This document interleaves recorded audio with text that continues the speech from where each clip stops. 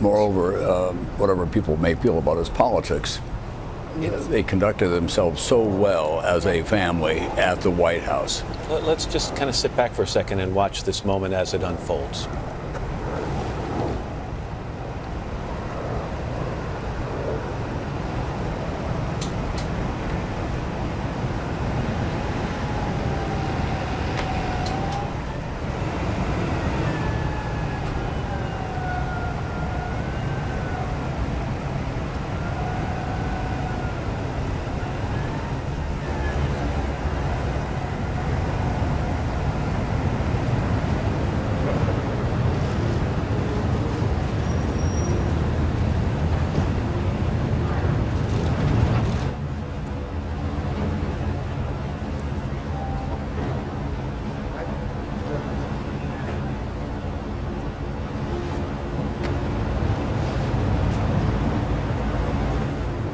President-elect, how are you? Good to see you. Congratulations. So nice to see you. How are you? I'm doing very good. Thank you. All right, we got the official picture. So now we'll get used to the protocol. You go right here. President Obama telling Donald Trump, President-elect Trump, you will get used to the protocol. And for those of you who have done some shopping around the country at a store called Tiffany's, you recognize that little blue box, don't you? There are a lot of spouses that recognize that blue box. By the way, something about the Marines. It isn't just any Marines that get to do this. It is, they are the best of the best that get that. A word on the box, and we remember where Tiffany's is in New York, is rather close to Trump Tower, so I think it was not a long walk to make that purchase. In 2009, Michelle Obama gave a present to Laura Bush, who was the outgoing First Lady, which was a journal in which she was encouraged to write her memoirs. So this may be a new tradition.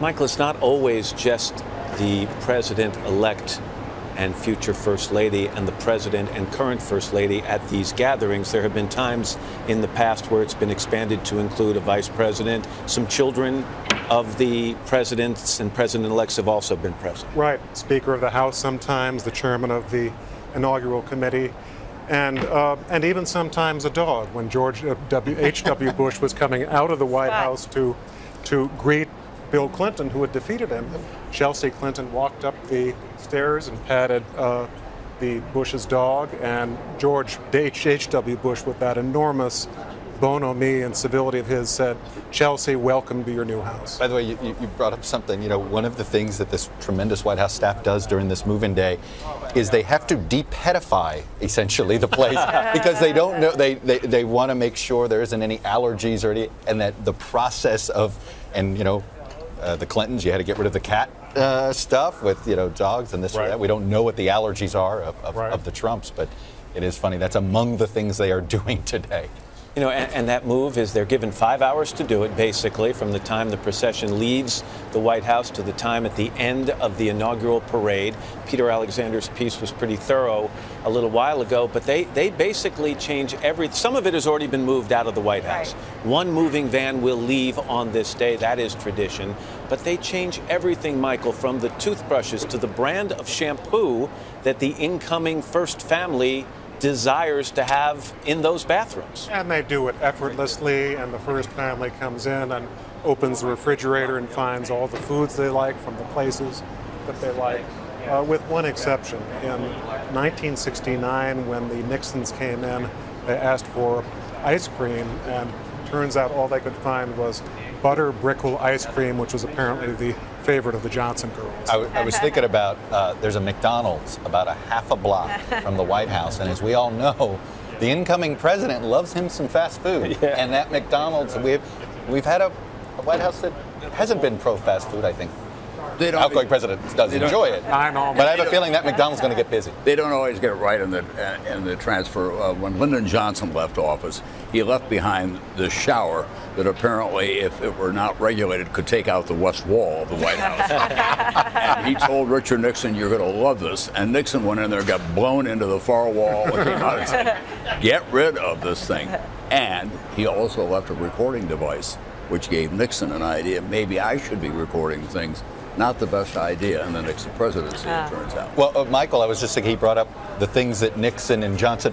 Nixon had a bunch of TVs ripped out. Absolutely. Right. Johnson, obsessed with television, and maybe we haven't had a president that wants to watch the media as much with Trump since Johnson, right? Right. Johnson had not only triple television, it seemed bolted onto just about every surface, including bathrooms, which was unusual. And this is the 60s, yeah. This is the 60s, and also 2 enormous wire service tickers for our younger viewers. The wire service ticker was a clattering device. The Twitter of them, right? Precise, yeah, shorthand, that's exactly what it was. And a spigot with fresco, right, at Exactly. the president's desk. Which Johnson referred to as fresco. Right. Michael, we glanced past it a second ago as we saw President Obama leaving that letter on the desk in the Oval Office that he will leave for soon-to-be President Trump. Talk to me about some of the sentiments that have been expressed by past presidents in those letters.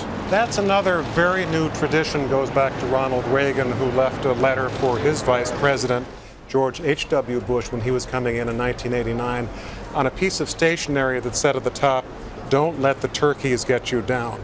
And he said in the text of that letter, "There will be some days, George, when you want to use this stationery, well, go for it."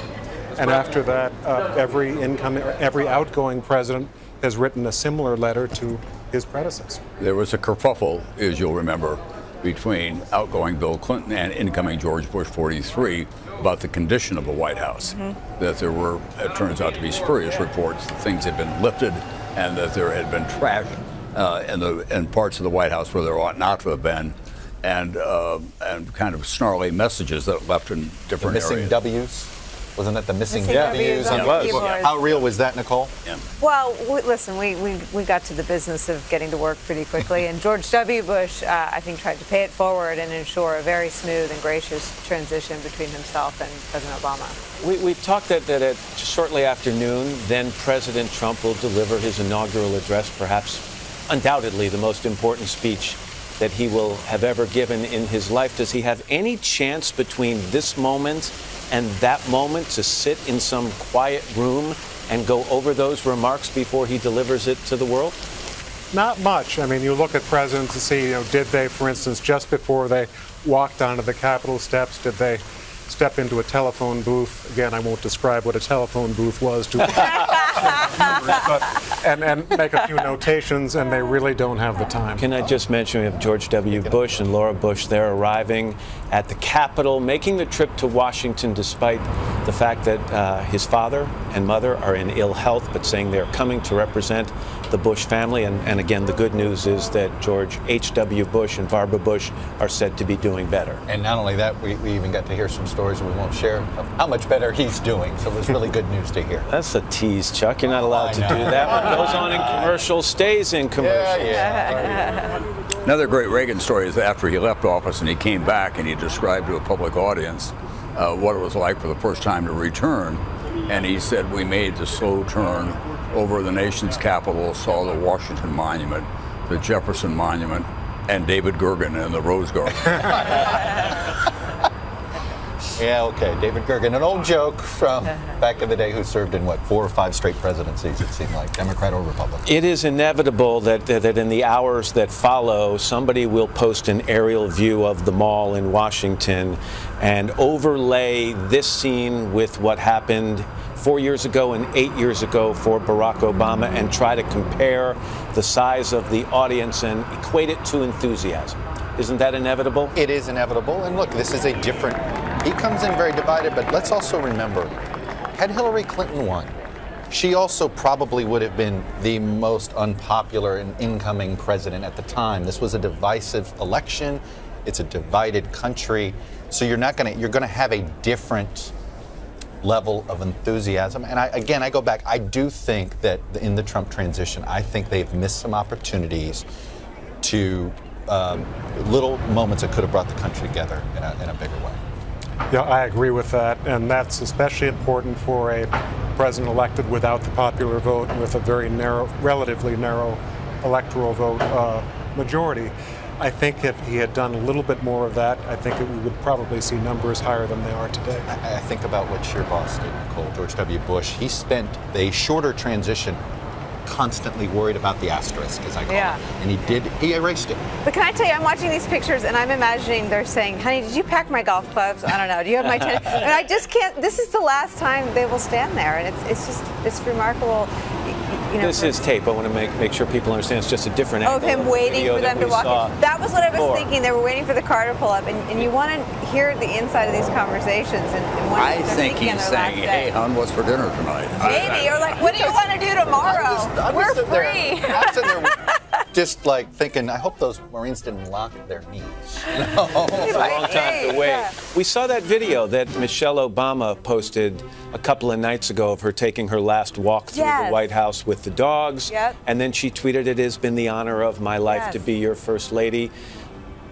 Behind the scenes, what is the feeling about her emotions as she prepares to leave?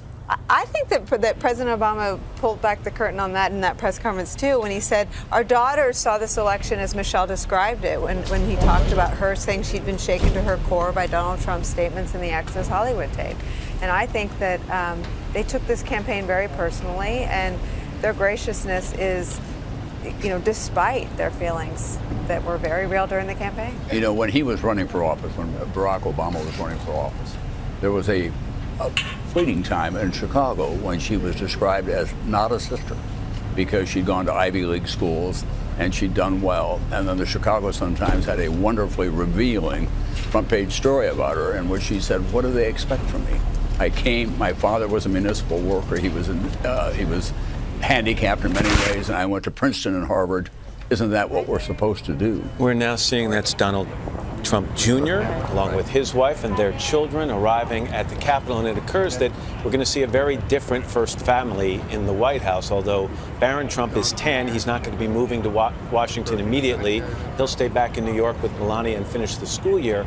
But when it comes right down to it, and this is what I was going to get to, Jared Kushner and Ivanka Trump are not two children, obviously one is a son-in-law, growing up in the White House. These two are going to become the power couple in Washington. Look, this is, and not only that, this is, you know, Trump has embraced the idea he wants to be compared to the Kennedys, and in some ways it is a fair comparison because the Kennedys, politics was family business. And for Donald Trump, basically business is family business, and now the new business is politics. And he wants the family. That's who his trusted advisors are. The most trusted will always have either the last name of Kushner or Trump. Donald Trump Jr. is the oldest of the Trump children. Ivanka is second in the order. Eric is third, then followed by Tiffany, who we see going by there, the daughter he has with Marla Maples Trump, and Barron, as I mentioned, 10 years old.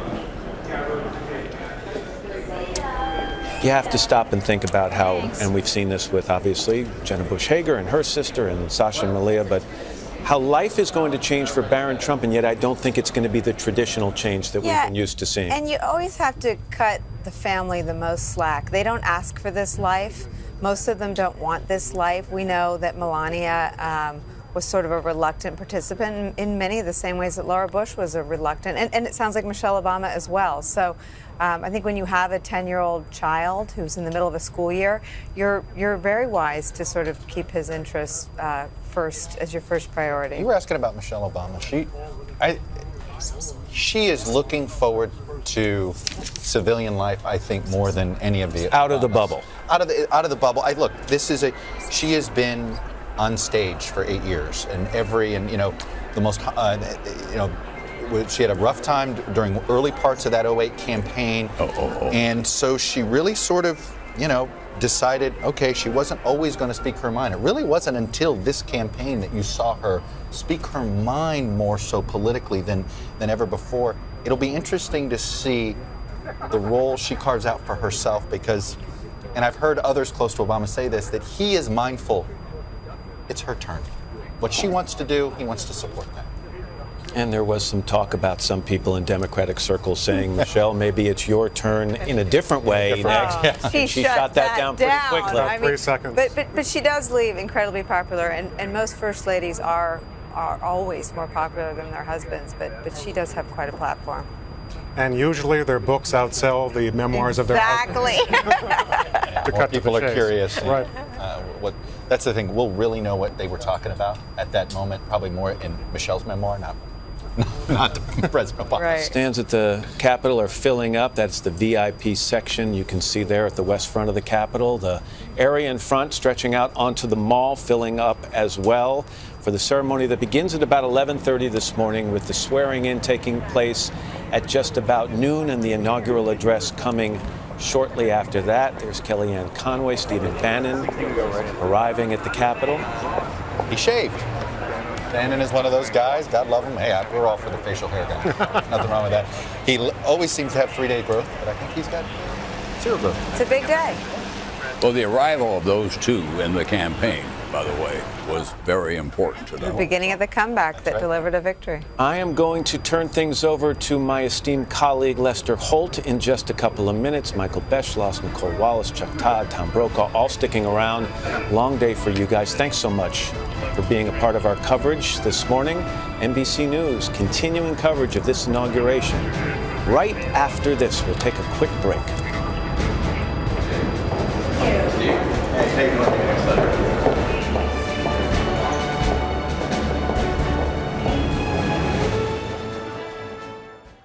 I, Barack Hussein Obama, Do solemnly swear that I will faithfully execute the office of President of the United States and will, to the best of my ability, preserve, protect, and defend the Constitution of the United States. So help me God. congratulations.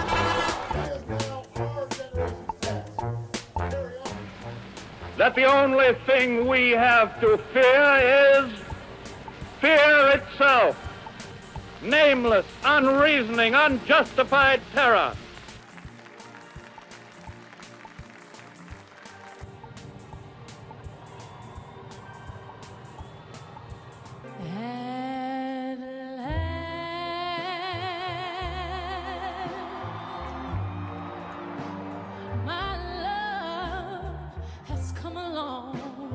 Would you place your left hand on the Bible and raise your right hand and repeat after me?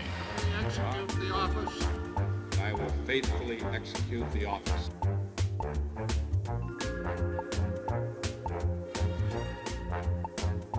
That we cannot live alone.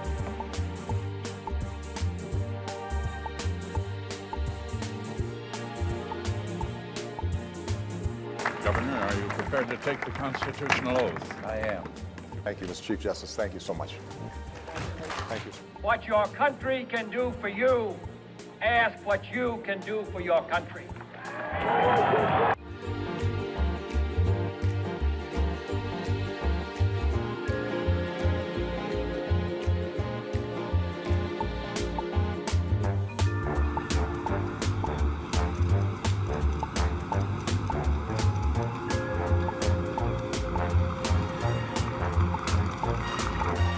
We love you.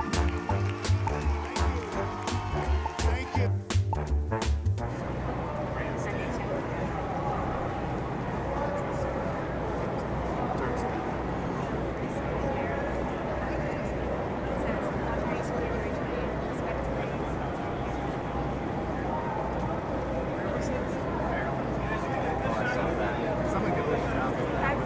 The U.S. Capitol, and we are following it all now. Our coverage on NBC News begins right now. From NBC News,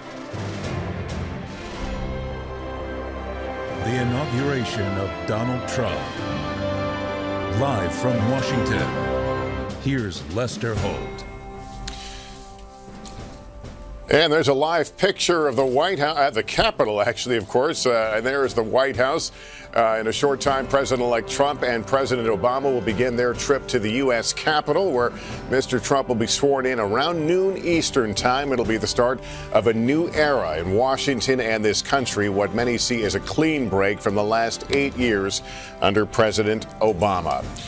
I am joined for our coverage by Chuck Todd, our political director and moderator of Meet the Press, by NBC News special correspondent Tom Brokaw, who has covered the comings and goings of presidents since Lyndon Johnson, and by Nicole Wallace, NBC News political analyst. Good to be with all of you here on this historic day. Tom, let me start with you. We have seen in many, many campaigns where, harsh words were said, but to see the relationship that we've seen between President Obama and President-elect Trump in the last several weeks, how would you describe it? Well, I think that President Obama wanted to go out on a high note.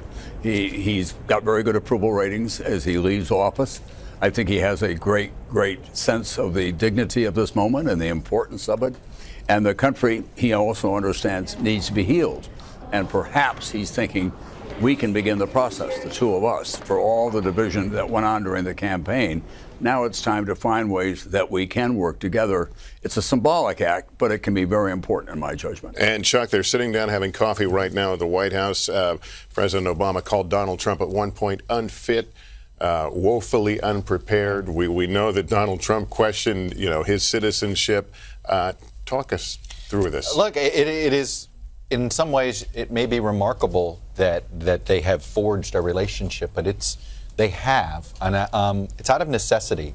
With President Obama's motivation, one, I think, being what Tom brought up. The other part is the serious business of the transition. Part of it is also how he was treated by George W. Bush in his transition, and he wants to pay that forward. But this relationship, look, Donald Trump has reciprocated. As Barack Obama's reached out, Donald Trump has also reached back out to him. And by the way, Joe Biden and Mike Pence have also forged an interesting personal relationship. Look, it is helpful to the country to know, and I think it for anybody that's not excited but feeling anxious about today, they probably feel better knowing that President Obama and the next President Trump do get along. You're looking at this is the peaceful transfer of power that we have talked about through even some of the low points of the campaign. This is the way it is done in the United States. Nicole, what about the issue of advice? We know they've had a lot of conversations. I would suspect what's happening right now is more polite in nature, but how much business has gotten done? How much influence do you think President Obama has had on Mr. Trump? Well, listen, that first meeting between the two of them just 2 days after the election was so extraordinary, and it went long. It went about 30 minutes longer than it was planned. And there Donald Trump, who created the birther movement, sat almost knee to knee with President Obama, who the day before the election was making the arguments that Chuck just described about his lack of fitness for the office of the presidency. But they both stand to gain something important to each of them. Donald Trump is not a particularly ideological man, and while he's made some ideological appointments, there's an opportunity for President Obama to shape some of the issues he cares about most. And I know they've had some conversations about the future of Obamacare, how Trump might tweak it and put his own spin on it, if you will, rebrand it in some ways, but keep some of the things that are most important to President Obama in it. And on Donald Trump's part, he is going to have a moment in his presidency where he's going to need the other half of the country that didn't vote for him. It bothers him that he didn't win the popular vote, and we know that because he talks about it incessantly. That's right. It bothers him that he's being sworn in with some of the lowest approval ratings, and we know that because he talks about it all the time. And it bothers him when he's criticized on television. We know that, too, because he talks about it all the time. So when he wants to lay a bipartisan feel on something, he has that open line of communication with President Obama, and I could see him asking something of the former president. Presidents don't turn down other presidents. Yeah. They just don't. That club is small, and it'll be interesting. Look, I think that as president-elect, he has not used that convening power that he already has to create moments. As president, I think, will he use that, again, that sort of convening power that you have to get when it's necessary? I think President Obama will be answering that call when asked. I am still surprised he hasn't done it with Hillary Clinton. None of the former presidents who are here today voted for him. I don't know that that's happened before. Well, let me bring in Michael Beschloss, NBC News presidential historian. Michael, on that point, and this point of it being a very small club, how much do they ultimately rely on each other historically? Oftentimes they do a lot. For instance, John Kennedy in 1961 encountered the huge failure of the Bay of Pigs, the failure of CIA-backed freedom fighters to take the island away from Castro. He was very embarrassed. The first thing he did was call up Dwight Eisenhower, the still immensely popular hero of D-Day who had just retired from the presidency. They were photographed together at Camp David. That helped Kennedy politically in public, but also Eisenhower gave him very specific advice. And he said, Mr. President, forgive me if I'm being blunt, but if you ever do this again, make sure we don't fail. And there's a view of the Capitol right now, people gathering around the West Front where the swearing-in will take place in a little under 2 hours from now as the camera pushes in there. It's the choir and many of those will be taking part in place right now. The other end of Pennsylvania Avenue is what we're keeping a closer eye on right now, the White House, where that conversation, that informal greeting, or formal if you would, between the current president and first lady and the future President and First Lady. You see some of those blank spots now in the Capitol Mall being filled in. Some of that, I believe, is the seated VIP area. Maybe that's what we're seeing in the foreground here. And then beyond that, people are filling in up and down the mall to witness this historic event. I was outside just a few minutes ago. It is kind of a damp cold out there. It is drizzling. But I'm happy for all the march as a kid who was in a marching band himself and played an instrument. The fact that it is not freezing today, the fact that that they get to, I mean, I'll never forget in, I believe it was 85, when we couldn't even let those poor marching bands. So I'm glad for those kids today that get to be in this inaugural parade, that they get to play their instruments. It is a great opportunity, and a lot of people have asked me about, what is happening here and talk about the divisiveness and the tough election fight. But I always want to remind folks at some point today, just take a step back and witness the spectacle of American democracy. It doesn't matter how tough it gets, how noisy it gets, how loud it gets, that, we're able to do this peaceful transfer of power. It sounds corny, but I'm with you. Absolutely. I'm with you. The election nights are special to me. This is almost the way you feel on the 4th of July. There's an extra bounce in your step about how you feel about Inauguration Day, because it is the ultimate celebration of this country's democracy. All right, we want to go right now to Peter Alexander. He's outside St. John's Church. Peter?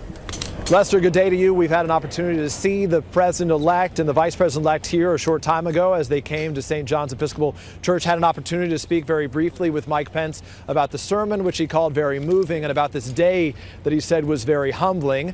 Donald Trump didn't say quite as much, but he certainly was all thumbs up, pointing to me repeatedly as he said he felt good about this day. I actually exchanged a couple of text messages with his son Eric Trump a short time ago, who said that his father is going to do very well and make this country very proud. The family is feeling particularly good, as you can imagine, on this day.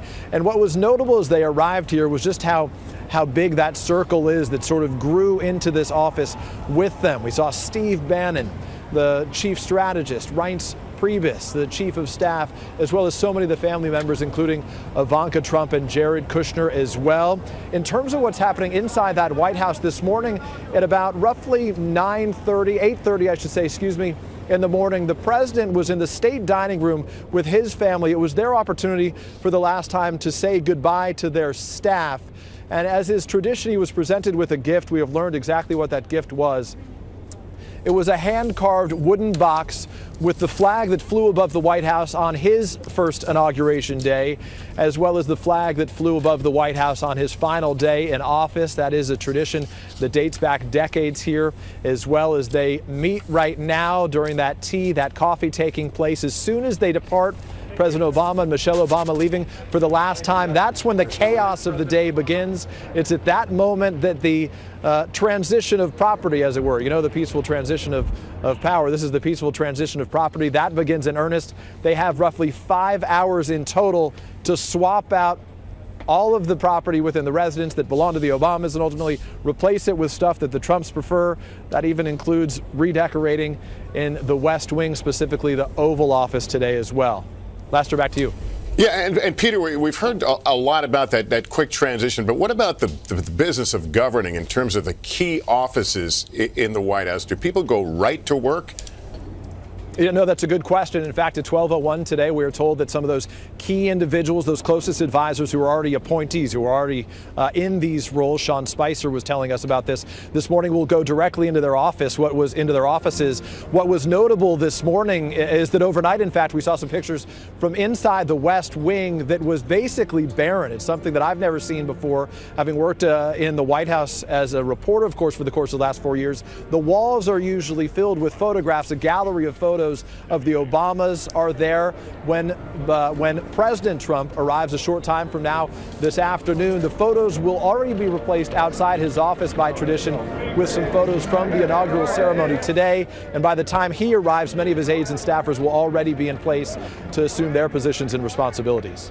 Okay, a pair of former speakers there is walking their way out onto the platform at the Capitol. Let's go to Hallie Jackson to set the scene. Hallie. Hey there, Lester. Yeah, the VIP platform here behind me on the West Front is filling up. We are just watching now former speakers Newt Gingrich, John Boehner walking out and taking their positions. Throughout the morning, we've seen other lawmakers popping in. Congressman Jason Chaffetz doing what a lot of folks are, which is snapping pictures on the phone of everything that is unfolding. Republican mega donor Sheldon Adelson is here as well. He's got an aisle seat not too far back from the podium where the president-elect, soon-to-be president, Donald Trump, will be delivering his inaugural address. I had a brief text conversation with one member of Congress. I asked how they're feeling about today, and the response was one word: wet. I can tell you that the rain has stopped here at the Capitol, although there were some folks out wiping down the seats to make sure that everything is comfortable for the people as they get ready for the program to begin not too long from now. We've talked a little bit about Donald Trump's activities this morning publicly. Privately, we know he started his day where he sometimes does, and that is on Twitter, sending out a message to his millions of followers saying the movement begins today. We are going to get to work, essentially. And a little bit about this Twitter situation. He will take over later today the official POTUS account. All the tweets from the last 8 years from President Obama under that POTUS account end up rolling over to a new handle, and that is POTUS 44, where those tweets will be archived for the record for essentially the rest of time, if you will. Donald Trump has said he will use both his personal account and the official White House account as well. We expect the inaugural address to be roughly 20 minutes. That's about how long President Obama's prior addresses have been as well. So that's typically sort of within the time frame we would think as we watch more people walking into the Capitol here. We know several governors have arrived too. Governor Chris Christie, who was one of the first former rivals to come out and endorse Donald Trump in the campaign. There was a lot of expectation over the summer that perhaps Christie would land a coveted spot in the cabinet or in the administration. Ultimately, it did not turn out that way. Wisconsin Governor Scott Walker has arrived as well, I'm told, along with Ohio Governor John Kasich, who, as you know, was one of the leaders, frankly, of the Never Trump movement for a long time. He is here today to witness the inauguration of Donald Trump. The Marine Corps band is playing down below. You probably hear those sounds wafting up from where we are, and it is certainly filling up. More and more people, not just below the West Front stands here, but out on the National Mall. The view is pretty incredible, not just of the podium where the speech will happen, but all the way down. About an hour ago, we saw one of the president-elect's top aides, Stephen Miller, his policy advisor and speechwriting guru, stepping to the podium to do some of those last-minute checks, making sure, for example, the microphone was at the right height, checking the teleprompter. They've removed the plastic from the chairs. Everything ready now for the arrival of Donald Trump. Lester. All right, Hallie Jackson, thanks. Let's review what's been going on this morning and what is to come. The president-elect and his family began their day leaving Blair House to attend a worship service at St. John's Church, known as the Church of the President. It's an Inauguration Day tradition dating back to FDR in 1933. From there, Mr. Trump and his wife Melania headed to the White House for morning tea and coffee with the president and first lady before the procession to the Capitol. They'll all be riding together. Always interesting to hear about the conversations that take place in that car. The swearing-in ceremony starts around 11:30 on the west front of the Capitol. Supreme Court Justice John Roberts will be administering the oath of office, and President Trump at that point will then give his inaugural address. It's expected to last about 20 minutes, and Trump's team says it will be a very personal and sincere statement about his vision for the country. And we'll be turning to our NBC News correspondents throughout our coverage for reporting here in Washington and beyond. But right now, we're going to take a short break and be back with more of our NBC News coverage of the inauguration of Donald Trump.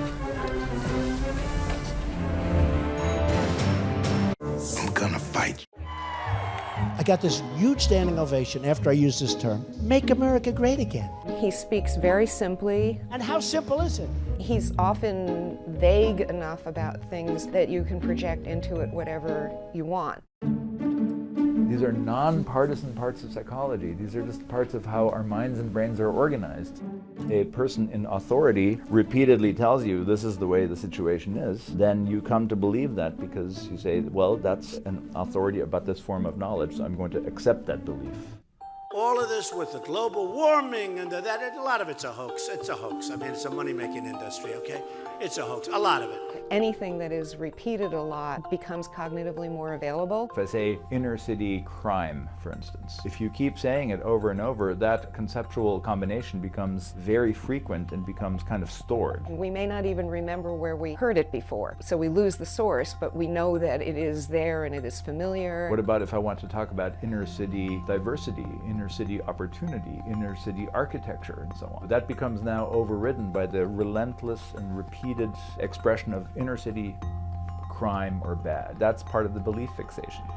And so we tend to come to accept it as a truth because I've heard it so many times. Crime in our inner cities. Our inner cities are rife with crime.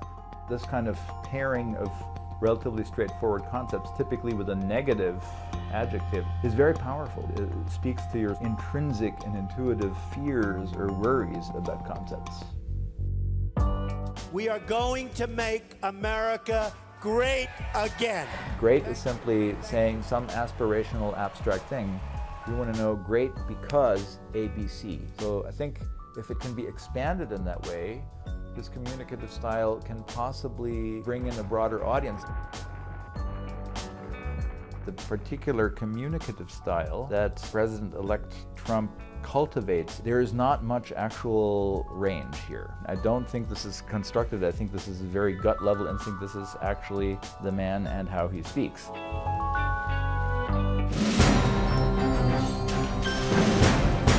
Welcome back. A live look at Pennsylvania Avenue, the Capitol, the route that President Obama and First Lady Michelle Obama will be taking very shortly with President-elect Trump and Melania Trump, who right now are together in the White House at a tea and coffee before they make their way for the ceremony, which gets underway at 11:30 Eastern time. Senator Susan Collins in a boot there. I don't know what happened. Yeah. But she looks like she's recovering from some sort of leg injury there. Yeah. You remember 8 years ago that Dick Cheney, the vice president outgoing, was in a wheelchair on that day of turnover. He really is a miracle patient. He had a heart transplant. He was living with an artificial heart for a long, long time. We'll try if we're going to see him today at all, by the way. We'll try to get the backstory on Senator Collins there. But again, we wait for this. Look who that is. There's Hillary Clinton. They are. Arriving at the Capitol, and President Clinton. It's not clear whether there will be any interaction, any chance for an interaction today. This is, according to my pal, my partner Mark Murray, will be the first time they are in the same space. You don't want to say same indoor since they're not indoors. Same space since the Al Smith dinner. Right they're the before Cheneys, the election. There's Mr. Brokaw was You were asking, and yeah. here's the hat. Ask and you shall receive, Mr. Brokaw. Looks great, doesn't he? Looks healthier Yeah, today he's than he did a decade ago. He's doing great. Daughter Liz, a member of Congress. Yep. He looks by well. The way. He's out there fly fishing and holding forth. And lives in Jackson Hole. It is Steve Scalise and Steny Hoyer, two leaders in the House on the Republican and Democratic side there. As we kind of listen in a little bit here. Always fun to eavesdrop, right? You never know when you get the cool hot mic moment. Well, we are joined here on our panel right now by Hugh Hewitt, NBC News and MSNBC Republican analyst, host on the Salem Radio Network. Hugh, good to see you. Thanks for joining us. Good to be here, Lester. It's fun watching this from this perspective and see all of the old faces. And Tom is right. 8 years ago, the Vice President Cheney was in bad shape, and since that time has recovered remarkably well and looks terrific this afternoon, this morning as they gather. And I think Chuck said when I was offset, it's the 4th of July. It really is a pageant. It's the civic pageant, and I don't know how anyone cannot enjoy it, whatever their politics. Yeah, before you stepped in during the break, we were just kind of teeing up a conversation I wanted to have about the state of the country today with this transfer of power versus 8 years ago when the country was on the economic brink, auto industry was on the brink. Will Donald Trump have more running room, more of a honeymoon of some sort, given the fact that the country's not in an emergency state as it was? He needs to earn this honeymoon. I think he has an opportunity to earn it, but I'm sorry, I've said it before, he missed some opportunities these last 6 to 8 weeks and again, I'll go to what to just erase the asterisk. Whatever you want to say about it, and I know some supporters will say, why do you say that? But look, when you win an election this way, the split popular vote, you know it's a divided country. George W. Bush did a tremendous job in that shortened period to make outreach, pointing a Democrat to the cabinet at the time that hadn't been done in a while, and just doing tiny things there to just start the healing process. I think Donald Trump's gotten a late start here, Hugh Hewitt, but that's what he ought. I wonder if he'll be thinking about that at noon today. I think the appointments of Generals Kelly and Mattis being nonpartisan are both very significant, and that if he continues on with the key of we is what I think he should sing in today in this very short, as we are told, inaugural address. I think he ought to be very inclusive and not divisive, and I'm hoping that's the case. It's an interesting bit of history. 1789 is the first inaugural. It took 76 years to get to Lincoln's second, by most accounts the greatest inaugural speech. 76 years thereafter, it was FDR's third inaugural on the eve of World War I in 1941, as bombs rained down on 1941. And then 76 years brings us to this. So it's an interesting cycle, and in each of those three ones, Washington's, Lincoln's, and FDR's, very inclusive tones. I hope Mr. Trump hits that today. You would not include JFK in 1960? It's rhetorically very high, but not a moment of crisis in the way that 41, Lincoln's second inaugural, and it's interesting you call it a moment of crisis. You brought up 09 versus today. So in 09, we were in the process of we were on the brink of an economic disaster, experiencing it in the moment. At the time, we almost were losing 1 million jobs. That month that Barack Obama took the oath of office. Yet this town, this capital, there was a euphoric atmosphere. Here we are, the economy feels better. The country seems, on one hand, economically more stable today than it was 8 years ago, and yet there's an uneasiness. But the euphoria, listen, I spent all last week covering Trump voters. The euphoria is in the places where they got their guy. So this town, I wouldn't expect to be euphoric. I mean, certain pockets of it will be, but the euphoria is out in America where I think that the result was experienced like Brexit, where this was a celebration and a victory against elites, against the establishment of both parties. Listen in, Kellyanne Conway greeting folks here. It's her birthday. Thank you. Oh, I remember. That was very nice. I do remember that. I didn't see the letter, but I do remember that. She is just out of mic range, but depends how good your hearing is there. You mentioned earlier in 1984, the coldest one. I was here for that, the coldest ever. But everyone was happy, both Republicans and Democrats. This looks like they're on the move now. I'll let the control room confirm that for me. But this looks like the exit from they have left the White House. The first couple and the soon-to-be first couple riding together along Pennsylvania Avenue, making their way to the Capitol. Stephanie Gosk is with a lot of folks, very excited folks who have crowded on the mall. Stephanie. Hey, Lester, how are you? Yeah, a lot of people have already gathered out here today. I'm here with a couple of sisters from Pittsburgh who decided that it was important to come to D.C. This is their first inauguration. Carrie, tell me why it was important for you to be here today. I believe in Mr. Trump, and I believe what he's trying to do for the country, and I think that we needed a change, and I'm really hoping he does what he says he'll do. And Dana, for you, what was it about Trump that drew you to him? I think the fact that he was not a politician and he was willing to step up and do things that other people haven't done. And tell me a little bit about this as first-timers, to be in Washington, D.C.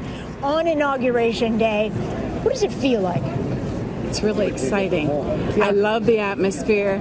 I just wish we could get to the mall. That's the only thing we wish. But you've got the Capitol right down there. And we have a great view for the parade too. Right. Excellent. You will have a bird's eye view because the parade's going to pass right by here. Mm-hmm. All right.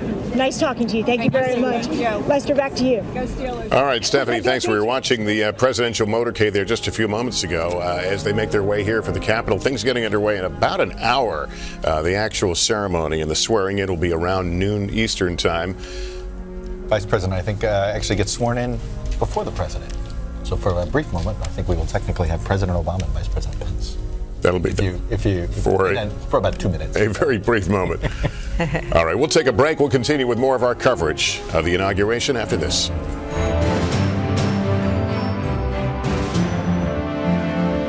I Richard Nixon, do solemnly swear. I, Gerald R. Ford, do solemnly swear that I... To be a part of this ceremony. You know, we are peacefully going from one leader of the United States of America to the new leader of the United States of America, and to have the honor of being a part of that makes your heart feel very, very good.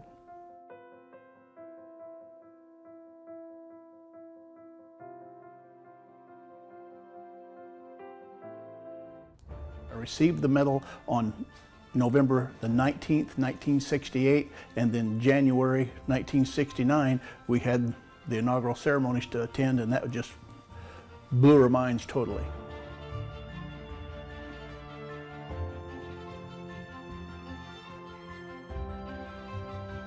Well, I would have to say that Ronald Reagan's was the most memorable, simply because he incorporated us into the inaugural ceremonies. He invited myself and Medal of Honor recipient Gary Wetzel to come up. We stood behind him. I have the pieces of wood that Ronald Reagan stood on when he took the oath. After the ceremony was over, the Secret Service men said, "Would you gentlemen like to have the little pieces of wood that they made the platform out of?" Well, certainly.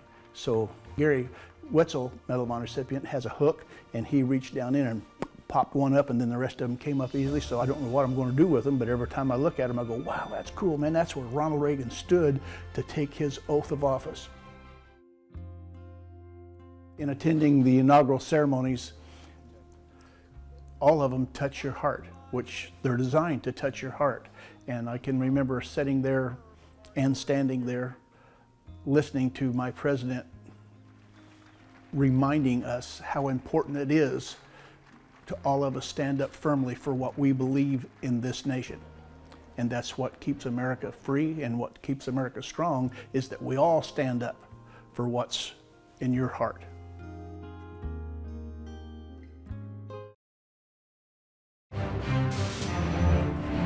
Welcome back. The west front of the Capitol, which will be the site of the swearing-in of Donald J. Trump as the 45th President of the United States, here in just a little bit. Let me clear something up. We showed you before the break. We saw what appeared to be, looked like a presidential motorcade. It wasn't. There's one of the vehicles right now. We now believe that's the Joint Congressional Committee on Inaugural Ceremonies arriving in a motorcade.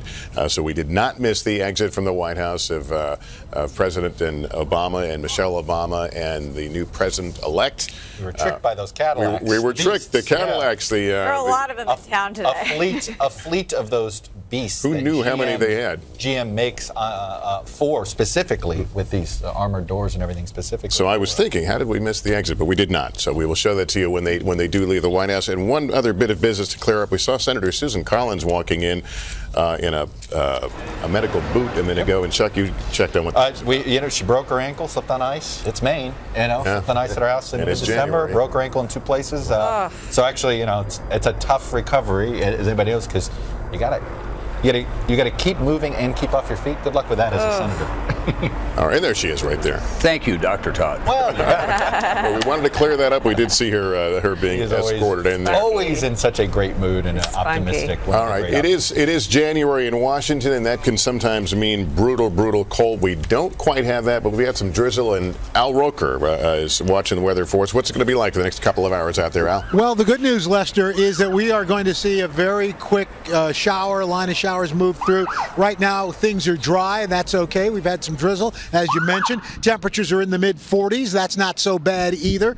And we are looking, in fact, as we check out right now the radar, you can see that there is a line back to our west that is going to be pushing in. We're in between showers, as you can see. So as that pushes through, it's a fast mover. That's great news. And so, boom, as we put the futurecast into motion, it pushes through. It's a fast-moving system. And the good news is it should just about be out of here as we look at the forecast. There may be a lingering sprinkle or two during the swearing-in ceremony, but then for the parade at 3 o'clock, cloudy skies, cool temperatures in the mid-40s, but still temperatures nice and seasonal. And all in all, it's going to be, the weather should not be a problem for either the swearing-in or for what's going on with the parade as it makes its way toward the White House, Lester. All right, Al, thanks very much. And there's a line of folks there. Bob Dole has made his way to the Capitol. Elizabeth Dole, right? Dole, sure. Wow, she looks great. Tell you, everything I've heard recently on Bob Dole is he's really been feeling very good.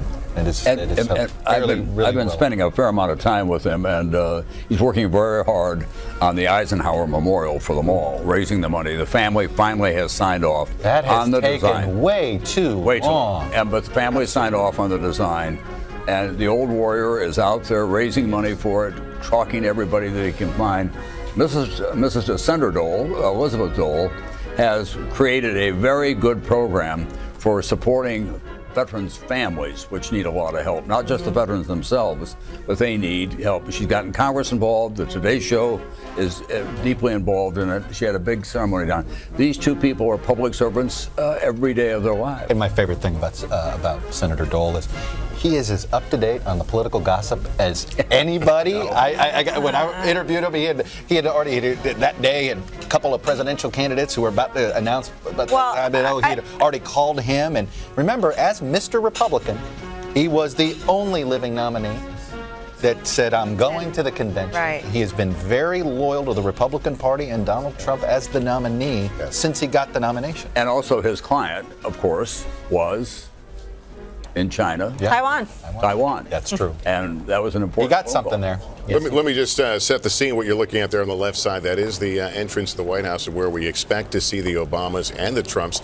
emerge here shortly for the short trip up to Capitol Hill, to the Capitol. They are enjoying what we're told is a key coffee and tea moment. It's a formality that has become a tradition on this day. We're watching the new cabinet on the right side. I saw Rex Tillerson walk through. You saw Tom Price walk through. Scott Pruitt. Yep. So we're seeing the new potential cabinet. Not all. I think we will see at least 2 or 3 confirmations today. General Mattis may officially, by the end of the day, be the Secretary of Defense, and John Kelly may, by the end of the day, officially be the Secretary, the Department. Dr. Ben Carson. Dr. Carson. Gary Cohn. Keep an eye on Gary Cohn. He's a name you haven't heard a lot. He's going to be the President's chair of the Economic Council. He has already seen he has really earned the trust, I'm told, of the incoming president in a way very quickly. A real member of that inner circle. You hear Bannon, you hear Conway, you hear Kushner, you're going to start hearing a lot more Cohn. I actually had a brief airport conversation with him. I mean, you got to remember, he was president of Goldman Sachs, which is not exactly a club that you put together overnight. That is a big, sophisticated international organization. They both are New Yorkers. They both have kind of the same tough attitude about how you get things done. And I asked him about how he was doing, and he said, well, I think I'm really making progress. I'm trying in some regards to get him not to tweet so much. I'm not as successful as that. He's not an ideological guy either, just like Donald Trump. Yeah. And that's where you see a bonding there. Yeah. And the two of them are just sort of, they think of themselves as doers. They don't think politics. And that was a first. campaign promise. That was exactly the kind of person he promised to populate his government with. Let me get to Katie Tur right now, who is at the Capitol. Katie? Hey there, Lester. We're at the foot of the dais where Donald Trump will take the oath of office, and behind me what we can see is, unsurprisingly, a sea of red hats, those emblematic hats, Make America Great Again hats that became part and parcel with Donald Trump's campaign. I'm also here with Jim and Pam. They are from Maryland, a blue state. So how did it feel voting for Trump in a state that went for Hillary Clinton? Great. It was great to at least, try to help, try to move the needle a little ways. What do you hope to hear from Donald Trump when he delivers his inaugural speech today? I hope to hear that how he's going to unite the country again and just bring us all back together. Whatever our differences are, this is a great day, and that he brings our country and makes the economy better and us safer, and it's a great nation once again. So you're from a blue state. What do you think are the issues that can unite you and your fellow voters who maybe didn't cast their votes for Donald Trump? Tax reform. Lower the taxes, Donald. Anything else? Just make a better business climate so we can all, maybe prosper a little bit more than we have in the last 8 years. How do you feel about the transition effort so far? Do you think Donald Trump has made an effort to unite the country? Do you want to see him do a little more? I think he has. I think it was evident when he had the stream of people that were coming in Trump Towers. You could see he was reaching all across the aisles, and I think he has made a very good effort to try to bring our country together. Did you want to see a Democrat in the cabinet? Usually past presidents have put a rival in the cabinet. I would not have minded if he felt there was a qualified person and their political views were of that party, that would have been perfectly fine. Pam, Jim from Maryland, obviously a blue state. Guys, thank you so much. All right, Katie Tur, thanks. And I just completed a week-long tour of different parts of the country, talking to people about the changes that are coming in America. And to a person, they all talked about this notion of bringing the country back together and healing these wounds. But when you press people, you find the divisions are still pretty sharp. And you start to wonder, and Nicole asked this to you, I mean, how much are we asking too much of any president to bring the country together? Yeah, listen, I was on a parallel journey. I think you went north, I went south. Yeah, that's right. And I heard the same thing. You know, they are thrilled to have been right. They're thrilled to have prevailed against what felt like, you know, an establishment political class, Democratic and Republican, and a media that was sort of going along. So they're thrilled by the upheaval. But I think they'd like to see him do some of the more traditional things. Every single one that I asked would like to see him stop tweeting, and particularly at individuals. He's now the leader of the free world, and they want him to stop tweeting at union bosses. If he wants to make a policy case on Twitter, that's fine, but they want to see him act a little more presidential. I also saw the division was not just along ideological and political lines. There was also division over character. Some people who had supported him, you know, acknowledged that you know, some of the offensive things he had said and done along the way, but said that's not why they were voting. But other people, they couldn't get past that, even as they might agree on some policy issues. I've heard from parents on this a lot. Yeah. Okay, I'll be honest, in my own neighborhood, I've heard from parents, I've heard from teachers on this issue, and I have to say that is something that, look, I think Vice President Pence can have a lot of influence on him. It is important that the President of the United States is a role model that all parents want to feel comfortable pointing to, and that is something that I think he needs to make an effort on. I think Vice President Pence will try to push him in that direction. But I think right now we're looking at the members of the Supreme Court as they walk in. Go ahead, Nicole. But I was saying, for parents who did vote for him, I went out and talked to mothers before the election and after about how they got there with him. They said they weren't asking him to raise their children; that was their job. So it divided parents on both sides of the Trump question. You know, but there's an optimism here that I wish people would get, which is, I think about the last 10 years, guys, and with the election of Barack Obama, there was a group of Americans that thought, oh my God, my voice can be heard.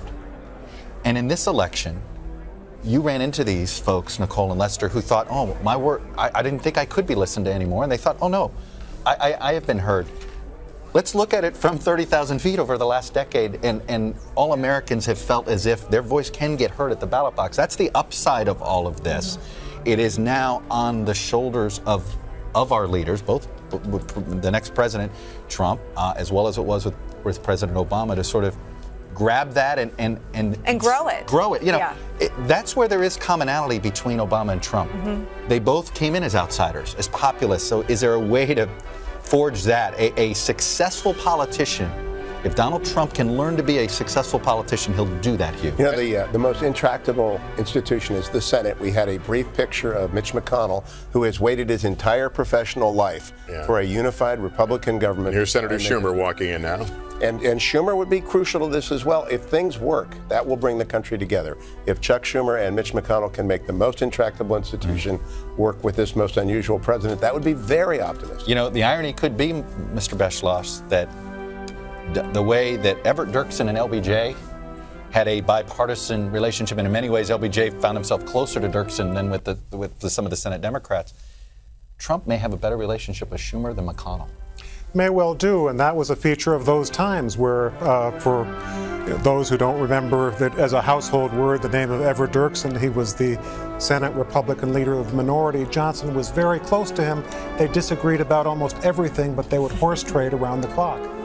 They might be working together on infrastructure. That is where, that's a big one. But it does get, look, there's going to be a tension here. The Democratic Party, the base wants to resist. The base wants to fight. Elizabeth Warren here, Senator Warren. Speaking of fighters. Speaking of. Right, I mean, and I think she feels that pressure, and you could see it in these confirmations. This is what's going to be Chuck Schumer's great challenge. Well, simultaneously, the Democratic Party has to decide what it wants to be. I mean, that's going to be a very important part of all of this as they go forward. I saw a young Democrat today who lost in this election cycle, and I said, what are you going to do? And he said, we're kind of at sea at this point. The fact of the matter is that there are things that they can do together, but the Dirksen, LBJ, they had served in the Senate together. Yep. They spoke each other's language. They knew Donald Trump is coming from outside. But Schumer and Trump speak New York. Well, exactly. They New York. That's not an unimportant language. But Schumer has a different Democratic Party behind him at that point. Right. And here's the Supreme Court Justice Roberts, who will be administering the oath, and you see Justice Thomas there. He'll be administering the oath to. And we hope he gets it right this time. And by the way, in the middle, literally and figuratively on there, right there, is Justice Kennedy, who is once again, assuming we know where the vacancy goes and the direction that the vacancy goes with President Trump's eventual appointee, puts Kennedy right smack into the middle again. That's Tom's memory of the Chief Justice boxing up the oath 8 years ago. They had to re-administer it to President Obama the next day. Hopefully it won't happen guessing again. He's not going to try to do it from memory. Yeah. Nothing wrong with the teleprompter there, Justice Roberts. How quick do you all think that the President Trump will be moving on the Supreme Court pick? Oh, he promised very quickly. I think this is something, and by the way, I wouldn't dawdle if I were him politically. This is something with confirmations and all this stuff. Get it done early, because it's going to be a painful process too politically, and you don't want to have that linger. There's the future person. All right, here is the Trump family now.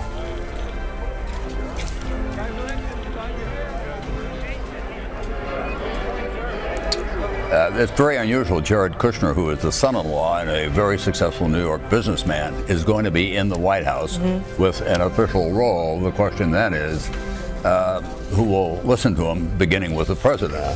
Kristen Welker is now looking down and at the VIP arrivals. Kristen? Striking to see the Trump family members arrive, Lester. It's one of those moments, I think, for everyone here that it starts to feel increasingly more real. Another VIP who we just watched enter, Senator Bernie Sanders, and sort of reminds everyone of how hard fought this race was. He is, of course, the former rival of Hillary Clinton during the primary. We are highly anticipating her entrance. As you were discussing earlier, this will be the first time that she and President-elect Donald Trump are in the same space since that bitter campaign. So there are going to be a lot of eyes focused on her as well. President Obama has talked so much about the importance of the peaceful transfer of power, and that's something that really matters to the Clintons as well. So, of course, they are here because of former President Bill Clinton, but they think that this is part of their responsibility to this democracy. We've seen a number of other VIPs arrive, and that will continue. 1,600 in all on this platform, Lester. All right, as we continue to watch folks make their way, we're also keeping a close eye on the left side of your screen where the Obamas and Trumps will be emerging shortly. Senator Ted Cruz there, who waged his own battle against Donald Trump for the Republican nomination, but has climbed on board and said today he's very excited about what's to come in Washington. By the way, we saw Jared Kushner there, the son-in-law. Another interesting thing, he comes from a family that has deep Democratic Party ties. His father was one of the biggest and most important donors and supporters of a former Democratic governor of New Jersey named Jim McGreevey. And so there are non-ideological people that have a lot of influence on this president, and that is going to be an interesting dynamic, Hugh Hewitt, between the base of your party. I agree. I saw Scott Walker earlier today going over and Reince Priebus arriving. There is a ideological conservatism in the White House. At the same time, Jared Kushner, Ivanka Trump, very valued advisors, are not known for being ideological. So I think it's an interesting White House, maybe the most interesting since Reagan brought me. Here comes President Rosalind Carter. Can I just tell you, Twitter had a bunch of passengers on a Delta flight. He went and said hi to all of them. President Carter, right, flew here commercially, by the way, folks, and shook everybody's hand. And in coach. Yeah, shook everybody's hand. He has, talk about medical recoveries, Tom. Yeah. Oh, my God. I mean, how about this? It is. I mean, he's cancer-free. And the fact is, it's a tribute to farm life. He's, rural life, both Dick Cheney and Jimmy Carter, men of the rural America. We're in trouble. It's also a tribute to his faith, as he will tell you. And his wife. It is very important to him. Yes, they're very, very strong. Mm-hmm. I saw her at Nancy Reagan's funeral, and I hadn't seen her for a while, but Marco Rubio? He's a young man looking for a future. Mark Rubio. But anyhow, Jimmy Carter has been an almost perfect ex-president in terms of his interest around the world, how he does it. The Carter Center is extremely well organized. It's not a show place. And one of the most positive people I've interviewed. I've had a chance to interview him a number of occasions, and just what a great outlook on life. This ideological question, though, is so interesting on a day like today, where we've been talking about how half the country is elated, the other half is beyond despair. You know, a lot of people in my Twitter feed, oh, I can't watch, sorry, I'll tune in next week. I mean, this is this impulse in Donald Trump to not be ideological could be some sort of ray of hope. He has said kind things about Planned Parenthood. He has said things that are more closely aligned with Democrats on trade, on infrastructure, on foreign policy. So it's going to be interesting to see if Jared Kushner takes on the role of protecting the president's impulses and instincts and preserving those places where he doesn't want to fall in line behind Republican orthodoxy, or whether he tries to sort of round off those edges and move him more closer to the Republican establishment. He's a populist through and through. If there has been, he's a populist through and through. He has an ear. Chris Matthews has a great line about him. He says he thinks Donald Trump has the best ear going right now in politics. And the person that helps him with that ear, not just Jared Kushner, Steve Bannon, who's also not ideological. Like Dr. Jill Biden, emerging now from the White House. And we would expect to see the Obamas and Trump shortly. Keep track of the Bidens. I think Joe Biden is going to be the Democrat that speaks out the most for a while. More so than in the same way, if you remember, former Vice President Cheney for that first year was sort of as the Republicans were searching for a leader. I have a feeling Biden's going to fill that vacuum for a little while. Yeah. Well, I have a personal hope. I hope that he'll stay as well in Moonshot, which is the launch for cancer. He's deeply committed because of Beau and other cases that he knows about, and he's worked very hard at understanding. Boy, there's a contrast for you right there. Bernie Sanders. By the way, that was Karen Pence we saw walk out with Dr. Biden. And here now, the First Lady and the soon-to-be First Lady.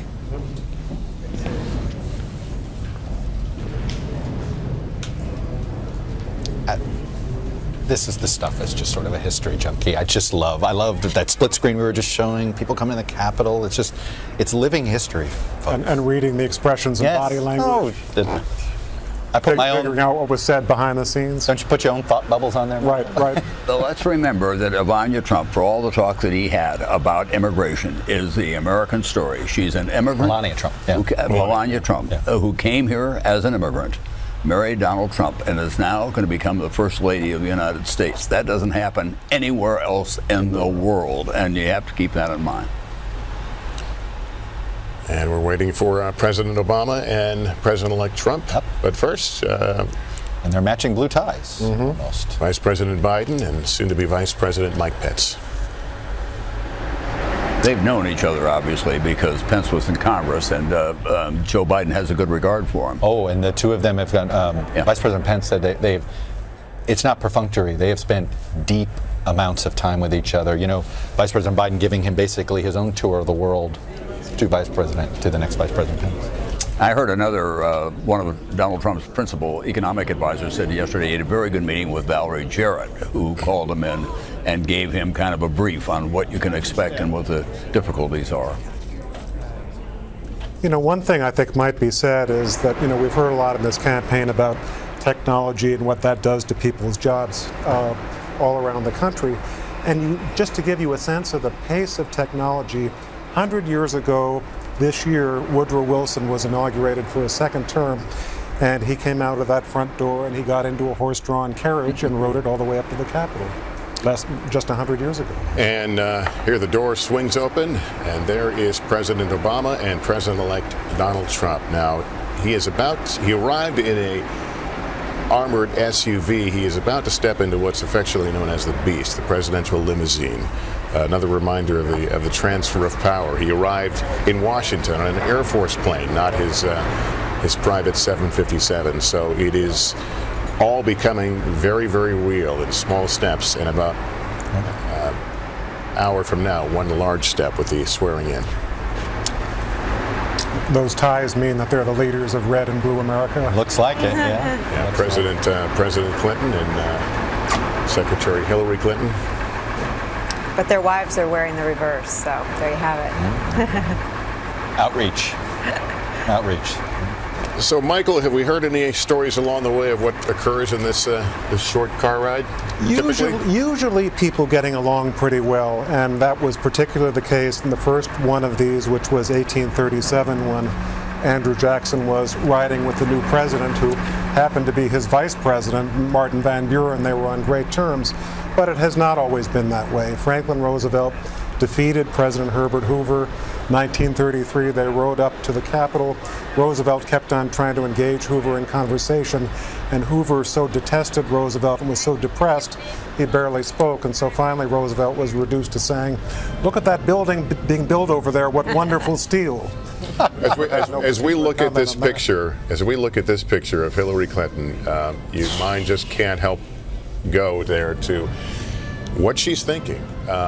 She and so many people thought that this would be her day.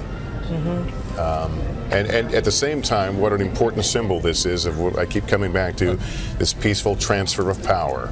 And let's not beat around the bush.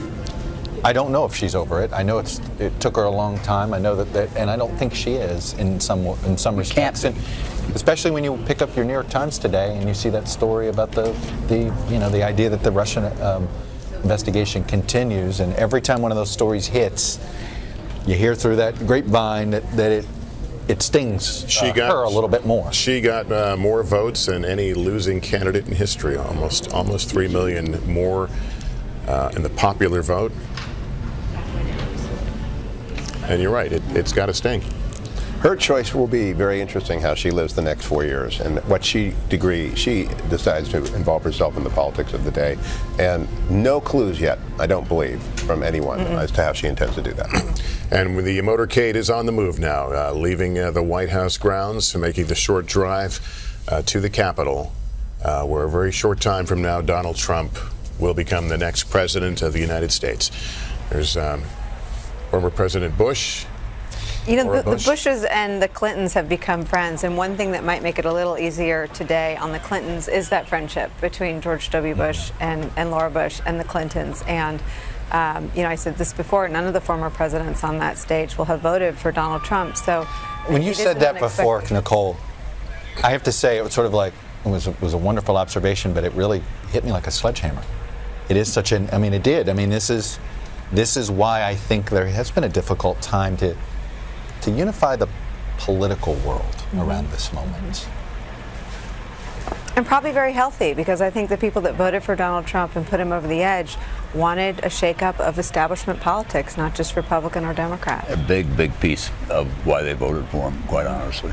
Going by the Treasury Department now, on their way to, we'll be looking at the west side of the Capitol, which was the Ronald Reagan innovation for this day.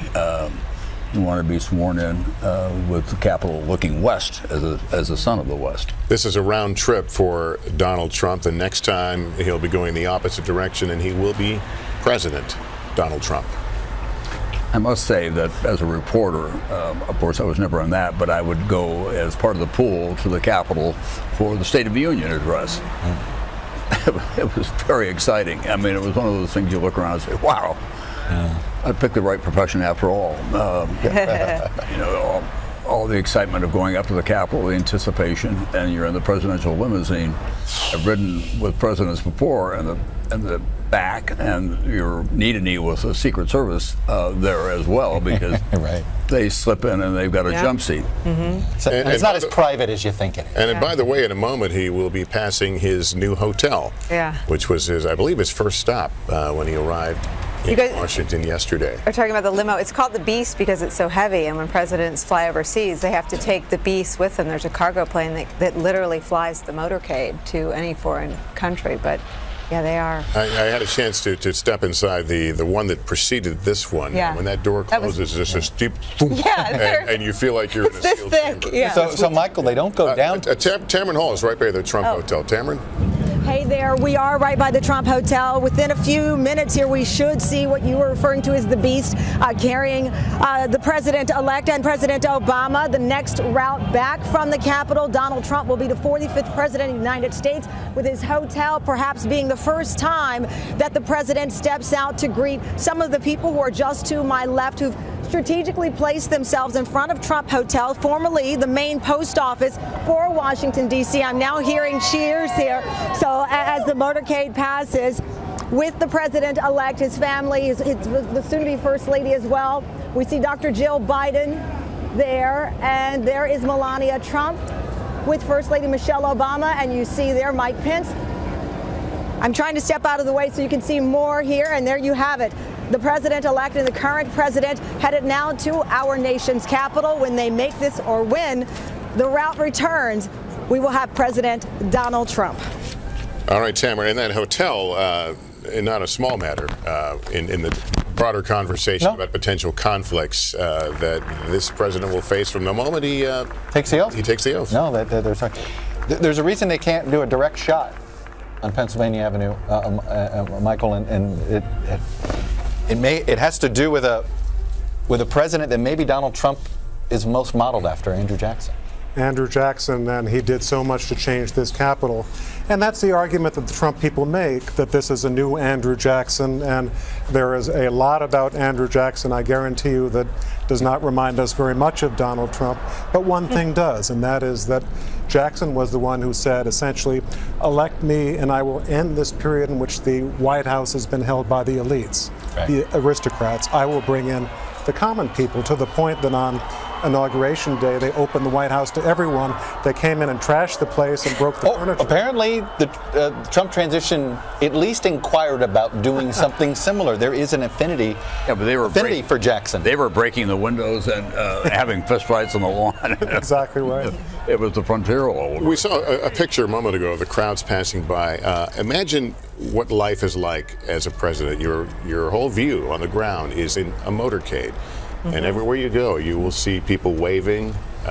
You will see crowds gathered. I had the privilege of being in the Obama motorcade a couple of times last week when we were working on our interview about his legacy. And that was one of the things that struck me. 8 years. That's how you see the world. Yeah. You're in a world, there's no such thing as a stoplight.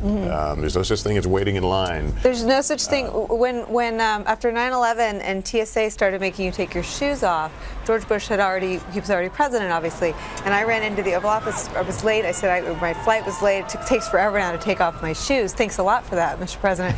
He said, "What are you talking about?" I said, "What am I talking about?" I said, "The gosh bleep bleep TSA makes you strip naked, and because of you," and you really do live in this sort of rarefied. Well, he knew, but he hadn't experienced. No one faults him. No one faults him. Right. It's the reality. It's for their own security. That's what that life is like, In Marine, you take a helicopter to go to an airport, to go to New York City. Right. You land in Wall Street, and you complain about traffic, and they look at you like you're crazy. Dwight Eisenhower, when he left the presidency, went back to his house in Gettysburg, picked up the telephone, heard this buzz, which was a dial tone. He had never heard one.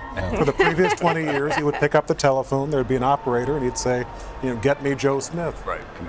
The other thing is that Donald Trump has had more than a little experience riding in a limousine. I mean, this is not correct, and a private airplane. And a private airplane. Well, no, that is a concern that actually some folks around Trump have, that he does. Here's a guy that was elected supposedly having this common touch, but he actually doesn't interact that much. Will interact even less so as president, just because of the nature of of the way the job is Governor going. Chris Christie, who was seen for quite a while as being a potential rising star and having some major role in this administration. The transition process, sort of a mess with a lot of finger pointing, some in Chris Christie's direction and some supporters of Chris Christie in the other direction. That's sort of why it's a mess, right? Right. As you know, he ran the process for a year and had an office down here and a staff. And 2 days after Donald Trump won, he fired Chris Christie from that job and basically started the work anew. We were looking at the picture of Hillary Clinton a moment ago. She tweeted here recently. I'll read the tweet. She says, "I'm here today to honor our democracy and its enduring values. I will never stop believing in our country and its future." #inauguration. So if you're wondering what's on her mind, that was the tweet she issued a short time ago, as we see President and Laura Bush making their way down and being greeted by folks.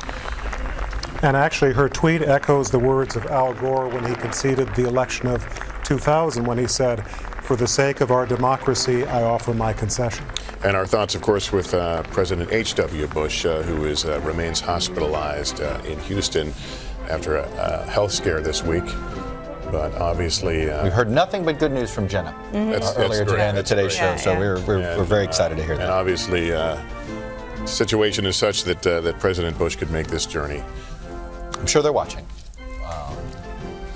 And here the arrival of the motorcade now to the Capitol, where they'll go in. And Chris Jansing is there. Chris.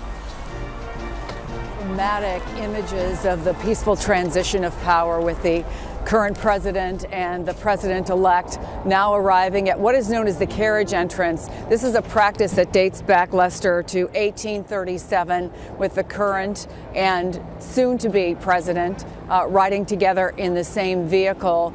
It's worth noting that President Obama, of course, retains power now until the oath of office is given. There is, in fact, a skeleton staff at the White House right now.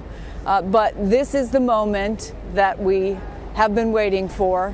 They will arrive through the doors here, greeted by an inaugural committee, military cordon. There are Senate and House sergeants at arms who are here waiting for them. I see Michelle Obama closest to me and Melania Trump, soon to be First Lady, being directed around one of these vehicles here.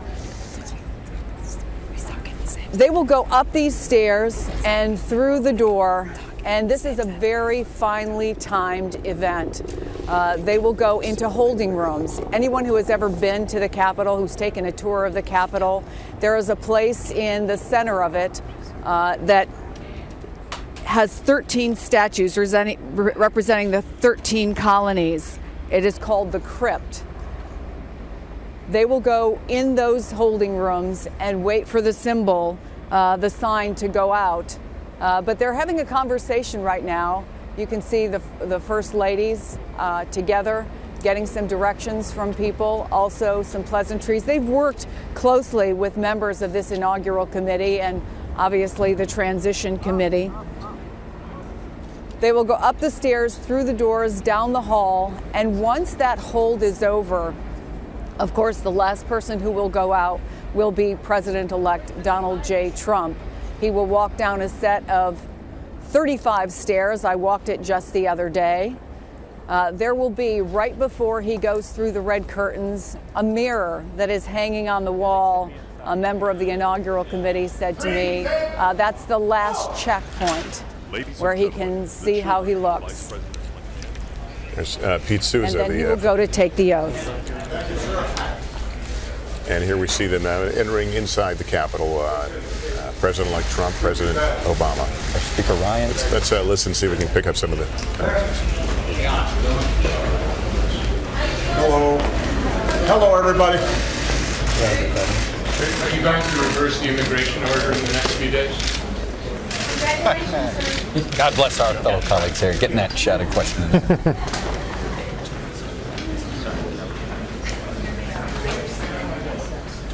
Okay, Laura, we're moving. But to the question, we are going to be looking for some reversals here in the next several days. Don't expect it today. I find it somewhat unusual that they have talked that Monday should be viewed as the first real day of the presidency. The Pences. That they're not going to do this, quote, hit the ground running aspect today. There'll be a couple of orders, but it's really Monday that they're building towards. One of the key aides, however, told me that he would not be surprised if they were challenged on the weekend in some form, economically or otherwise. We can talk about the one challenge that everybody's concerned about, and that's that North Korea, they are anticipating a test launch of some form. Here are the Trump children. There's Ivanka and Tiffany and Donald Jr. and Eric Trump. Somber faces as they prepare to step out and watch their father become the next president of the United States. And Barron there. Was Barron? Yeah, Barron. You know, Chuck was talking a moment ago about the possibility of a challenge from North Korea. We talked about the symbolic importance of a smooth transition, but one thing that's developed in recent years is that the old president and the new president and their people have national security exercises so that if, God forbid, something like this happens 1 minute after the oath taking, the new president and his staff will be a little bit more up to speed. And these are post 9/11 reforms. You know, I was talking with Andy Card, who was the chief of staff for George W. Bush. And he was talking about they put in some new, in order to make this transition smoother, and he said that the Obama administration sort of enhanced it even more. They did an exercise last week. It was basically both teams. They did essentially practice emergency exercise, as you call. And that is a sobering moment for all of the advisors. That's the first time they feel the weight of what they've about As we look at the kids come in here, it's worth noting Ivanka Trump was asked point blank about whether she would serve as the pseudo first lady, and she shut that down very quickly. And emphatically so, almost saying that's insulting. Yeah, it had been talked about a lot. I think it's the first time she got to answer that. So she will have no official role in this White House. And there is the view. Hallie Jackson has got a great view looking onto that west front where all this is taking place. Hallie, what are you seeing? Hi, Lester. We are just across from the view that you are showing now on a media riser filled with hundreds of journalists here to witness this.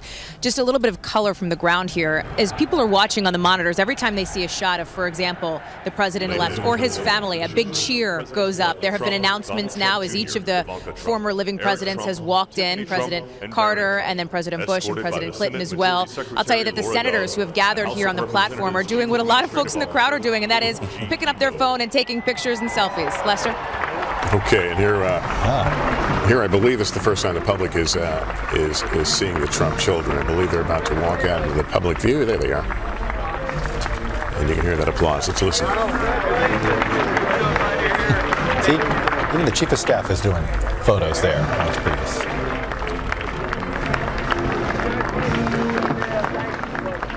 One of the folks I interviewed this week is texting me from the crowd. He said there were polite cheers for Hillary Clinton when she walked out from the Trump supporters gathered on the Mall. It's a nice sentiment. And which leads to one of the questions I wanted to ask later on, but let's ask it now. Would you expect, as President Trump, to name her in his speech? And he should. I would hope so. He has nothing to lose and everything to gain by trying to grow his support by being gracious. But I'm sorry. Nothing to lose. I'm shocked that they haven't had a private meeting. Right, and they lunch, used to know coffee. each other. I mean, that's right. She went to his wedding. Yeah. This is, I think, the biggest mistake he made during the transition. Yeah. Look, she may not have wanted to do it, but there's no way she could have turned down that invitation from the president-elect.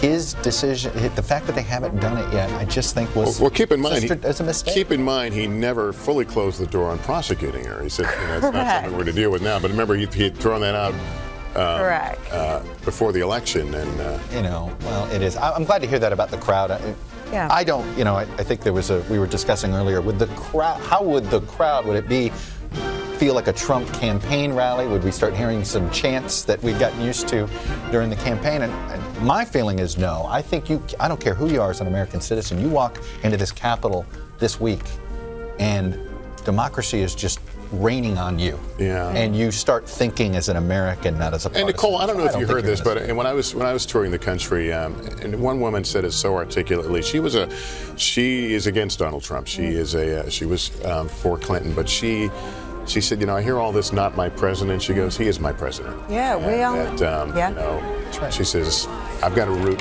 for my president to succeed. And where you hear that is in the military. And Donald Trump did really well among military families and among veterans, but he didn't win them all. But they have to live that. They don't get to just say it. The rest of us get to say it. They have to live with this man as their commander-in-chief. And so it really is. I know people that say it mean it, and they are really still hurting. They feel despondent about the outcome, but it's not a particularly productive sentiment. Yeah, and there is some of the crowd. A lot of folks. I know the Park Service and others are.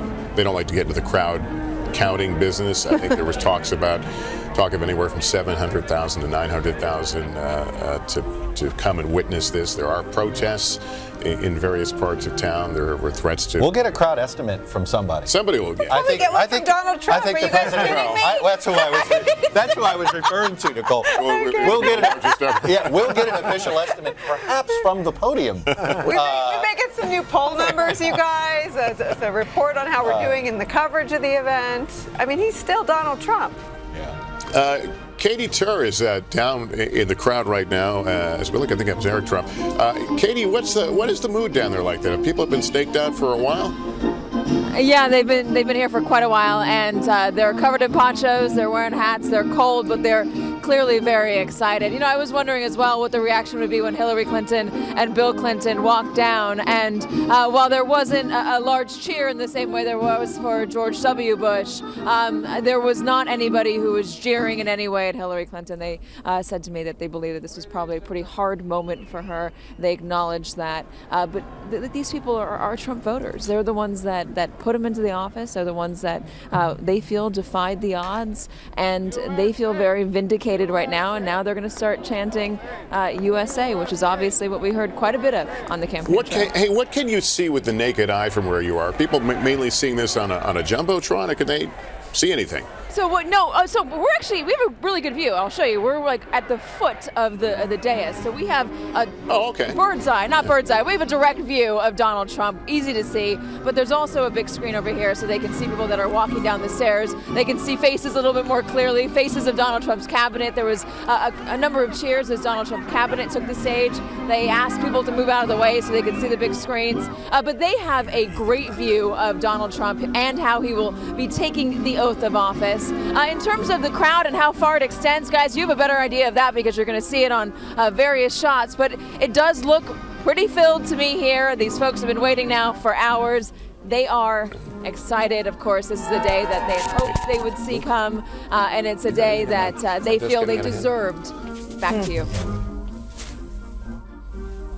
All right, that's an incredible picture right there of the mall, and folks gather now to watch. I can't wait till our folks look speed up. You know, we do those speed things we've been watching all morning. The crowd filling in. We've been watching all morning. You know, it's 7 a.m. As you might expect, stragglers, and every half hour it's been kind of neat to watch it fill in. Yeah, and I think Jacob Soboroff is near the far end of the mall. Jacob, what are you seeing? Festivities are going to take place in just a little bit. You can see the Capitol building all the way down there in the distance. But if you walk with me, I want to show you there are supporters that have filled in all the way down to the back. When President Obama was first inaugurated in 2009, 1.8 million people were here. It was an all-time record. They went all the way back, if I can actually show you this way, to the Washington Monument. It's not quite as filled up here right now, but everybody has been watching each and every moment from, I guess, what you would call the nosebleeds up on these television monitors here. We can see what you guys can see up close and personal from about 1.1 miles away. Security is very tight. Part of the reason that it took such a long time for people to fill in here, but the crowds are finally coming, and they're certainly enthusiastic. Jacob Soboroff, thank you very much. And just to recap, if you're just tuning in, President Obama and First Lady Michelle Obama and the Trumps have now arrived at the Capitol. They are in a holding room. Virtually all the VIPs have taken their place on the platform on the West Front, and we will be getting underway quite shortly. I think 11:30 Eastern is when the ceremony itself begins. And there's some of the notables, of course, President Bush, Secretary Clinton, and President Clinton, so many members of Congress. It is, of course, been noted that a number of members of Congress have chosen to boycott this gathering today. I think the last number I heard was around 60 or so. Following the late John Lewis. Yeah, mainly in reaction to the flap that John Lewis had.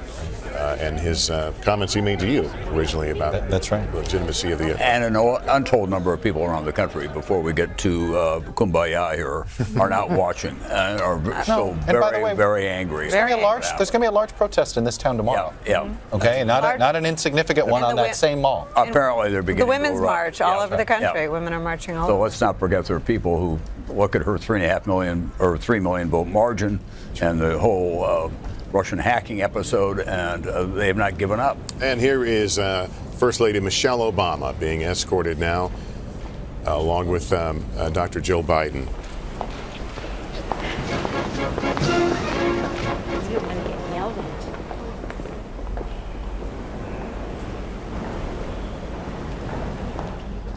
Right. I believe that was Paul Pelosi. They've been very close. They've been working on veterans issues, the two of them. They have a high regard for one another, and they've gone to different bases and had seminars and other... and Dr. Biden has continued to teach. I was on an event with her within the last year, and I said, what are you looking most forward to when it's over? She goes, jogging alone. I remember she says, it's weird jogging along, and she says you end up getting competitive with the Secret Service agents. And they're running really as well. fit. Yeah, and they're really fit. And she said, I just want to be able to run along. And by the way, vice presidents lose their Secret Service detail fairly quickly. Obviously, former presidents never lose it.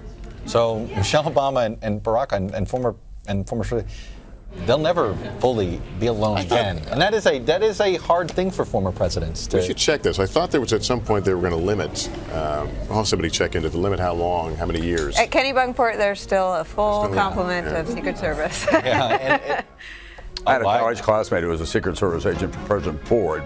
That was very good duty. Yeah. You were at Vail in the wintertime for skiing. You were in Palm Springs in the springtime. Remember bumping into Lady Bird Johnson not that long ago at the Roosevelt Memorial. I was just there with my family, and there she was, and there were two agents. Yeah. This is going to be a large first family. There's Rick Perry, Governor Perry. This will be a large first family to protect because they live in separate places, and all but one are adults. And it's going to be actually, we talk about security. There's a big question about the Trump-branded buildings. What extra security? How much does the government? This is actually something that still hasn't quite been worked out yet. In national security circles on this issue of security at the Trump First Lady, Mrs. Michelle Obama, and the wife of the Vice President, Dr. Jill Biden, escorted by the Democratic Staff Director of the United States Senate Committee on Rules and Administration, Kelly Fado, Miss Irish Weinschall, and Mr. Paul Pelosi.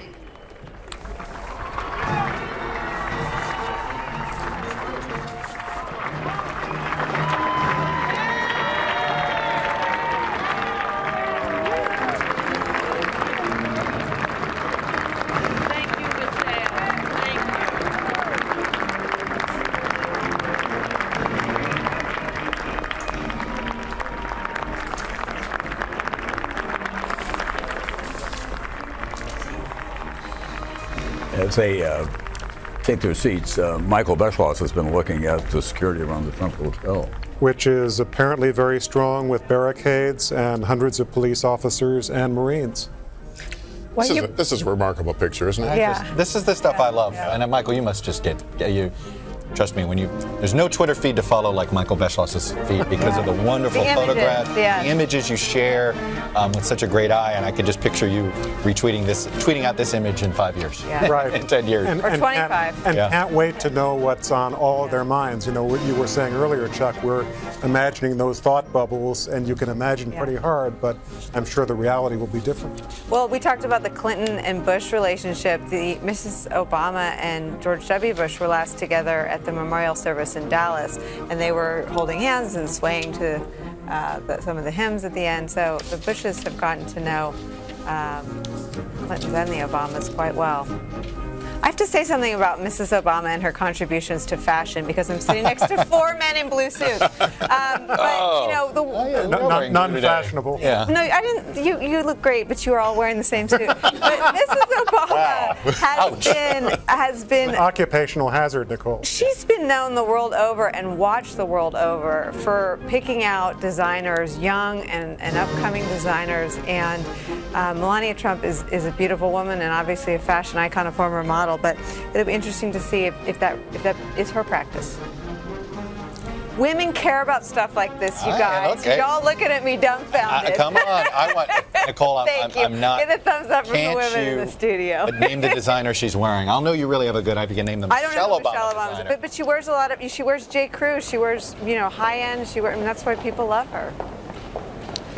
Sure, people have already tweeted out where to buy what she's wearing right now. And Melania wearing Ralph Lauren. The first family will soon be able to shed their coats. They're heading to California for a little warmth after this.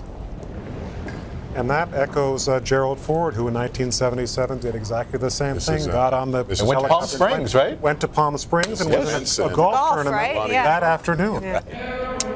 It is. That is a hobby that, Barack Obama wasn't into golf before he became president. He realized golfing was one of the few chances you got to walk alone a little bit. Perhaps it was a place that maybe you could sneak a cigarette or two. Not saying that is what would happen, hint, hint, before he quit. Be outside. But be outside. And can I tell you, he now loves the sport.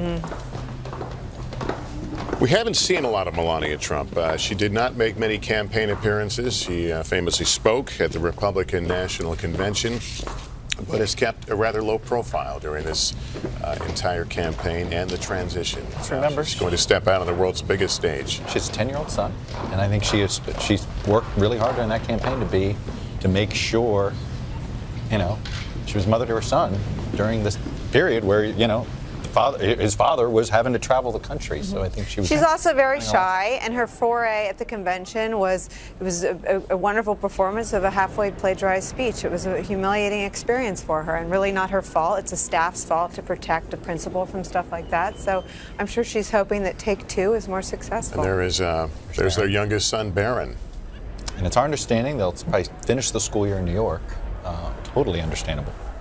Ladies and gentlemen, tough decision for Mrs. any Melania Trump go and Mrs. mid-year or Karen not. Pence, Okay, here's the Secretary of the Senate, Julie Adams, the Clerk of the House of Representatives, Karen Haas, Mrs. Abigail Blunt, Mrs. Jana Ryan, the Honorable Elaine L. Chao, and Mrs. Judy McCarthy.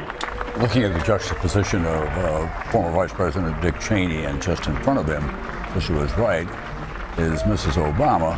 Of course, Dick Cheney was particularly tough on this president and on this administration, saying no president in American history has done more to aid our adversaries, which for someone who is so involved in the launch of the war against Iraq, a lot of people were stunned by that judgment and conclusion of him. So it's we haven't seen Donald Rumsfeld, by the way. And here's the president and vice president.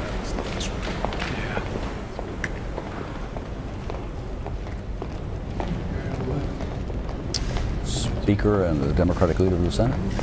And for most of American history, you could never see this kind of thing behind the scenes, both because there was no television, also for the last decades, television was oftentimes not of this quality. By the way, Nancy Pelosi there is wearing a pin, a button, and many Democrats today are wearing that same button. I'm told it says hashtag protect our care. It is their way of just a quiet advocation of keeping essentially Obamacare. Let's listen for a moment as they're about to be introduced.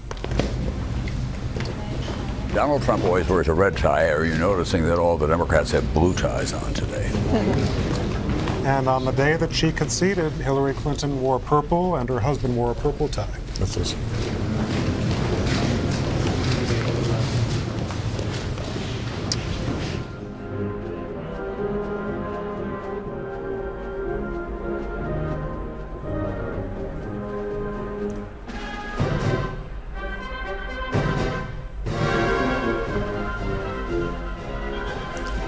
And in a moment, the introduction of President Obama and President-elect Trump.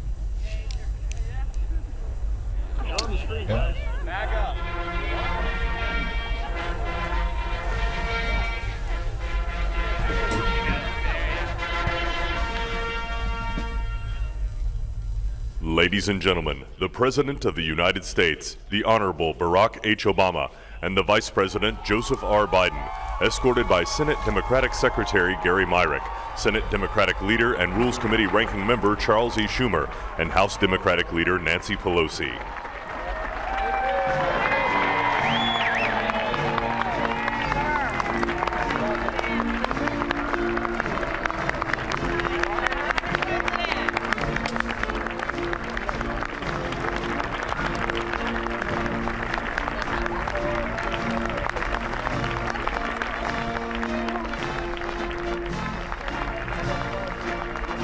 The last time Hail to the Chief will be played before President Obama as president. Yes, Is that one of the Trump daughters? Yeah, that's both. Well, the entire Trump family there. So Dan Quayle, former vice president.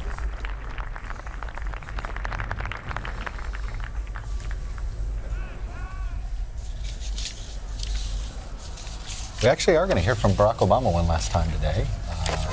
He will be speaking as an ex-president over at Andrews. That's correct. Sometime later this afternoon. An exchange between President Bush and President Obama. They look like they're ribbing each other. Can you walk by President Bush and not get ribbed? No. Yeah, that's what I thought. I think the last time we saw them together was at the memorial for the police officers in Dallas. Yes.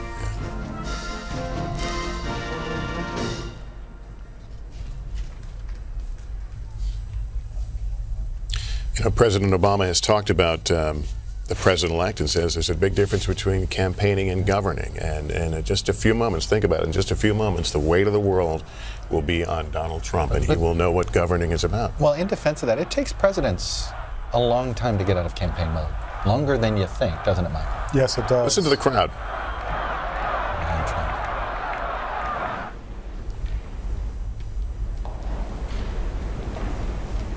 Well, I don't think that they were silenced, but I think the mic was silenced. It was picking them up. All right, here we go.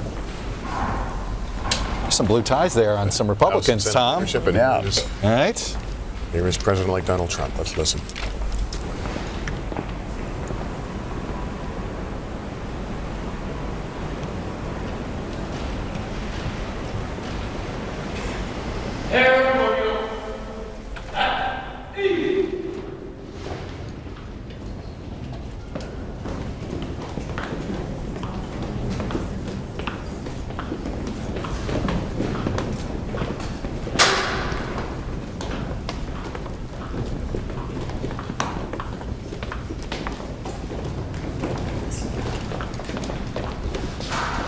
Michael, in the long history of American presidential politics, has anyone ever defied greater odds more successfully than this man who's about to become the president of the United States? Can't imagine one, particularly because, you know, there was a law that we would have always said probably was an iron law in politics until the last couple of months, which was you don't get elected president if you don't have serious military experience or serious experience in public office. Donald Trump actually speaking to the camera there for a moment. Didn't quite hear what he said, but looked into the lens. This is a man not easily humbled, and you have to wonder, is this truly a humbling moment for him as he is about to take the oath? It certainly looks like he's feeling the weight. He looks like the Donald Trump we saw that sat next to Barack Obama that first time. The Vice President-elect Michael Richard Pence.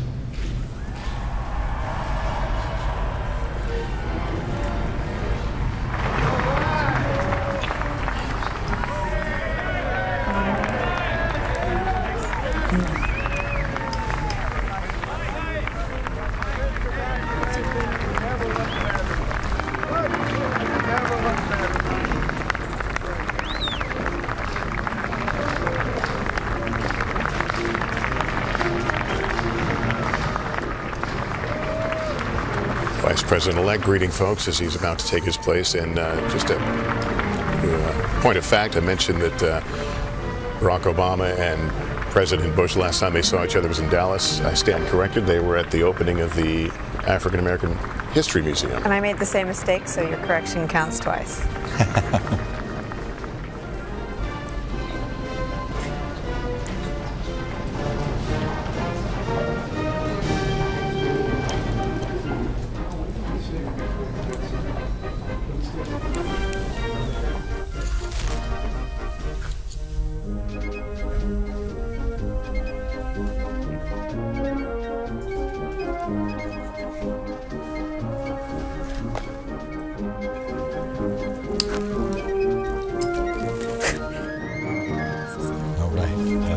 That was the crowd. Okay.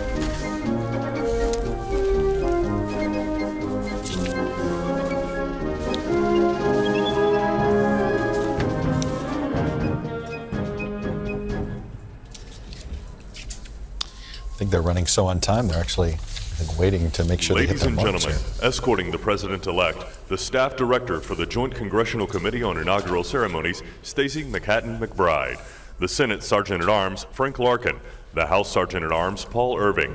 The Chairman of the Joint Congressional Committee on Inaugural Ceremonies, Roy Blunt.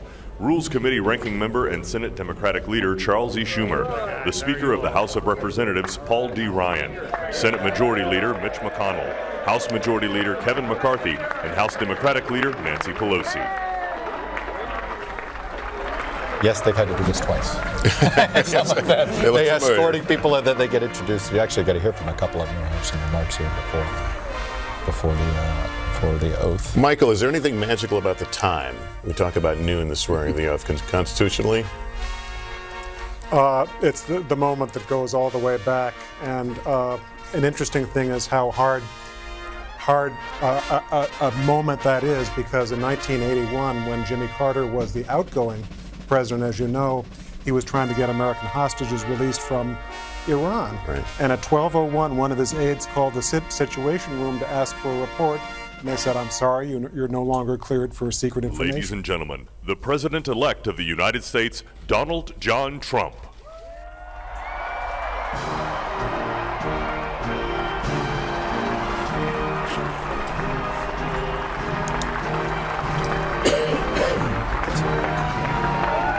Officially say it's a trademark thing with him. Thumbs up. It's his version of a wave. Signature, that's what we call it.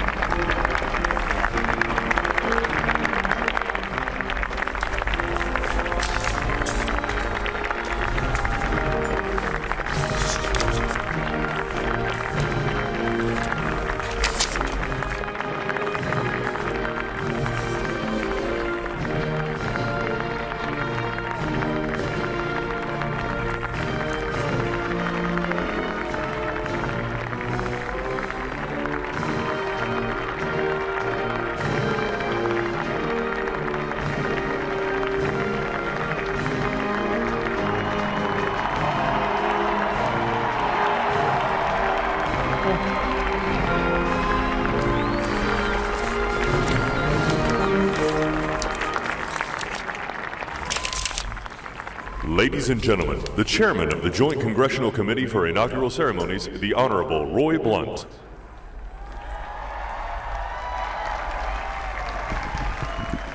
Thank you all. If you have a seat, you can sit down. Mr. President, Mr. Vice President, Mr. President-elect, Mr. Vice President-elect, ladies and gentlemen, welcome to the inauguration of the 45th President of the United States of America.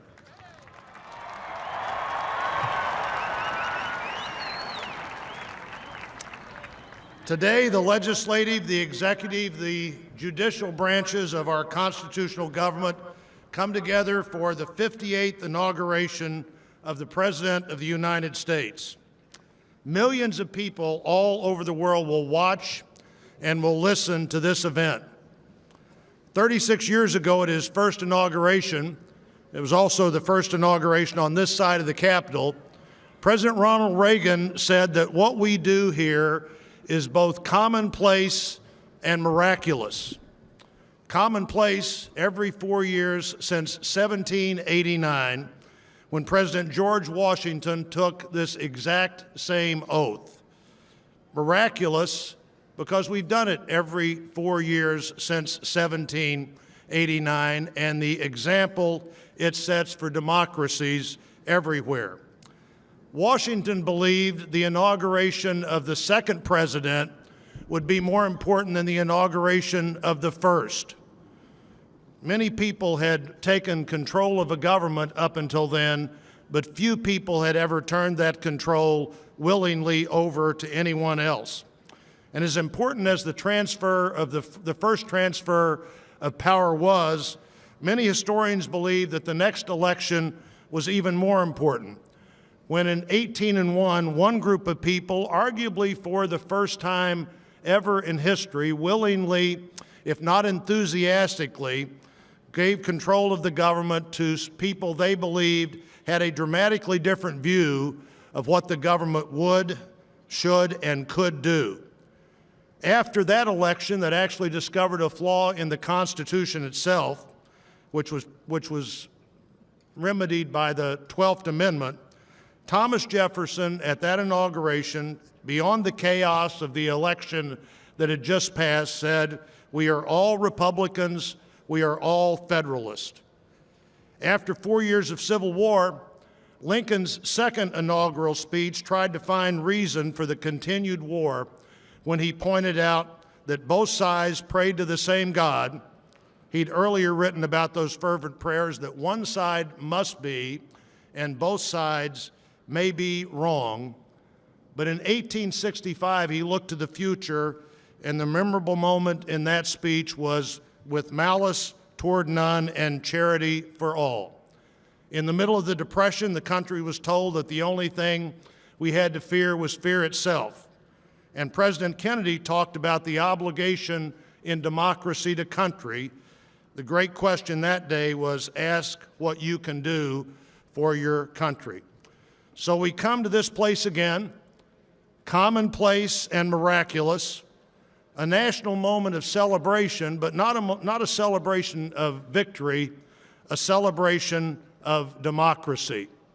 And as we begin that celebration, I call on His Eminence Timothy Michael Cardinal Dolan, Reverend Dr. Samuel Rodriguez, and Pastor Paula White Kane to provide readings and the invocation.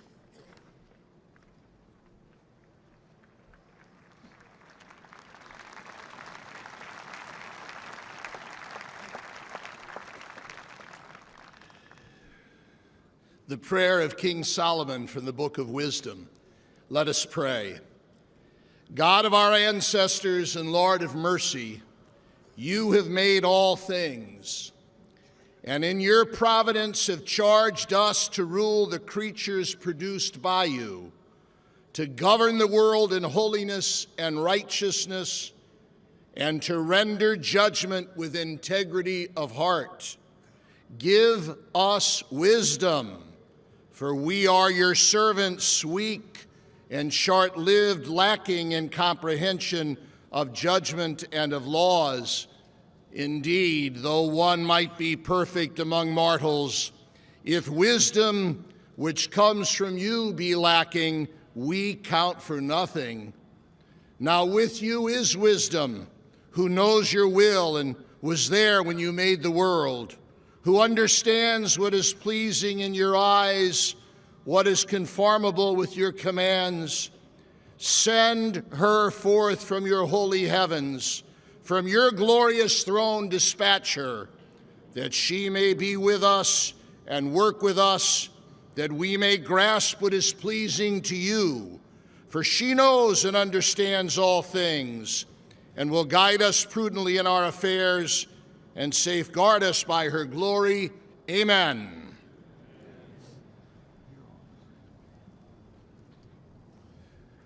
From the Gospel of Matthew, the 5th chapter. God blesses those who are poor and realize their need for Him, for the kingdom of heaven is theirs. God blesses those who mourn, for they will be comforted. God blesses those who are humble, for they will inherit the earth. God blesses those who hunger and thirst for justice, for they will be satisfied. God blesses those who are merciful, for they will be shown mercy. He blesses those who are pure in heart, for they will see God. God blesses those who work for peace, for they will be called children of God. God blesses those who are persecuted for doing right, for the kingdom of heaven is theirs.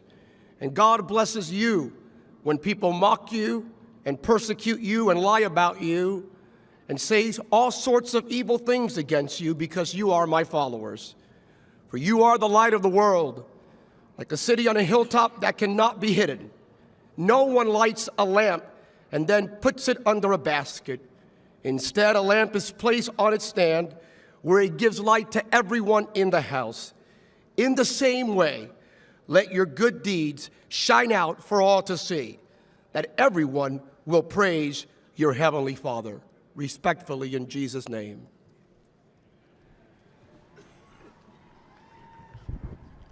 We come to you, Heavenly Father, in the name of Jesus, with grateful hearts, thanking you for this great country that you have decreed to your people. We acknowledge we are a blessed nation, with a rich history of faith and fortitude, with a future that is filled with promise and purpose. We recognize that every good and every perfect gift comes from you, and the United States of America is your gift, for which we proclaim our gratitude. As a nation, we now pray for our President, Donald John Trump, Vice President Michael Richard Pence, and their families.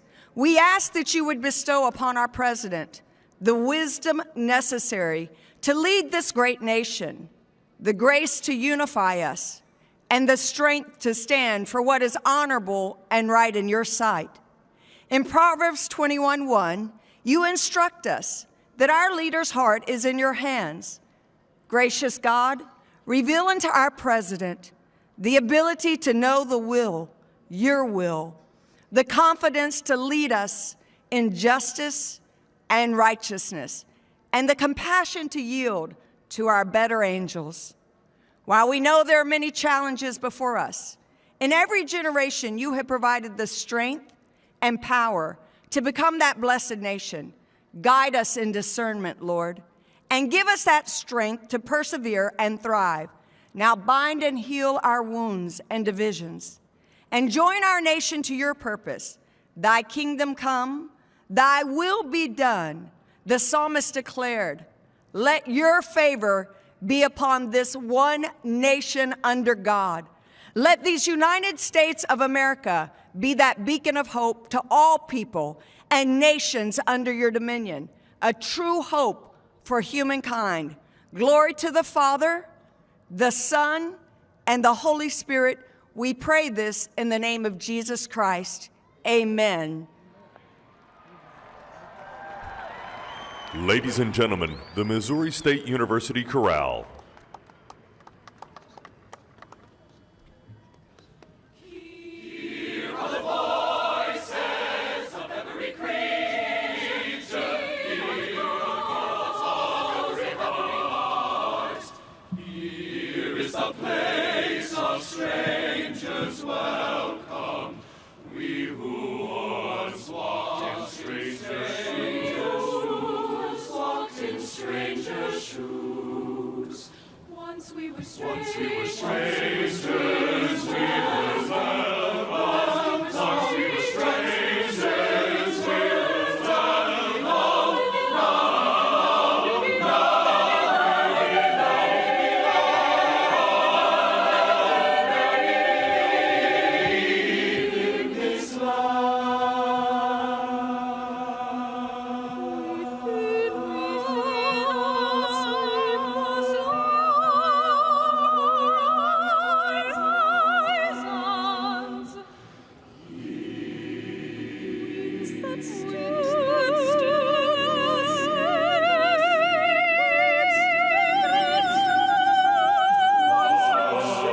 this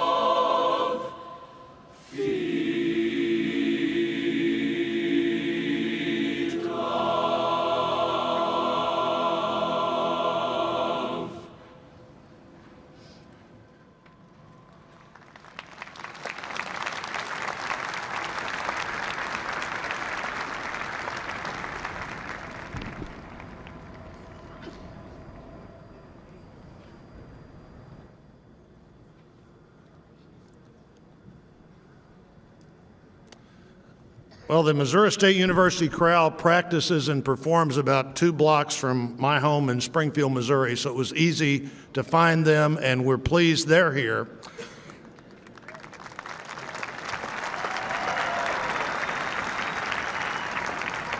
It's also a great opportunity for me to introduce my colleague, the Senator from New York, Chuck Schumer.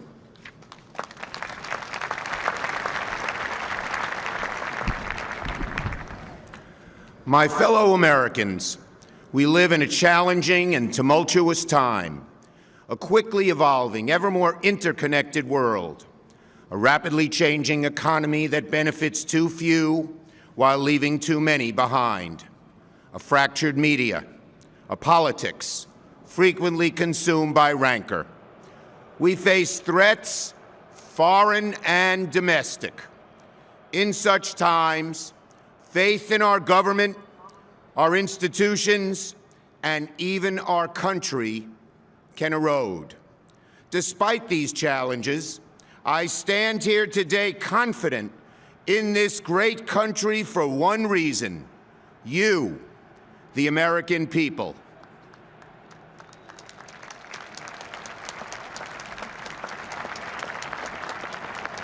We Americans have always been a forward-looking, problem-solving, optimistic, patriotic, and decent people.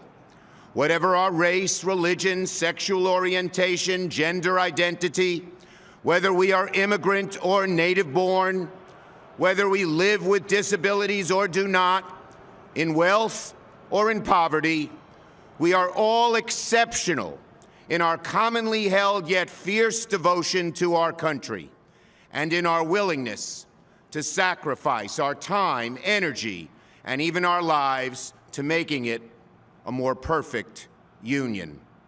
Today, we celebrate one of democracy's core attributes, the peaceful transfer of power.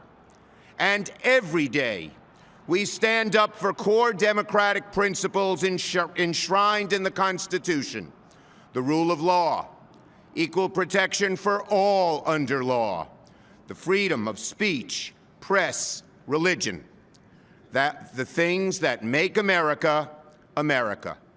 And we can gain strength from reading our history and listening to the voices of average Americans. They always save us in times of strife. One such American was Major Sullivan Ballou.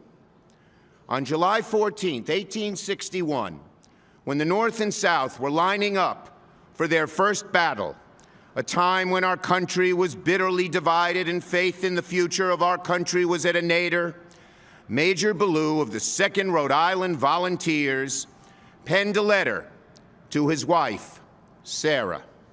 It is one of the greatest letters in American history. It shows the strength and courage of the average American. Allow me to read some of his words, which echo through the ages. "My very dear Sarah," he wrote, "the indications are very strong that we shall move in a few days, perhaps tomorrow. If it is necessary that I should fall on the battlefield for my country, I am ready. I have no misgivings about or lack of confidence in the cause in which I am engaged, and my courage does not halt or falter. I know how strongly American civilization now leans upon the triumph of the government, and how great a debt we owe to those who went before us through the blood and suffering of the Revolution. And I am willing, perfectly willing, to lay down all my joys in this life to help maintain this government and to pay that debt. Sarah, my love for you is deathless. It seems to bind me to you with the mighty cables that nothing but omnipotence can break. And yet, my love of country comes over me like a strong wind and bears me irresistibly on with all these chains to the battlefield." Sullivan Ballou gave his life on the battlefield a week later at the First Battle of Bull Run. It is because Sullivan Ballou and countless others believed in something bigger than themselves and were willing to sacrifice for it, that we stand today in the full blessings of liberty, in the greatest country on earth. And that spirit lives on in each of us, Americans whose families have been here for generations and those who have just arrived. And I know our best days are yet to come. I urge all Americans to read Ballou's full letter. His words give me solace, strength. I hope they will give you the same. Now, please stand while the Associate Justice of the Supreme Court, Clarence Thomas, administers the oath of office to the Vice President of the United States. Just a note, vice presidents take a different oath since there's no requirement in the Constitution. They use the same text that's administered to all federal officials who must take an oath in order to serve.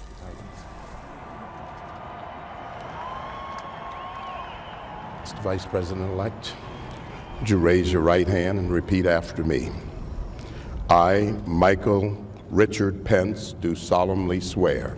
I, Michael Richard Pence, do solemnly swear that I will support and defend the Constitution of the United States that I will support and defend the Constitution of the United States against all enemies, foreign and domestic, against all enemies, foreign and domestic, that I will bear true faith and allegiance to the same, that I will bear true faith and allegiance to the same, that I take this obligation freely, that I take this obligation freely, without any mental reservation or purpose of evasion, without any mental reservation or purpose of evasion, and that I will well and faithfully discharge, and that I will well and faithfully discharge the duties of the office on which I'm about to enter. The duties of the office on which I am about to enter. So help me God. So help me God. Congratulations. God bless you. God bless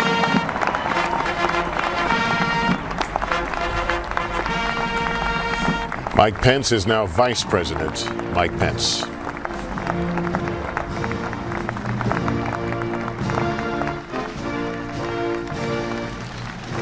We believe the presidential oath will take place, based on where they are on the schedule, will be about 12:05, a little less than 10 minutes from now. It's just that brief moment where we have President Obama and Vice President Pence. Either way, Donald Trump becomes president at the stroke of noon.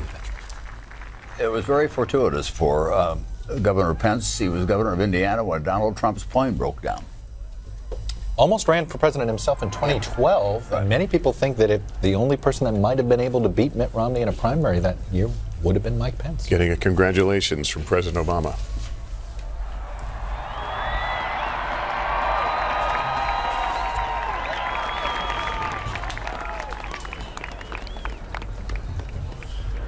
Ladies and gentlemen, the Mormon Tabernacle Choir, accompanied by the President's own United States Marine Band.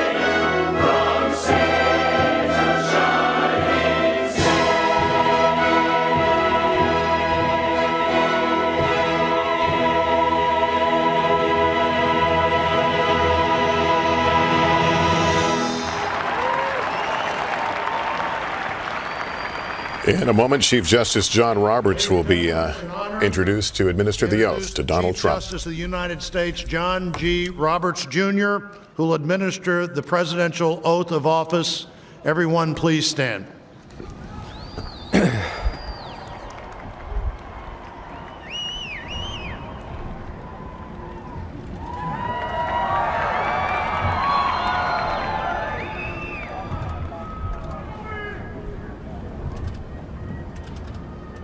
Please raise your right hand and repeat after me. I, Donald John Trump, do solemnly swear. I, Donald John Trump, do solemnly swear. That I will faithfully execute. That I will faithfully execute. The office of President of the United States. The office of President of the United States. And will, to the best of my ability. And will, to the best of my ability. Preserve, protect, and defend. Preserve, protect, and defend. The Constitution of the United States. The Constitution of the United States. So help me God. So help me God. Congratulations, Mr. President.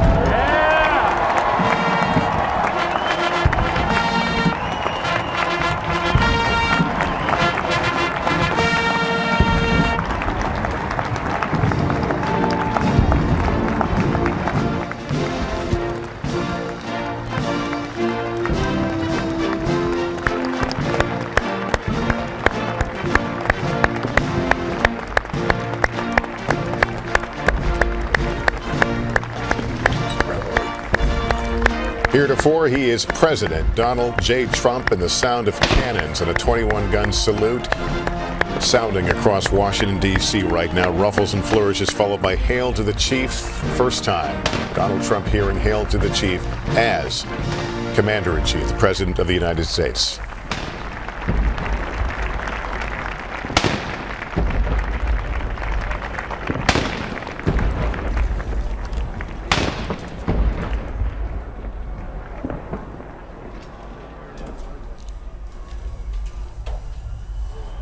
What a great honor to be able to introduce for the first time ever anywhere the 45th President of the United States of America, Donald J. Trump. Did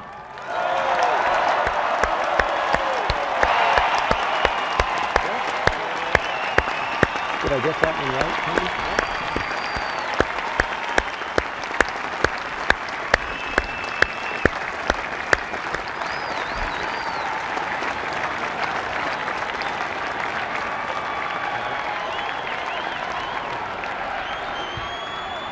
Chief Justice Roberts, President Carter, President Clinton, President Bush, President Obama, fellow Americans, and people of the world, thank you.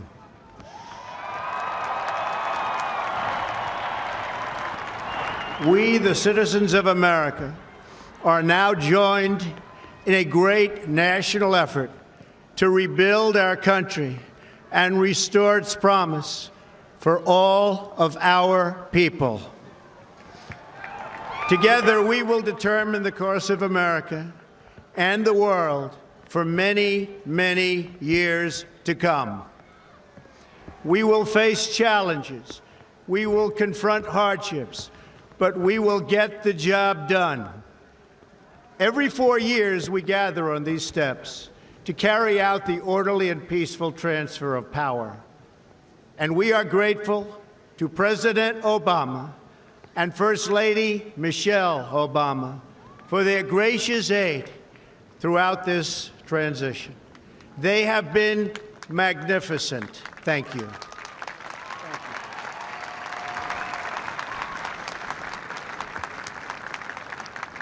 Today's ceremony, however, has very special meaning, because today we are not merely transferring power from one administration to another or from one party to another, but we are transferring power from Washington, D.C., and giving it back to you, the people.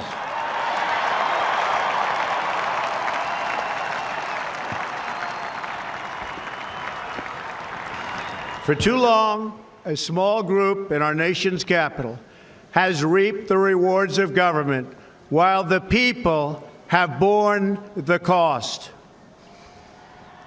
Washington flourished, but the people did not share in its wealth.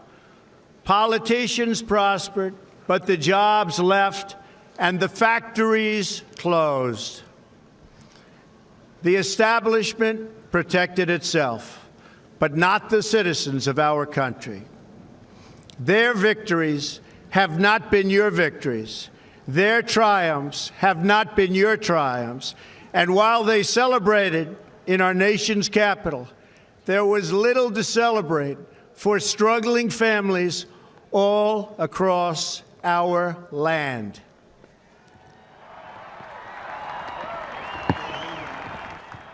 That all changes starting right here and right now, because this moment is your moment. It belongs to you.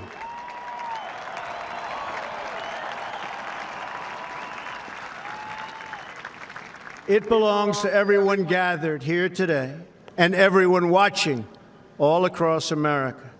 This is your day. This is your celebration.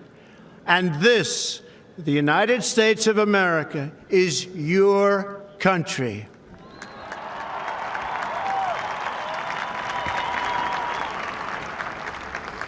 What truly matters is not which party controls our government, but whether our government is controlled by the people. January 20th, 2017 will be remembered as the day the people became the rulers of this nation again.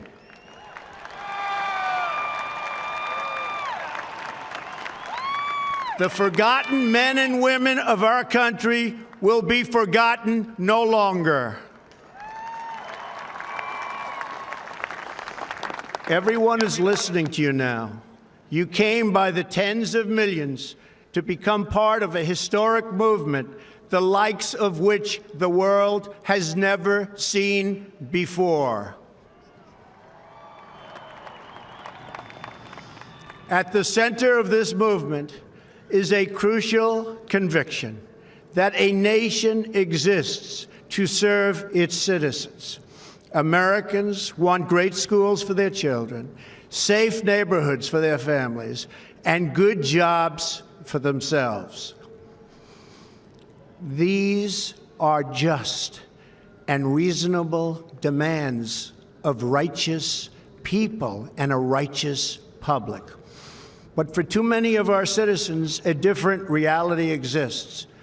Mothers and children trapped in poverty in our inner cities, rusted out factories scattered like tombstones across the landscape of our nation, an education system flush with cash, but which leaves our young and beautiful students deprived of all knowledge, and the crime and the gangs and the drugs that have stolen too many lives and robbed our country of so much unrealized potential. This American carnage stops right here and stops right now.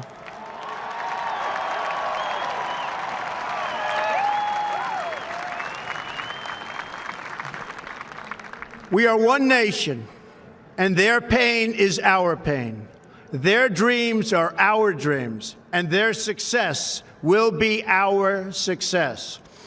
We share one heart, one home, and one glorious destiny. The oath of office I take today is an oath of allegiance to all Americans.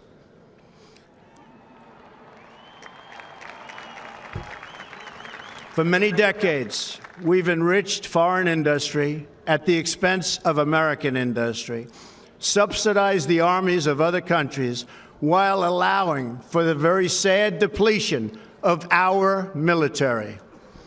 We've defended other nations' borders while refusing to defend our own.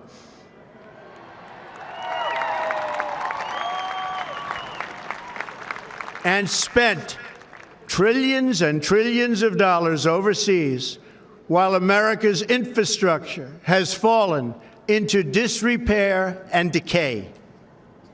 We've made other countries rich, while the wealth, strength, and confidence of our country has dissipated over the horizon.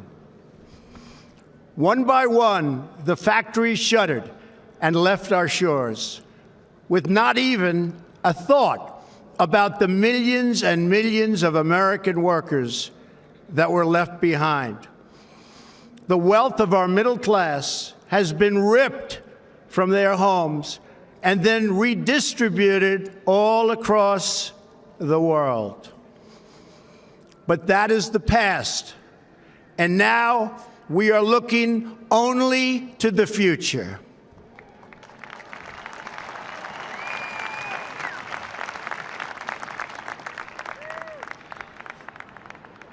We assembled here today are issuing a new decree to be heard in every city, in every foreign capital, and in every hall of power. From this day forward, a new vision will govern our land. From this day forward, it's going to be only America first. America first.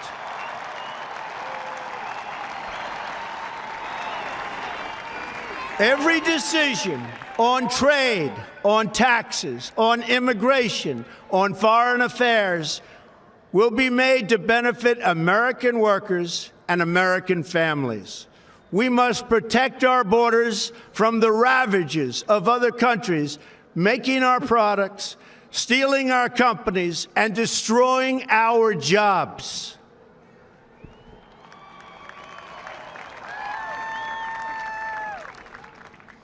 Protection will lead to great prosperity and strength.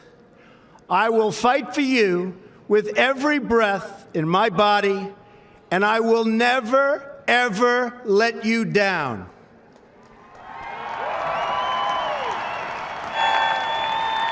America will start winning again, winning like never before. We will bring back our jobs. We will bring back our borders. We will bring back our wealth. And we will bring back our dreams.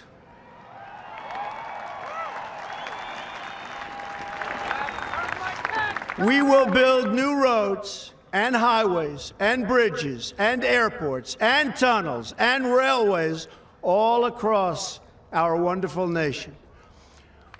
We will get our people off of welfare and back to work, rebuilding our country with American hands and American labor.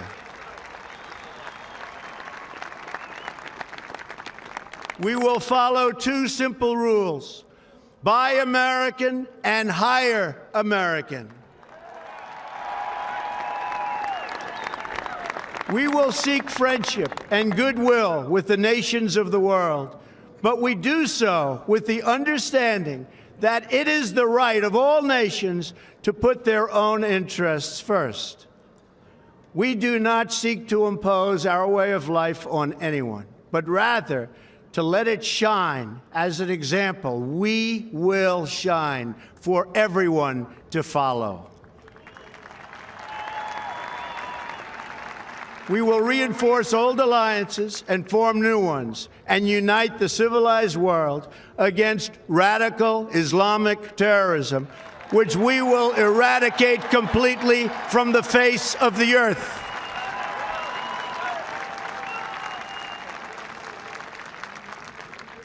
At the bedrock of our politics will be a total allegiance to the United States of America.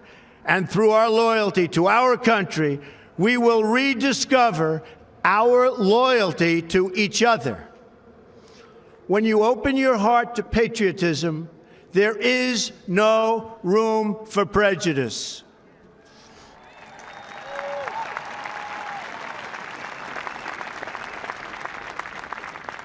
The Bible tells us how good and pleasant it is when God's people live together in unity.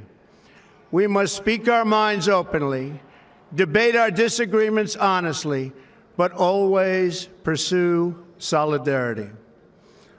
When America is united, America is totally unstoppable.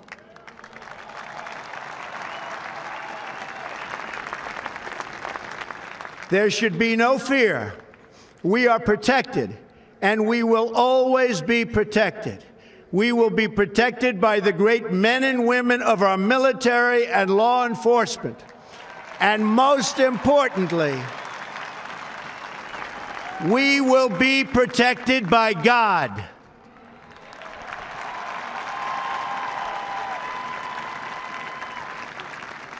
Finally, we must think big and dream even bigger. In America, we understand that a nation is only living as long as it is striving. We will no longer accept politicians who are all talk and no action, constantly complaining but never doing anything about it.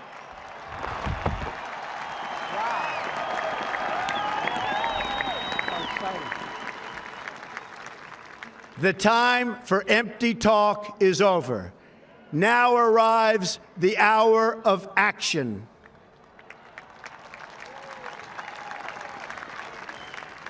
Do not allow anyone to tell you that it cannot be done. No challenge can match the heart and fight and spirit of America. We will not fail. Our country will thrive and prosper again. We stand at the birth of a new millennium, ready to unlock the mysteries of space, to free the earth from the miseries of disease, and to harness the energies, industries, and technologies of tomorrow.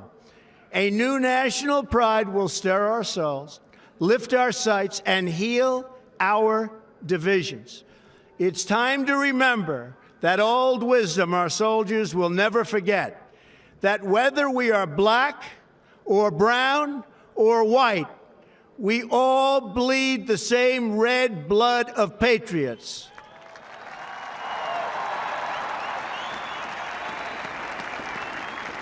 We all enjoy the same glorious freedoms, and we all salute the same great American flag.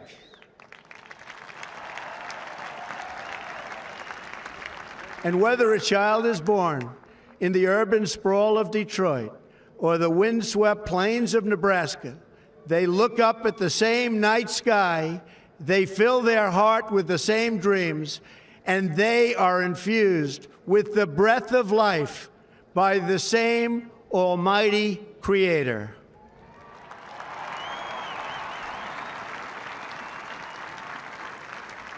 So to all Americans in every city, near and far, small and large, from mountain to mountain, from ocean to ocean, hear these words: you will never be ignored again.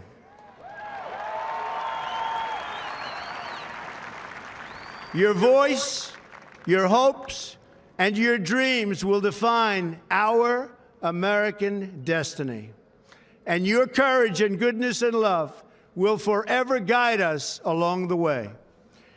Together, we will make America strong again. We will make America wealthy again. We will make America proud again. We will make America safe again. And yes, together, we will make America great again. Thank you, God bless you, and God bless America. Thank you. God bless America. President Donald Trump concluding about a 16-minute remarks there in a speech that in many ways was taken from the pages of many of the campaign speeches we heard on the road. And he's being greeted there by President Obama, who at times seemed to be biting his lip. I have to say it was surprisingly divisive for an inaugural address. And I say it this way. We said it was a challenge when you're elected as an outsider, you're elected as a populist, and you're channeling what was real anger out there with his supporters. It's tough to be both the unifier and that populist carrier. He went with populism. And I think that It's going to play well with his folks, but that wasn't the type of inaugural address that was intended to bring this country together. Playing well with the crowd right now as he reaches out and greets the people who were gathered there. If there was a theme, there's a new sheriff in town. America first. I mean, there was a point there, Lester, where it felt as if he almost was insulting every living president that was sitting next to him. Well, he was also insulting in very personal ways. He was also insulting all the Republican congressmen and senators who were on that stage. He has a majority, but he went after politicians point blank. This is Rabbi Marvin Heyer. Bless President Donald J. Trump and America, our great nation. Guide us to remember the words of the psalmist, who may dwell on your holy mountain, one who does what is right and speaks the truth, who knows that when you eat the labor of your hands, you are praiseworthy, that he who sows in tears shall reap in joy, because the freedoms we enjoy are not granted in perpetuity, but must be reclaimed by each generation. As our ancestors have planted for us, so we must plant for others. While it is not for us to complete the task, neither are we free to desist from them. Dispense justice for the needy and the orphan, for they have no one but their fellow citizens. And because a nation's wealth is measured by her values and not by her vaults, bless all of our allies around the world who share our beliefs. By the rivers of Babylon, we wept as we remembered Zion. If I forget thee, O Jerusalem, may my right hand forget its skill. The doer of all these shall never falter. May the days come soon when justice will dwell in the wilderness and righteousness will abide in the fertile fields, and the work of righteousness will be peace, quietness, and confidence forever. Amen.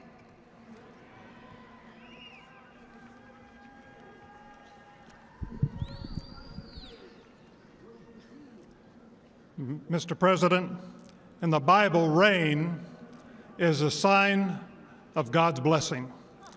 And it started to rain, Mr. President, when you came to the platform.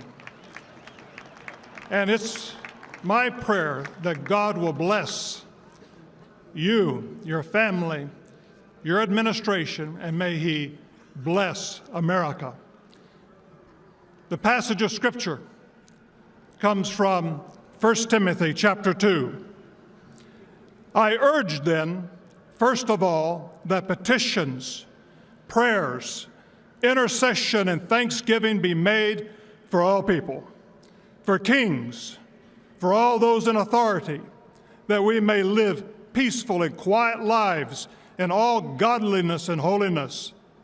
This is good, and it pleases God, our Savior, who wants all people to be saved and come to a knowledge of the truth. For there is one God and one mediator between God and mankind, the man Christ Jesus, who gave himself as a ransom for all people. Now to the King eternal, immortal, invisible, the only God, be honor and glory forever and ever. In Jesus' name, amen.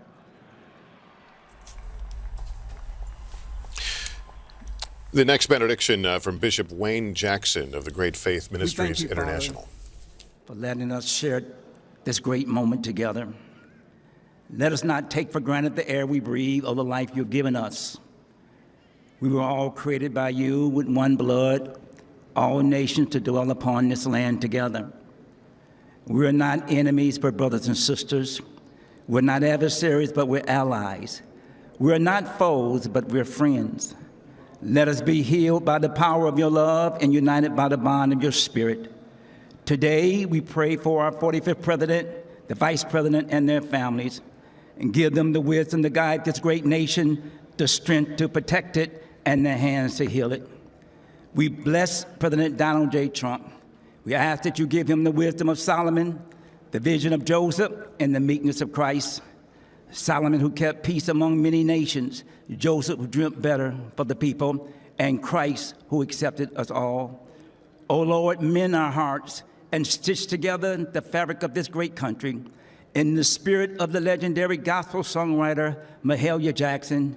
Oh, deep in my heart, I do believe the Lord will see us through. I do believe we are on our way to victory. I do believe we will walk hand in hand. I do believe we shall live in peace. I do believe. Oh, deep in my heart, I do believe America we shall overcome. May the Lord bless and keep America, make his face shine upon us, and be gracious unto us, and give us peace. In the mighty name of Jesus, amen. Ladies and gentlemen, please welcome Jackie Ivanko, accompanied by the President's own United States Marine Band.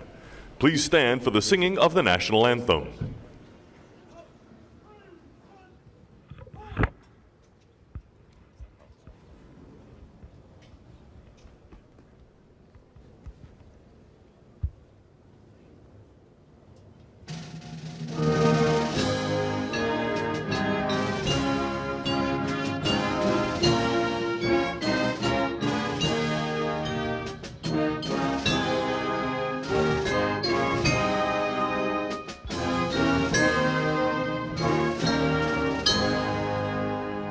Oh, say, can you see by the dawn's early light what so proudly we hailed at the twilight's last gleaming, whose broad stripes and bright stars through the perilous fight o'er the ramparts we watched was so gallantly streaming, and the rockets would glare, the bombs bursting in air gave proof through the night that our flag was still there.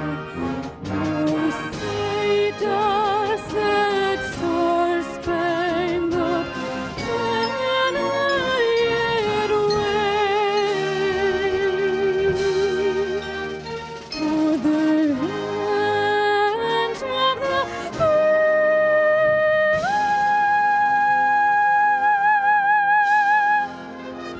and the home of the brave.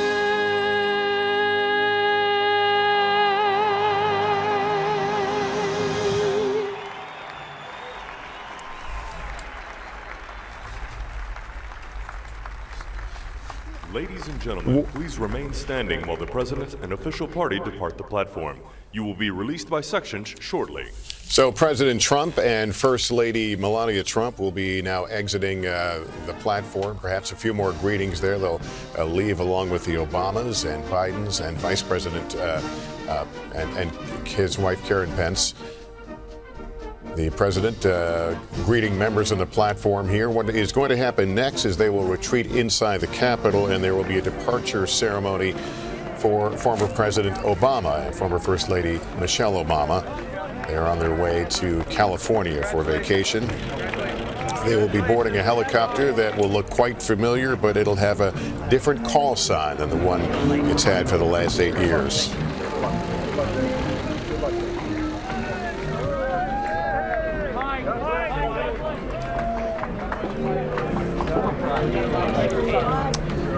Former president greeting the Doles, as Bob Dole and Senator President Trump did the same thing. Both of them giving the Doles a lot of time. President Obama really giving him a lot of time.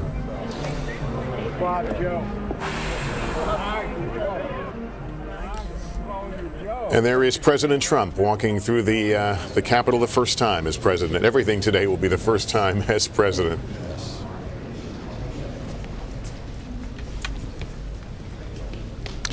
Lester, we were talking earlier, it is difficult to both channel what his supporters want to hear and sometimes try to bring the moment of unity. And it's not, you can't do both sometimes. And I think that he wanted, that clearly was an inaugural that was intended for his people. Well, a woman who has looked at a lot of inaugural addresses and might have some frame of reference is Doris Kearns Goodwin, presidential historian. Doris, thanks for being with us.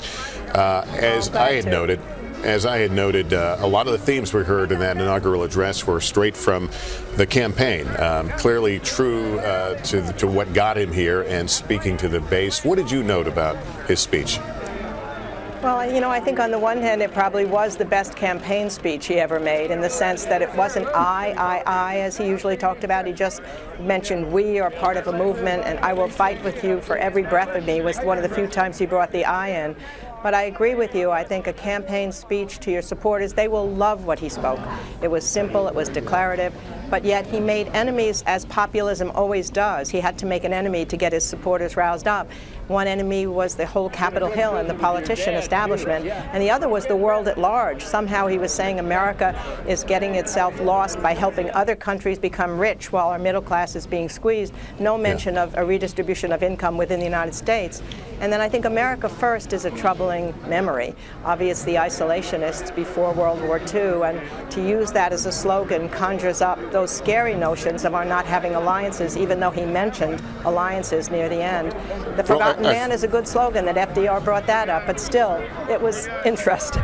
I felt myself squirming at times because he was clearly indicting many of the people he was sharing the platform there with, and clearly by design, and that is certainly the heart of his campaign. But Chuck, you did feel a little awkward at times there. It was awkward because I guess I expected a little bit more of an effort to. I thought Michael Gerson said this earlier when he was somewhat critical. This was a former speechwriter to George W. Bush, a columnist now in the Washington Post, and he was criticizing Donald Trump. He says sometimes it feels as if he doesn't want to talk about the American story enough, and he thought that in the way he handled the John Lewis situation. And I was listening to that speech today, and somehow it felt disconnected a little bit from the American story. And I understand. I thought Doris makes a good point that a populist, you can't ever forget who you're running against, and that's what was in that inaugural.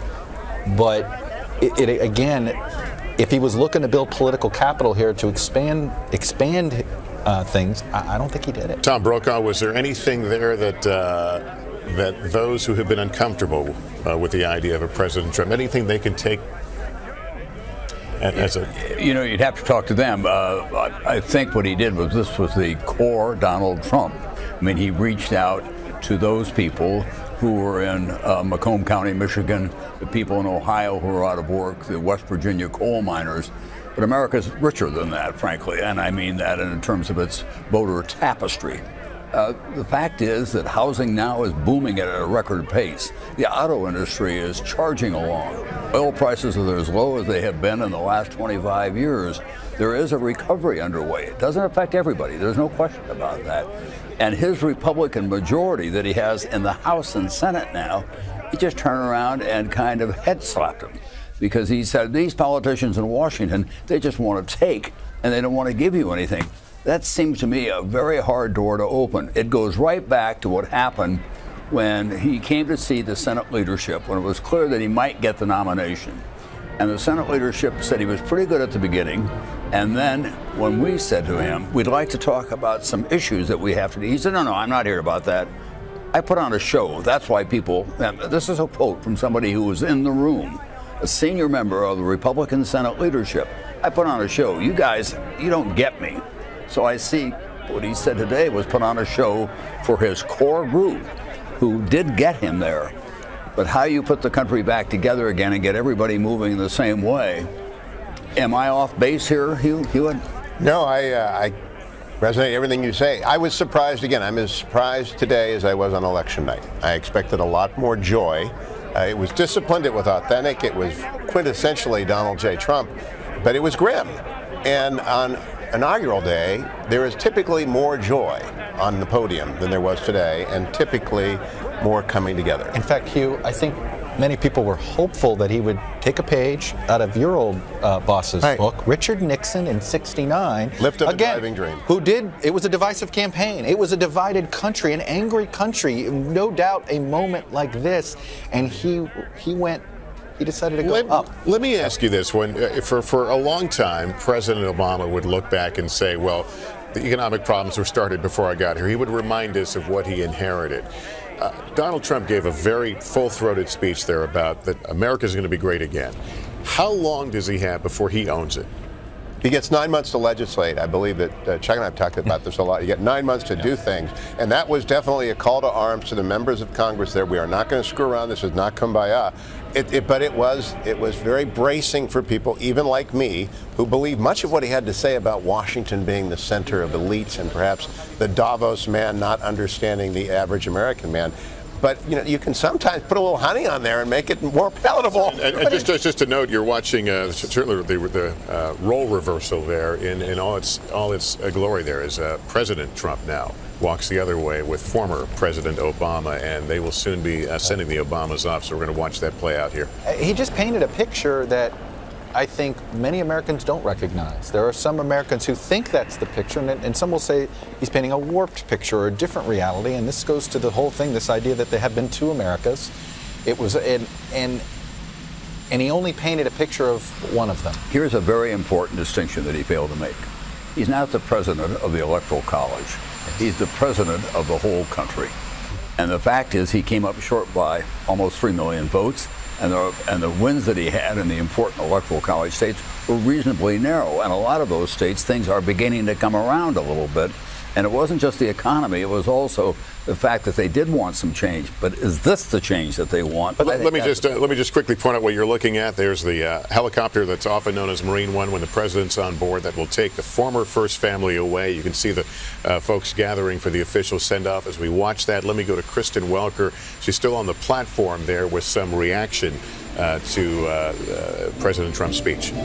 Hi there, Lester. I'm here with Senator David Perdue of Georgia. He is the cousin of Governor Perdue of Georgia, former governor, who is, of course, just nominated to be the Agriculture Secretary. Thank you so much for joining me. Your initial reaction to that speech, some people thought that it felt a little bit like a campaign speech at the end. Did you feel like it was unifying enough? Well, he's an outsider. It's a little different approach today, but what he said was America belongs to the people. The government belongs to the people. Isn't that what we're all about? And what he really called on is Congress to get to work and get things done. So this is a guy that's used to getting results. So I walk away from here listening to one thing. He's calling for unity. Stand shoulder to shoulder, independent of your political persuasion, and let's pull together and make America great again. You say unity, but to some of the Democrats, they may not have heard that? Well, they may not have. But and I'm getting a hard rap. Thank you so much, Senator. Lester, back to you. Kristen, thank you. There is President Trump and former President Obama here for the departure of the Obamas. Typically, we have seen former presidents fly out of Washington to their next homes. In this case, they're off to vacation in Palm Springs, and it will be a round trip. They will return to Washington, D.C. to begin their life post-White House. That's since Reagan and Jimmy Carter. Well, we have actually two presidents living in Washington, D.C. At the same time the Carters stayed to make sure Amy Carter got through the school year, sort of the similar reason why the Obamas are staying. And there are the Bidens to wish their goodbyes as well. This is a symbolic moment. We've seen the official moment, but this is certainly a symbolic moment of the continuation of the transfer of power. Let's listen a bit. The Bidens get on the train.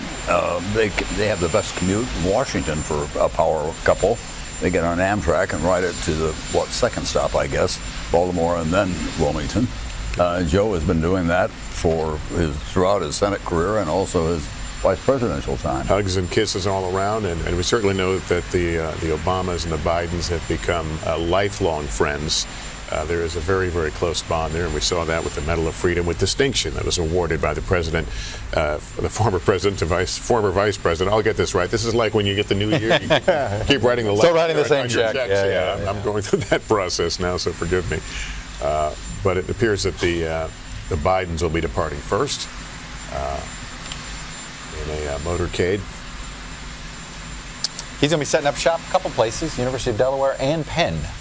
Essentially at Penn will be sort of where he'll pursue some interest in international affairs, and University of Delaware some domestic. And a lot of Democrats will continue to look at him and wonder what if. Or what could be. I don't think Joe Biden is done.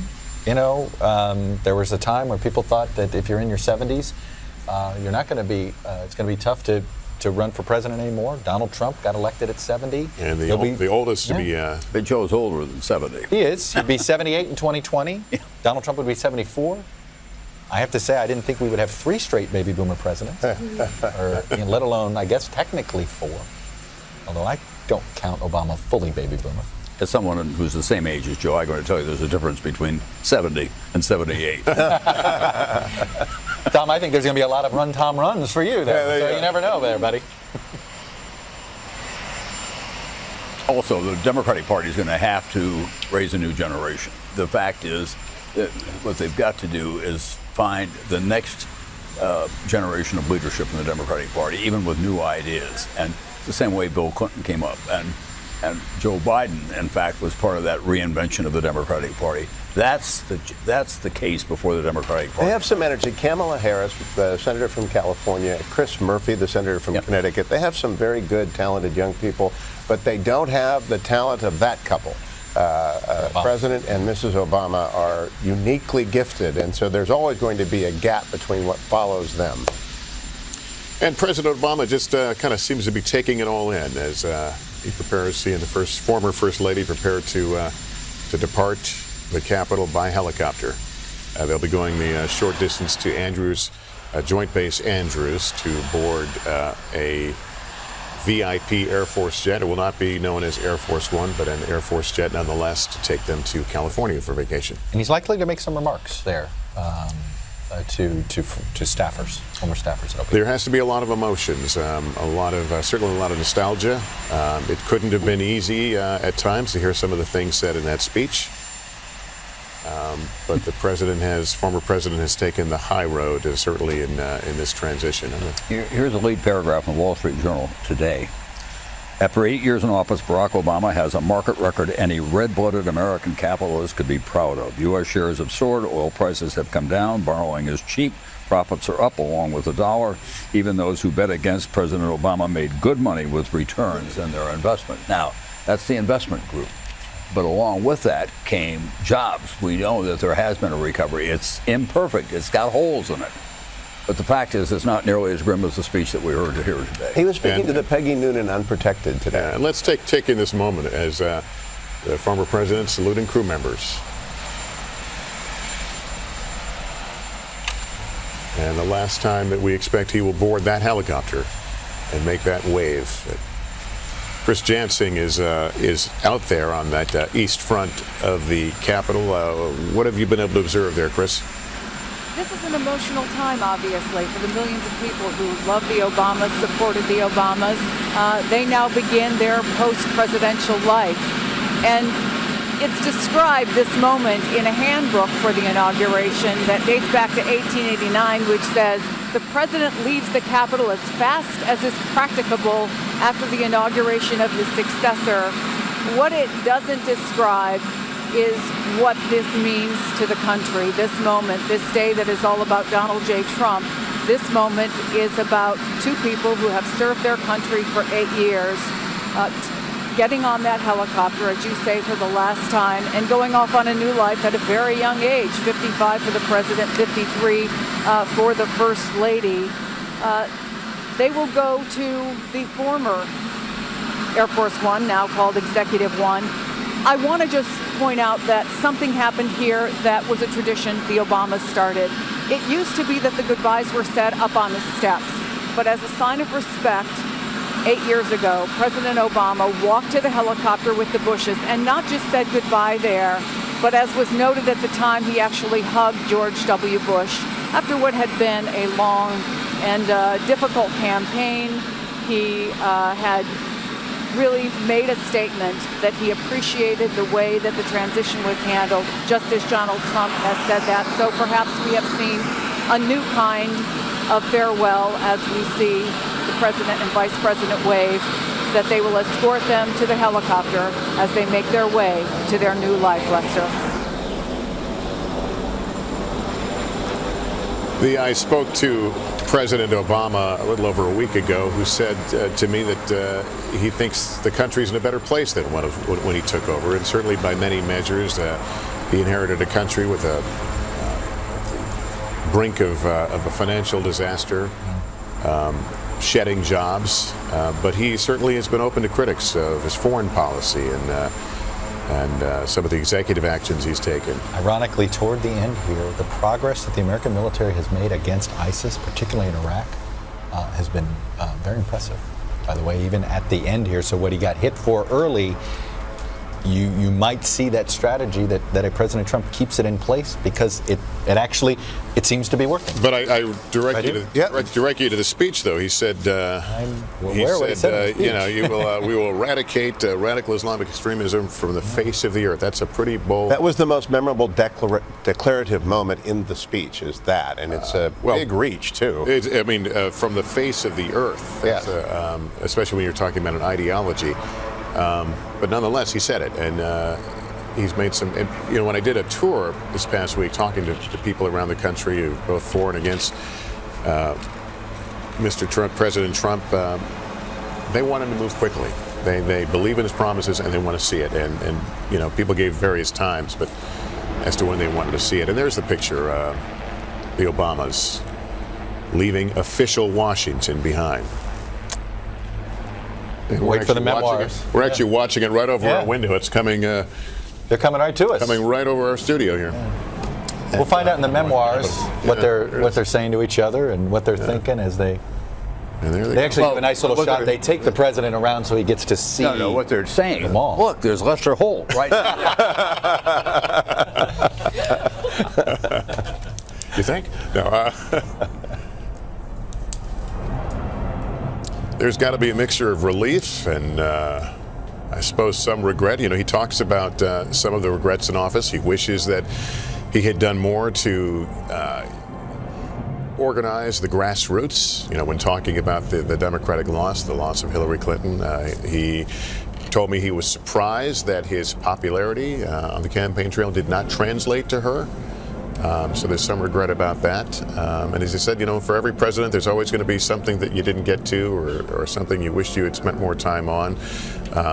But he takes the longer view about his legacy and feels that history will judge him kindly. There will be a hangar speech, and you'll recall 16 years ago, Bill Clinton took a long time at the hangar. My God. It went on for a long. I wonder if he'll respond to President Trump in the hangar. Boy, I don't know. We could not get off the air on that day. That's what I remember. Well, listen, the president spoke, and he wasn't necessarily speaking to all of us in the room. He was speaking to the people. And let's get out there. Jacob Soboroff is out on the Washington Mall with some reaction from the folks who came from some cases a long way to hear and see this moment. Jacob? Hey, how are you, Lester? So I'm here with Pam and Jackie. They're from Pittsburgh. They are two of the, I guess, hundreds of thousands of people who are now leaving the National Mall. They are Donald Trump supporters through and through. We just stood here and watched former President Obama take off, and they came here specifically to hear President Donald Trump make those remarks. I got to ask you, Pam, what'd you think? I thought it was great. I think he's just going to be an amazing president, and I hope the future looks a lot brighter for the country. And Jackie, you came here from Pittsburgh, a very important place for Donald Trump to winning this presidency. What did you think? What was your most memorable part of the speech for you? Did you feel like it was a unifying speech? Oh, yeah. And then he did use the word God, too, which is not something that usually is done by the presidents. Were you surprised to hear that from Donald Trump? I was, but, All right, well, Pam, Jackie, thank you both very much. And Lester, just two, like I said, of the many Donald Trump supporters out here heading towards that parade, which starts around 3 o'clock. All right, Jacob Soboroff, as we continue to watch former President and former First Lady Obama make their way out of official Washington aboard that helicopter, carrying them to Joint Base Andrews, where we do expect to hear from Mr. Obama before the family departs on a vacation. In a much warmer climate. Lester, something struck me there by that by the person that Jacob was interviewing when she said, she hadn't heard God before up there, hadn't heard that in a while, and of course, I don't think I've ever heard a president speak and not say, "May God bless America," after every single speech. But the point is, it sort of gets at, there were two versions of the Obama presidency that the public saw. There's a version that one half of the public saw, and there's a version that the other one thinks they saw or perceived. And boy, it is that perceived divide here, almost an informational divide. I mean, there's this woman there who truly believes that she had not heard presidents talk about God up there anymore. And it's like, that's just not, obviously it's just not true, but I think it sort of surfaces the information divide we have. Well, but then she plainly was a very enthusiastic. Of course, no. I take nothing away from it. A supporter of Donald Trump, and it was those kinds of voters that got him to where he is. There's no question about that. What I don't know yet is what's going on social media. My guess is he's getting a hoorah and, well done, high fives. And those idiots on television, Brokaw and Hewitt and Todd and they don't know what they're talking about. They don't understand America. That's what's going on out there. They don't get it. That's what's going on out there. You're looking inside right now. This is Sanctuary Hall in the Capitol here, where there will be a luncheon. I'm sorry, Statuary Hall. Statuary Hall, where there will be a luncheon here in a short time. We will only be able to show you the beginning of this luncheon. At some point, the cameras will be shut down as the guests are seated for the luncheon, but the presidential party will be there, of course. Tammy Leitner is inside the Capitol. Tammy? Hey, Lester, we're out here in Naples, hundreds of people, big Trump supporters. This has been a lively crowd, and some of the liveliest are these ladies over here. Tell me what today has meant to you. Oh, it's thrilling. It's thrilling that we can come together as Americans and unite on making America great again. We're so pleased. Yes, that's very thrilling. I'm so happy to be here. This has been a great experience. My first. And Lester, if we could just go over here, this moment has been a long time coming for many people. Matthew, you are a diehard Trump supporter. What does today mean to you? Well, I think it's a great celebration of America. I mean, this is an opportunity for the whole country to come together, unify, peaceful transition of power, and we're excited about the change that's about to take place. And how did you feel about his inauguration speech?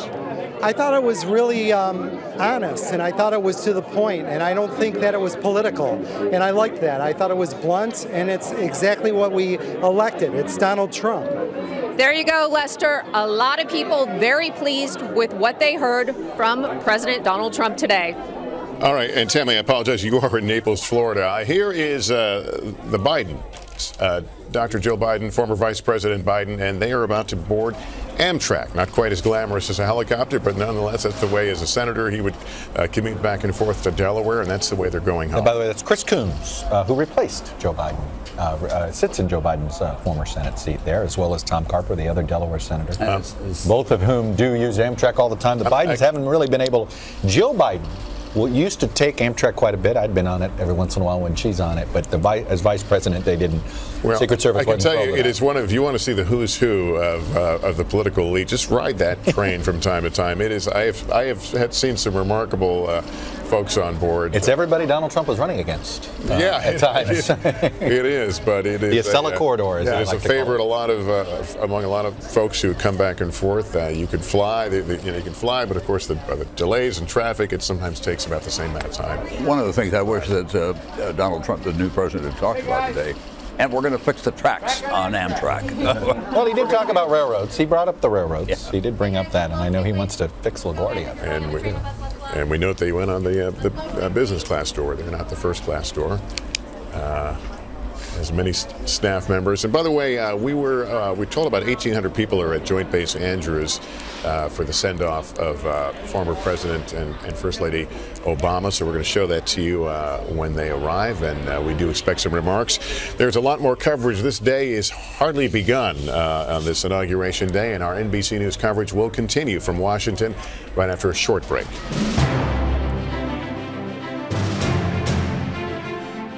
Repeat after me. I, Donald John Trump, do solemnly swear. I, Donald John Trump, do solemnly swear that I will faithfully execute that I will faithfully execute the office of President of the United States the office of President of the United States and will, to the best of my ability, preserve, protect, and defend the Constitution of the United States. The Constitution of the United States. So help me God. So help me God. Congratulations, Mr. President.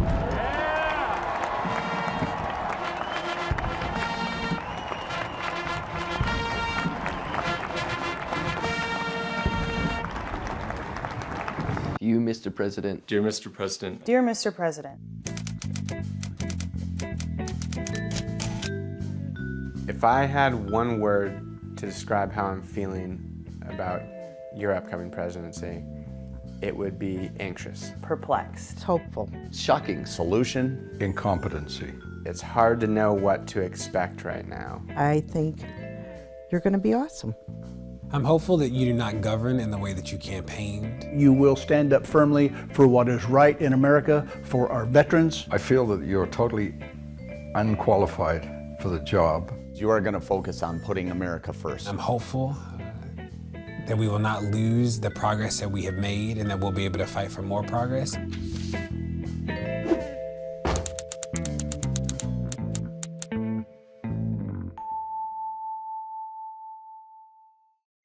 No, it's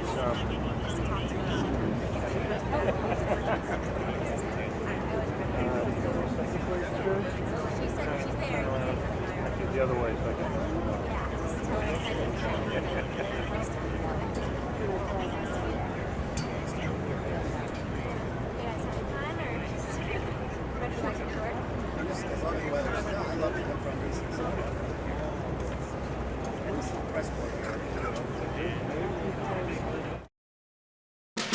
So help me God.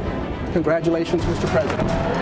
From this day forward, it's going to be only America first. NBC News live coverage of the inauguration of Donald Trump continues. Here's Lester Holt.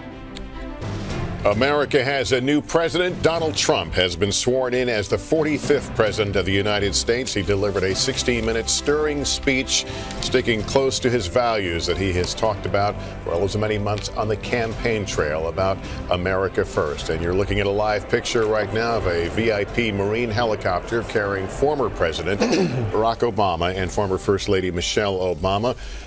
They will be disembarking from the chopper here shortly. We would expect to hear from the former president before he and his family board an Air Force jet that will take them to Palm Springs, California for vacation. We're told about 1,800 people, mostly staffers, are there. The former president has been had a number of intimate goodbyes over the last couple of weeks. On his last flight out of Andrews aboard Air Force One a little over a week ago, before the flight, he spent time in the hangar without the cameras and thanking the people that maintain and have kept Air Force One in the pristine condition that it's in. And we saw him at that time spending time with the crew members on these helicopters as well. But he will pull up here shortly, and when he makes his remarks, we will certainly carry them. I'm here with Tom Brokaw, Chuck Todd, and Michael Beschloss joins us as well, Hugh Hewitt, and we continue our conversation here. How much of a force do you think Barack Obama will have in the future rebuilding of the Democratic Party, Tom? You know, it's very hard to say. I mean, I think it depends, first of all, on his enthusiasm for that task. He has said that he wants to go read and write some more. He is a scholar, after all. That's how he came into politics in the first place. And what he's been saying is that I'm going to be alert to what we need to do about how the country begins to change or not change. And I think that will drive it more than him stepping up and saying, I'm here to help. I think he's going to wait for conditions. But I think he is, without a leader right now, the Democratic Party. Right. He is essentially the default leader of the party. And he fills that vacuum to a point. The question is, how often will he choose to speak out? I go back to, I think actually Joe Biden, of the two of them, we will probably hear more from Joe Biden, and he may channel what a Barack Obama might want to say, but I do think President Obama is mindful and appreciative that President Bush himself didn't do criticism. It was left to Cheney almost. And I wouldn't be surprised if it's left to Biden. And just before I respond, I just want to let folks know the right side of your screen there, the procession about to start into Statuary Hall for a luncheon. Of course, President Trump and First Lady Melania Trump will be attending, but continue.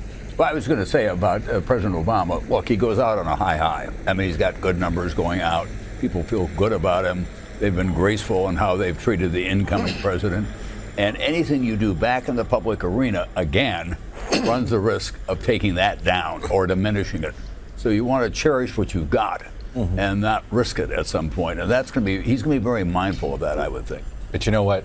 He is mindful that the Democratic Party is a mess. He has taken responsibility for it. And I actually think he wants to spend time doing some things for the party that I think in hindsight he regrets he didn't do as president. Well, you can do that with papers. You can do that in conferences with people when you're talking about it. You don't have to put yourself out there and say, I'm going to be the guy on the white horse who's going to repair all of this. That's a risky proposition. There is one thing that is different in this Democratic Party, and my entire adult lifetime, basically, the Clintons have been among the leadership of the party, and we are now the Clintons are in the past. They have no role in this party now. It is what's left, Barack Obama. Hey, Hugh Hewitt, as we wait to see the former president, former first lady leave, do you think Mr. Obama will take an opportunity to respond at all to what we heard on? I am so curious because I do believe he wants to act as Eisenhower did to Kennedy as a resource for a new president who may not, in fact, understand the complexity of the job or the overwhelming nature of the pace of international events. So he may want to preserve the opportunity, but subtly, yes, because there was quite an indictment of everything in the president's 16-minute speech today. Such an indictment that some of his most loyal people will want him to, and they will be making eye contact with him. We'll see if he resists. And they may be upset at him if he doesn't. There have been some in the Democratic base that, they're upset that, President Obama didn't, talk more about Russia before the campaign, things like that. So that is, I think you're right. I think there's a tension there, and I think he's got to give them something. Yeah. Here are the Obamas. The fact of the matter is that all the attention in the foreseeable future is going to be on the new president. That's right. And what he does in the Oval Office and how he interacts with Congress and interacts with the American public and uses the bully pulpit that he now has. Let me go to Kelly O'Donnell right now. She's getting more congressional reaction to what we have seen. Kelly? Lester, I'm here with Debbie Stabenow, Democrat of Michigan. She's also part of the leadership team. You heard the new president's message. Yes. Do you feel that it does anything to unify your state? Of course, had a lot of support for Donald Trump. You are a Democrat. Where do things stand now that he's president? Well, certainly, I'm going to work with him on the things that actually are good for Michigan and Michigan workers. I was surprised at how dark his comments were today. It felt depressing and dark when I was hoping, as other presidents, that he would be more hopeful and inspiring. Even in Detroit, there's such important, wonderful things happening. People working very hard, businesses working very hard, jobs coming back, great things happening, and yet once again he described it as a horrible place. So you would hope for something different. I would have hoped for something different. I know you have to get into the lunch. We thank you so much for your time, and we'll look forward to hearing how you respond and work with him in the months to come. Thank you so much. Appreciate it. Lester, back to you. All right, Kelly, thanks. Kevin Tibbles is in Pemberville, Ohio, trying to get more reaction as we sweep around the country to the president's speech. Kevin? If he's on it. Well, Lester, I am in Pemberville, Ohio. I'm in the historic Opera House here, 125 years old. This is a town that has voted for how many presidents? 24 of the last 30. And you voted this. Right? You voted for Donald J. Trump this time around. Bob, what did you want him to say today, and did you hear it? I wanted to hear the unity thing is a huge thing. I think the country's got to come together, whether you like him or not. You better hope that he's successful. I'm not sure why you would want him to not be successful. Absolutely. Now, Bob here runs the local grocery store and the butcher shop. Carol repairs pianos. And you voted Republican as well. You are a Republican. I am.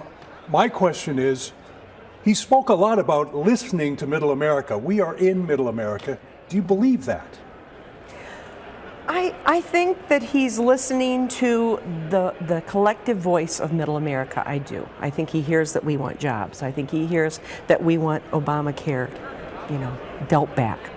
Yeah, I think he's listening. I think he hears from people. Now, Laura, next here is in the minority because you are the Democrat. Is there any Democrat in town? At least in our little group, you're the town's Democrat. There's a couple. Listen, tell me, what were you looking to hear today? Obviously, your candidate was not successful. Are you looking to perhaps heal some of the wounds?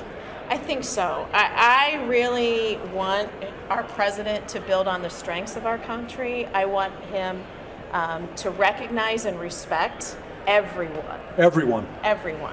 Well, Lester, that is the voice from Pemberville, Ohio. As we just mentioned, they voted this time for Donald J. Trump, our new president. I'll send it back to you from the Opera House. All right, Kevin, thanks very much, and thank the folks there as well for sticking around and talking with us.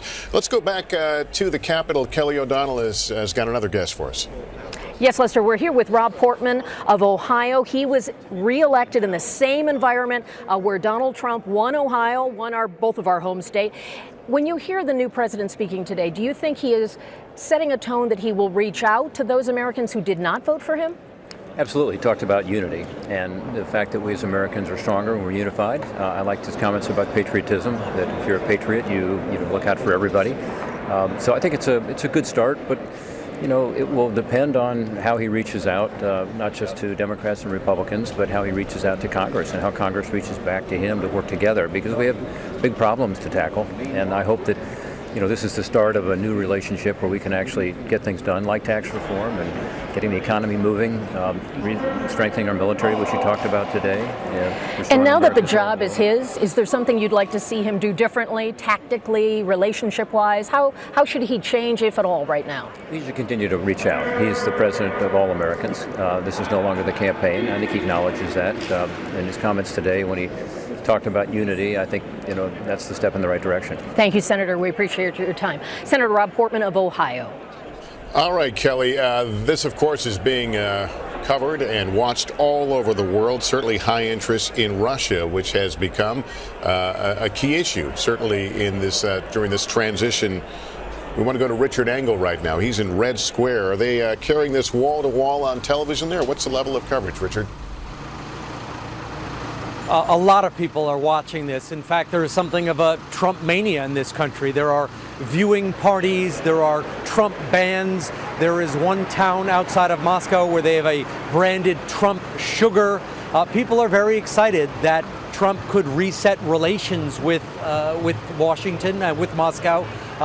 Vladimir Putin, however, reportedly is not watching the ceremonies live. According to his official spokesman, the ceremony was too long and that he would catch up on it on the news. But in general in this country, there is a tremendous interest. When you look across the world, however, there is a lot of trepidation. Not everyone is excited as Russia is. In Europe, they are watching this as part of a general rise of populism, a symptom of anger that they are feeling within the European Union. In the Middle East, frankly, a lot of people don't know what to make of Donald Trump. They hear his comments about that he made during the campaign about banning Muslims. They hear the kind of protectionist, they might even say authoritarian speech that he gave. There are some comments in Libya where they were talking about his fist pumping and said it looked like Muammar Gaddafi. So I think a lot of people outside of Russia are trying to take a measure of the man. All right, Richard Engel, thank you very much. We were watching on the other side of the screen there briefly, former President Obama and Michelle Obama. National anthem being played there. This is at Joint Base Andrews. Let's watch.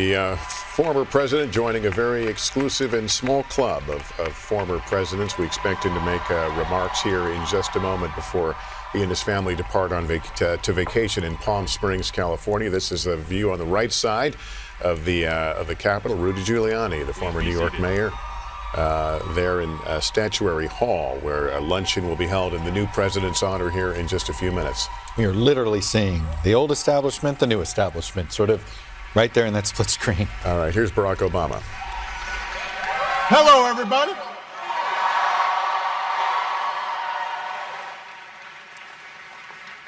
You know, Michelle and I, we've really been milking this goodbye thing. So it behooves me to be very brief. Yes. You know, I've said before, and I will say again, that when we started on this journey, we did so with an abiding faith in the American people and their ability, our ability, to join together and change the country in ways that would make life better for our kids and our grandkids. That change didn't happen from the top down, but it happened from the bottom up. It was met sometimes with skepticism and doubt. Some folks didn't think we could pull it off. There were those who felt that the institutions of power and privilege in this country were too deeply entrenched. And yet, all of you came together in small towns, big cities. A whole bunch of you really young. Remarkable split screen moment. Former President Obama speaking on the right. President Trump, who is about to sign some executive orders, some official signings before attending a luncheon. We didn't know how to pronounce Barack Obama. And you got to know each other. And you went into communities that maybe you'd never even thought about visiting, and met people that on the surface seemed completely different than you. Didn't look like you or talk like you or watch the same TV programs as you, and yet once you started talking to them, it turned out that you had something in common. And it grew and it built. And people took notice. And throughout, it was infused. So as soon as the signing begins, we'll take you full into the room there, where President Trump is about to put his signatures to some his first orders of business. It wasn't naivete. It wasn't willful ignorance to all the challenges that America faces. It was hope in the face of difficulty. Hope in the face of uncertainty. You proved. And throughout this process, Michelle and I, we've just been your front men and women. We have been the face, sometimes the voice. Let's listen in now. Up front on the TV screen or in front of the microphone, but let's listen in now, President Trump. We have to sign that. I know that. Before, and then they'll. I thought it was healthcare. We didn't get Chuck to sign that. Where would you like me to sign this? You just sign it underneath. Just underneath that. Any place you want. As long as it's signed.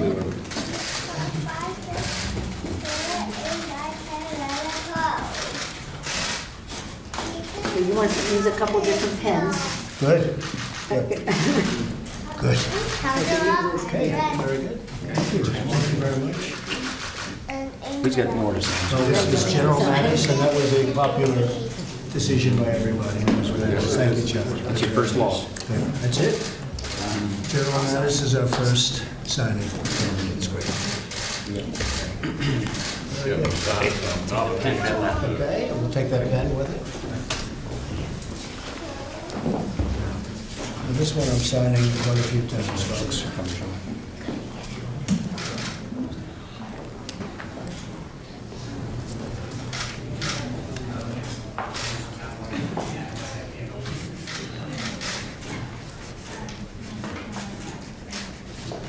This is for Rex. I assume he was approved today.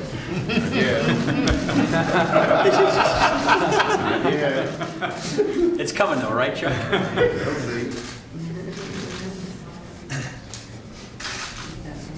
It looks like you added some letters into your name. It's hard to copy. That's the other. We believe what the president is signing now are really the official nominations for his cabinet picks. So these are his first executive actions. We know for sure 2 cabinet secretaries are going to get confirmed today. Jim Mattis as Secretary of Defense, John Kelly as Secretary of the Department of Homeland Security. The real question mark is going to be Mike Pompeo, CIA. There was some hope by Republicans in the Trump transition that he could also get confirmed today. It's our understanding at least one Democratic senator is holding that up. John Cornyn, and the Republican in the Senate, says he wants to keep the Senate up, working through past midnight tonight to get Pompeo confirmed. But that doesn't seem likely, according to, but we'll see. Believe it or not, there are still some negotiations on that because Donald Trump plans to go to the CIA tomorrow. Having Mike Pompeo confirmed today would make that visit a little less awkward. And this picture reminds us that the president is a grandfather. I believe those are his grandchildren. We'll double check on that. I think you're right.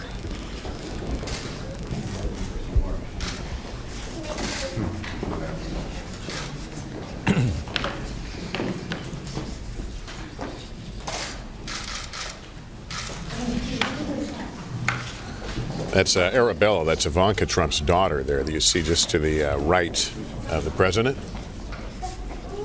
And she seems to be the keeper of the pens. Come on up.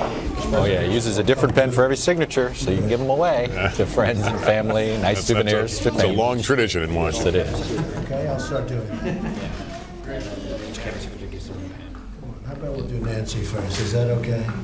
But Chuck, in the coming days, he's going to be putting his pen to paper on some documents that are going to erase part of the, or much of the Obama legacy. And I think that's the, look, we know he's going to do a bunch of executive orders, most of them Monday, the ones that are very policy oriented, you know, maybe there's 1 or 2 today, but most of them on Monday. And it's the immigration ones that actually we still don't know for sure. Mike Pence told me they're looking for ways perhaps to even start building the wall with an executive action. Maybe they can reappropriate some money, so they're looking into that. But what orders does he resend and how quickly? The DACA order is the one that, you know, there is a bill sponsored by some Republicans, the so-called Dreamers, those that were brought over into this country as children by their parents that were undocumented, and they were undocumented. We'll see. Does he rescind it immediately, or does he wait for Congress to pass a Dreamer bill and then rescind it? Well, let's listen to some of this dialogue going on here. Tom is not himself. No, Mr. President, the leader wants it. You know what? The leader should have a lecture. That's good. Good idea. Come on.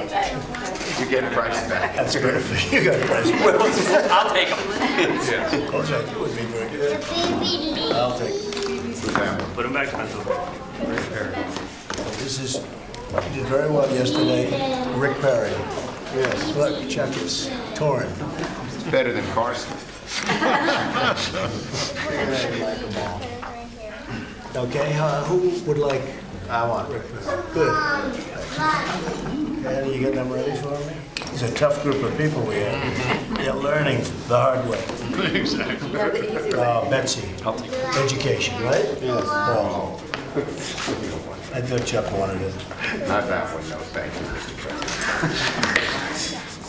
It's a rough group, isn't it? It is. I'm happy to take it. Next. I think we're going to need some more pens, by the way. Labor. Wasner. No.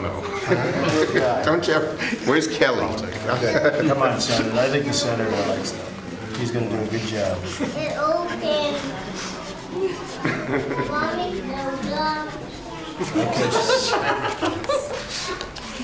It makes me feel okay. So it's great. This is a person who's gotten great reviews, not well known. This is the the Veterans Administration. I think Chuck might like it. You want to trade out? I'll make a trade. All right, I'll let you make the trade. Everyone's stuck here. Who'd you return it? I traded Carson for the veterans. Oh, that's a great one. Thank you. Good pen. It's a good one. This is what a lot of people are going to want, John Kelly. Oh, yeah, he's a good one. He's a good man. He's a good man. Chuck, you're going to put the cap on it. You're going to get your shirt stained. This has got to help me hammer in a nail. Yeah, I know. Come on. John Kelly. No, just pull it off. Pull it off. Oh, Ryan, you should get something here, Ryan. Come on, Ryan. John Kelly. That's a very non-contact. Close it, Ryan, so it doesn't get stained. You getting some more pens back there? This is fun. These are. Oh, Dan Coates. So who's? It's an equal number for the cap. I think Dan.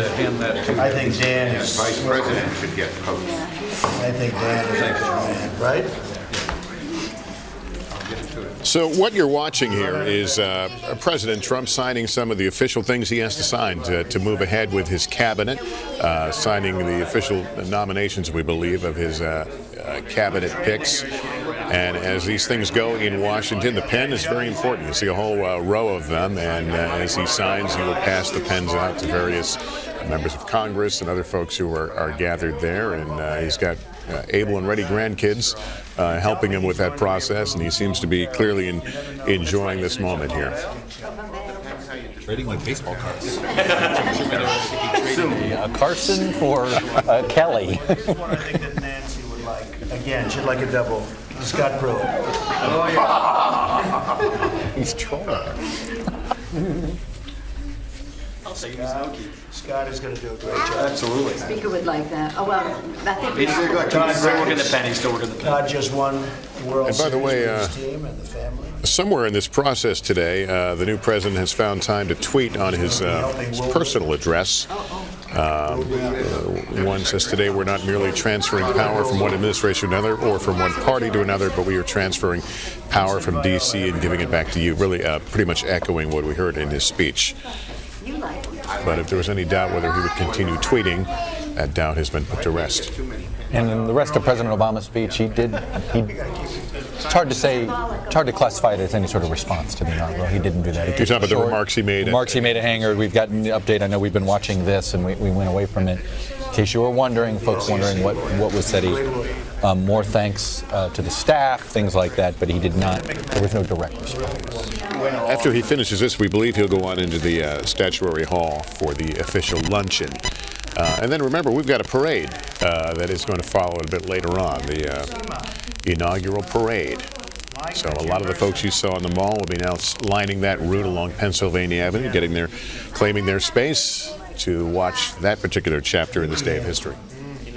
I think Nikki's going to do a great job. And there you go. There's some of the folks right now who are aligned along the parade route, and plenty of police, as you can see, they were keeping company. We're running out of people to give us. Here, two more. You have two Nikki Haley's. Is she applying for two positions? You want a second one? I'll sign it just in case. Maybe there's two positions. Okay. Terry Branstad, the governor, longest serving governor. And China loves him, and he loves China. Yeah, he's a good man. You'll get that. I was hoping he would get natural resources because he's for the renewable fuel standard. Well, I'll tell you, he's a terrific guy. Longest serving governor. Longest serving governor, 24 years, longest in history. Wind and corn. So here's one that's not at all controversial. David Friedman from New York, who you must know, right? I never met him. Never did. You sort of said that about me. I didn't say that. I said never took me to dinner. David's going to do a great job. Back there. Good. Somebody. Okay. Thank you. Here. One more. Okay. You'd already one more. Who's left? Your check. Proclamation. Proclamation. Okay. Day of National. What is it? Day of Patriotism Proclamation. Amen. All right. Hang around. Day's work. Welcome back.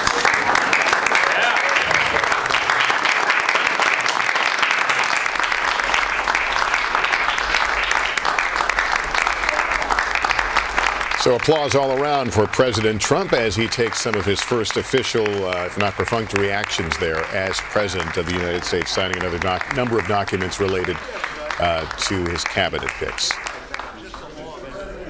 And he will now make his way into the hall for today's luncheon.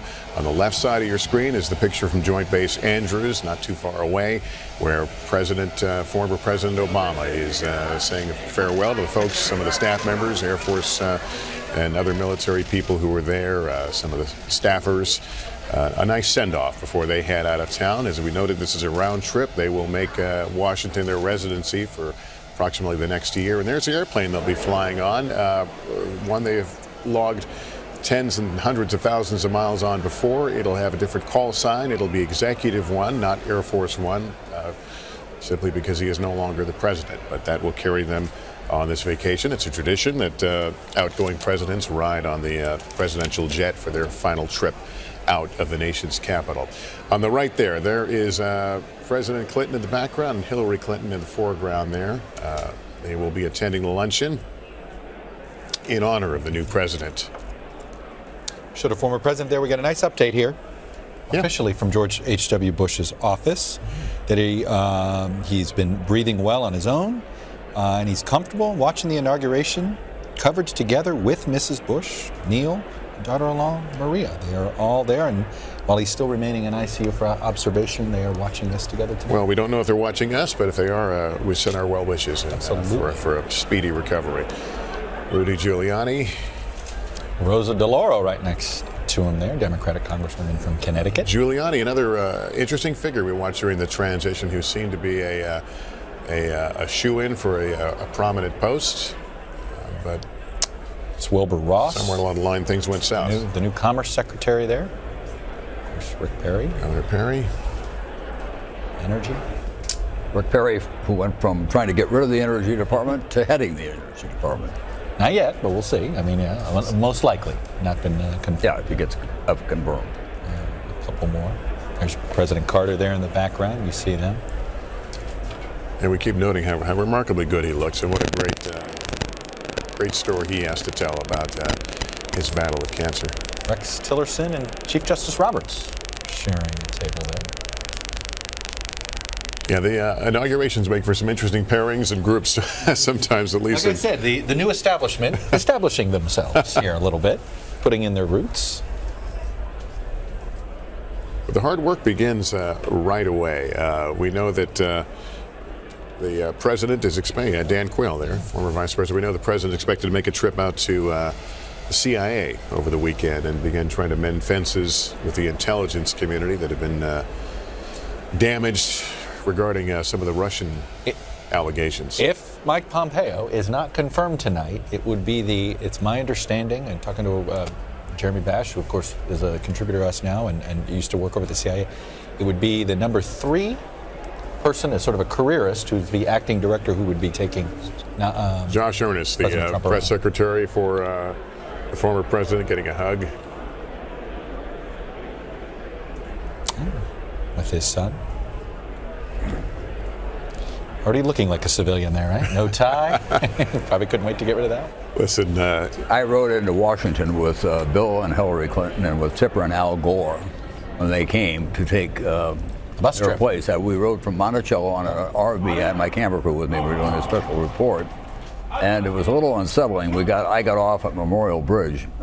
There's members of the family now. Making their way to the luncheon after the signing ceremony.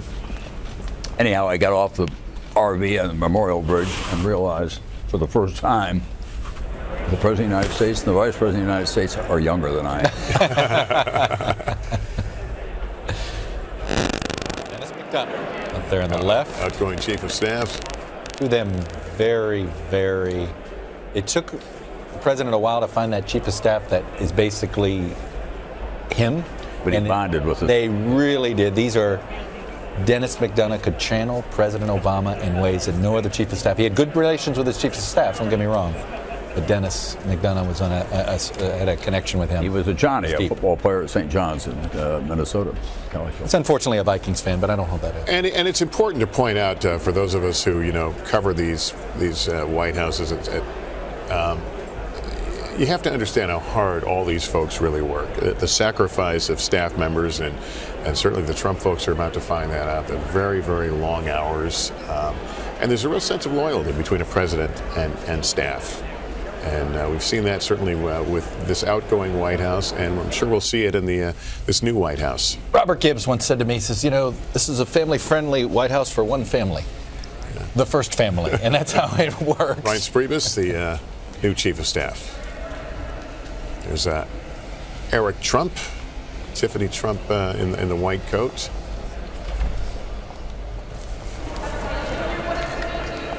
Reince Priebus, in the political world, gets high fives. I mean, he hung in there for a long time. He was there 4 years ago. He's stuck in there this time. He found a way to work with Trump. He kept this party together. Yep. So many, the pressure he was under at times to dump Trump. Yep. And he wouldn't do it. He stuck by. He kept the party from totally fracturing. A few minutes ago, you were talking about... It's a big deal what he did. You were talking about the damaged Democratic Party, but remember 4 months ago, we were talking about the Republican Party was in critical condition. That's right, and it's just a different... Now, I'll tell you this, there is a different group of people in charge of this party now, and it is a different makeup of this party. I think that I think we thought, okay, if he loses, there's going to be a fight between these two wings of the party. The Trump wing won. The Trump wing is in charge. So that is, and it's sort of, the question is, what happens to the Bush Republicans, the Chamber of Commerce Republicans, others might call them? Do they find a way to fit in? How do they find a way to fit, or vice versa? Does Trump find ways to bring them in? There's Speaker Paul Ryan.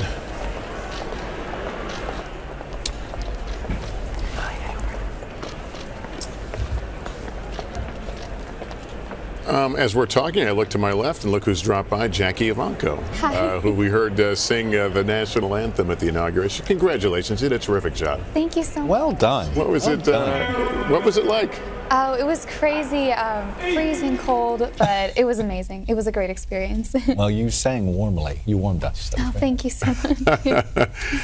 That's a very hard, I'm sorry, I was just going to ask, I'm not a singer, but I know that from all the singers, it's a very hard one to hit the notes. It is, but it's mainly just because of the pressure of the song itself, not the notes. It's a big song. You don't want to mess it up. Have you seen it? Because there it is, right? I don't know if you can hear it. Yeah, there you are. You are watching it. Well, it was just a wonderful moment. Thank you. Bright stars through the perilous fight, o'er the ramparts we watched was so gallantly streaming. I think so. They tell me that.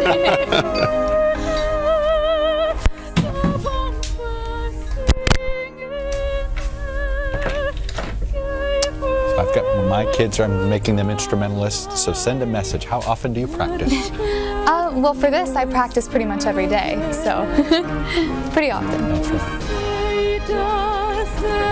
Absolutely. So tell us about when did you know you wanted to be a singer? I've always known that I wanted to be a singer. I just was not always good at it. You could have fooled us. Thank you. What turned it around? What was the moment? When I got my tonsils removed, I could my whole voice changed. So that's when I was 6. And then so that's what's wrong with my singing. There you go.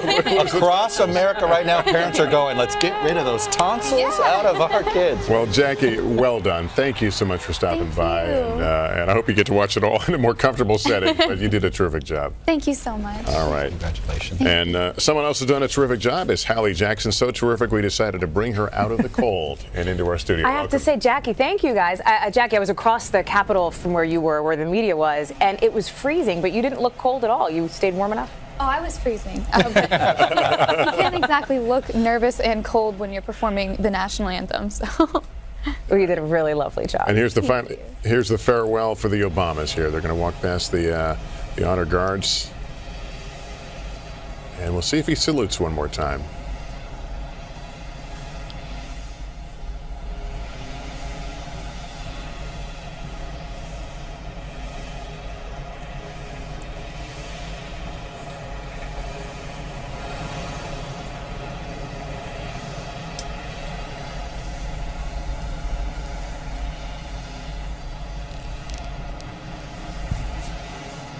Lester, that too is an American journey. You think about where he came from. And he did. Kenyan father, mother from Kansas. She was raised in Chicago in a working class family, Harvard and Princeton, and then became president and first lady, and leave with a great sense in this country of what great parents they were and stewards of family values. And the placemat. The placemat. I think about the placemat. Changed forever in ways it sent a message to all Americans. And the Obama era is over as he boards the Air Force jet that will carry them on vacation into the next chapter of their lives. Barack and Michelle Obama. On the right there's Vice President Karen Pence, making their way into the luncheon. And in a moment, we would expect to see President Trump and the First Lady. There they are. There they are.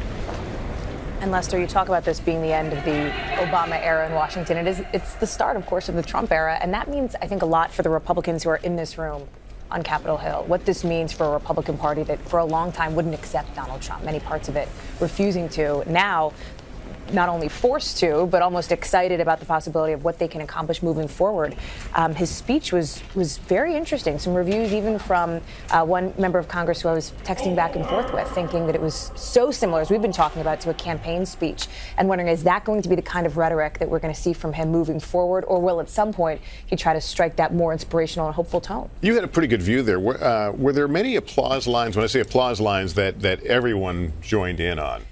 It was interesting. Or was it very partisan? Well, I think it was partisan. I mean, you were watching, my producer said to me, watch President Obama right now, former President Obama at that point, and see when he claps and see what he does. And there weren't many moments where you saw that sort of round of applause together during the oath as we sort of watch this here. All right, let's watch their introduction.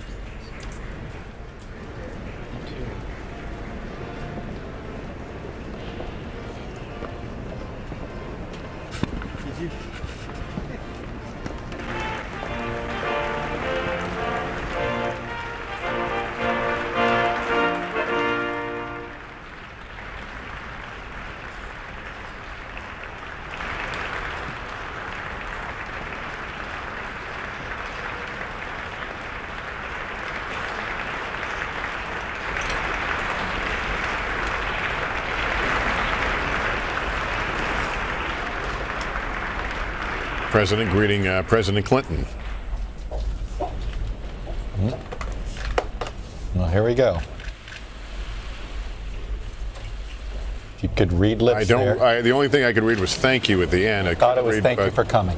But it seemed to be come from a good place as he reached out, extended his hand to Hillary Clinton. To the best of my knowledge, the first time they have exchanged pleasantries in person. Election in person, yeah. Yeah, there was the phone call, of course. Well, welcome to this lunch, and if everybody would be seated. You may discover you're sitting on my road. This is time to stand back up.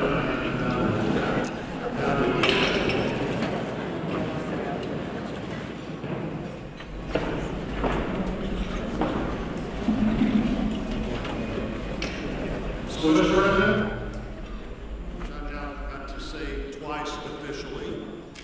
Mr. Vice President, honored guests, welcome to this inaugural luncheon. The Joint Congressional Committee on Inaugural Ceremonies has been pleased to host this lunch at least since 1953 with President Eisenhower. In 1981, President Reagan's first inauguration, the lunch took its current form and moved to this grand hall, the National Statuary Hall, which served until 1857 as the chamber of the House of Representatives. The statues that line the walls of this room are placed throughout the Capitol, and they recognize important figures in our national history. The collection in Statuary Hall doesn't change very often, but actually since this lunch was held the last time, it's had several additions. Rosa Parks is now in Statuary Hall, and she is, of course, seated rather than standing, as she should be.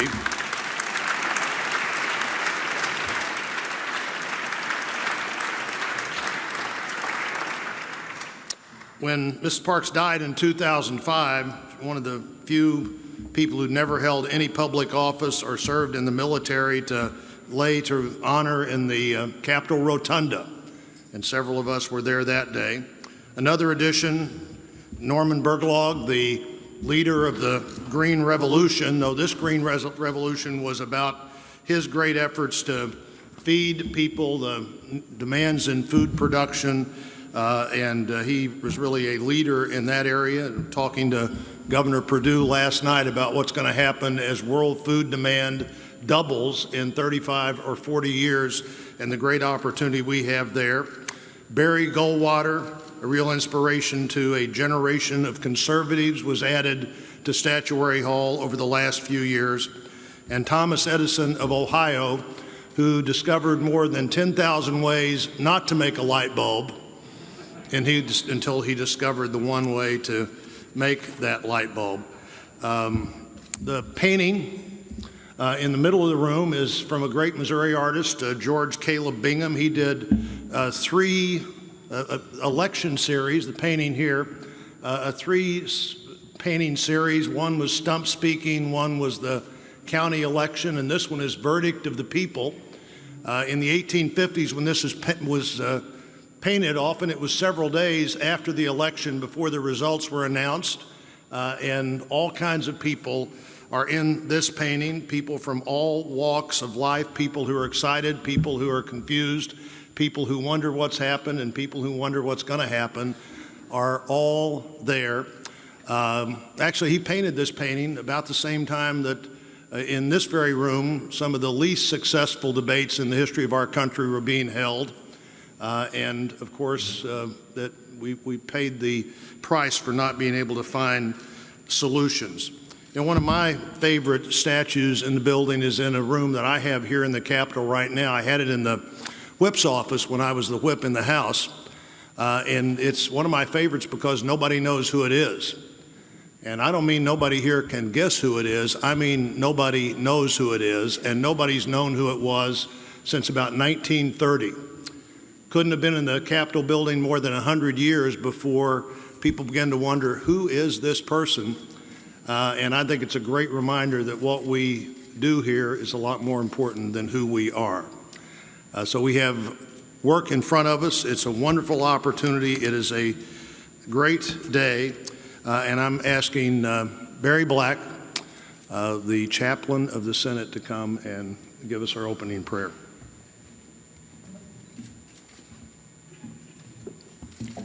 Let us pray. Eternal Lord God, our refuge and strength, we praise you that we have nothing to fear.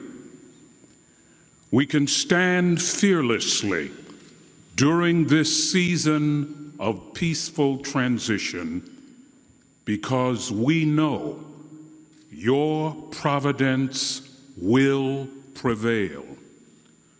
Lord, we're grateful for this inaugural luncheon and for your providence that has brought President Donald J. Trump to this milestone moment. You have admonished us to pray for leaders and governments, so we pray for our new president. Lord, crown his labors with success, leading him to the destination you have chosen. Surround him, his family, and the members of his cabinet with the shield of your divine protection and favor. May President Trump seek your wisdom, justice, and grace, leading with your strength which reaches out to those on life's margins, the lost, lonely, last, least, and left out. May he remember that those who would leave a legacy of greatness must strive to become servants of all. Lord, inspire our president to perform his God-appointed duties with such reverence for you that his tenure will be like the sun shining forth on a cloudless morning, like a rainbow after a storm, and like the singing of the birds at dawn. Bless our food and fellowship, we pray, in your sovereign name. Amen.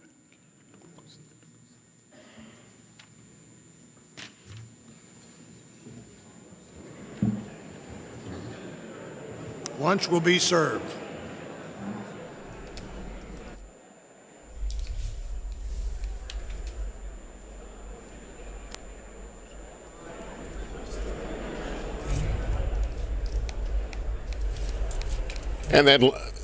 And that luncheon is about to begin. You heard lunch serve, and they are actually going to turn the cameras off there, so we will not be able to bring you anything more in this room. Of course, we've still got a lot of the day ahead. The inaugural parade down Pennsylvania Avenue that will carry the new first family to the White House. We'll be here for all the coverage of that. And we'll talk more about the speech and about the future of this family when we come back from this break. This is NBC News coverage of the inauguration.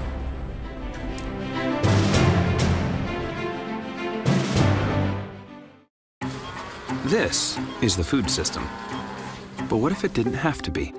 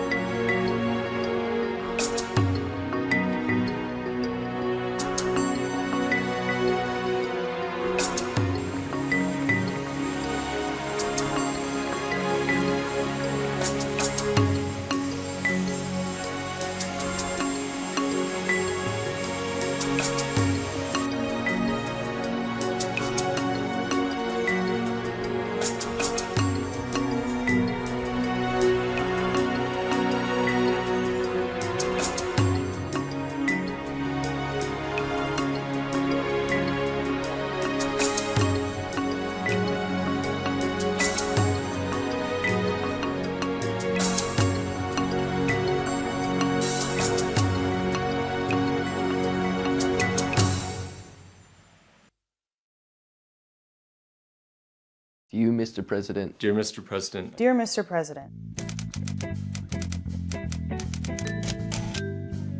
If I had one word to describe how I'm feeling about your upcoming presidency, it would be anxious. Perplexed. Hopeful. Shocking. Solution. Incompetency.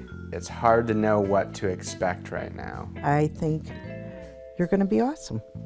I'm hopeful that you do not govern in the way that you campaigned. You will stand up firmly for what is right in America, for our veterans. I feel that you're totally unqualified for the job. You are going to focus on putting America first. I'm hopeful that we will not lose the progress that we have made and that we'll be able to fight for more progress.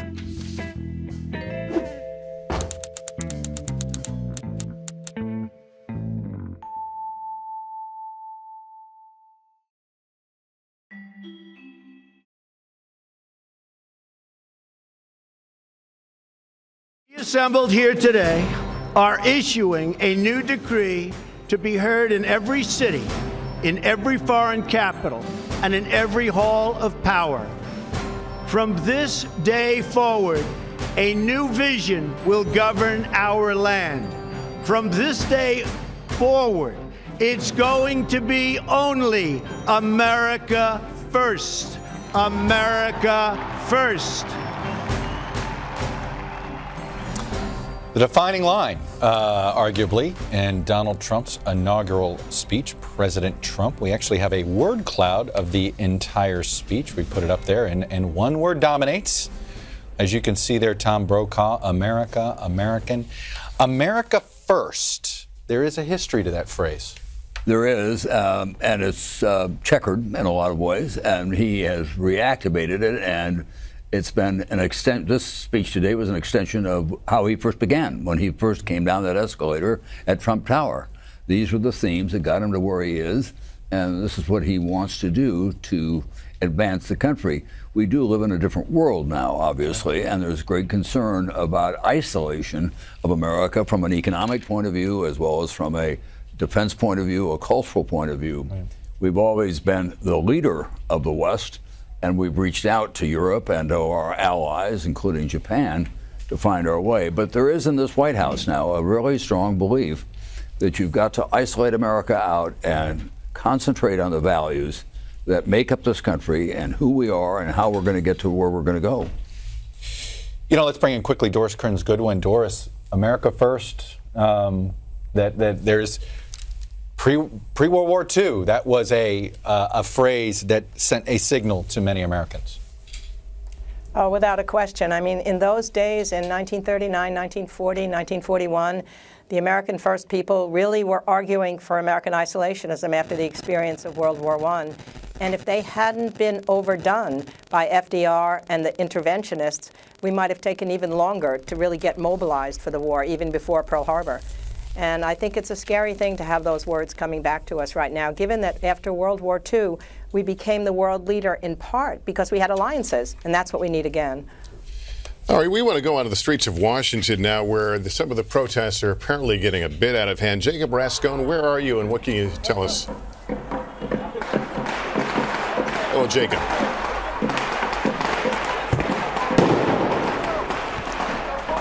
Oh, my. I'm not exactly sure. I can't hear from Jacob, but you can see what appears to be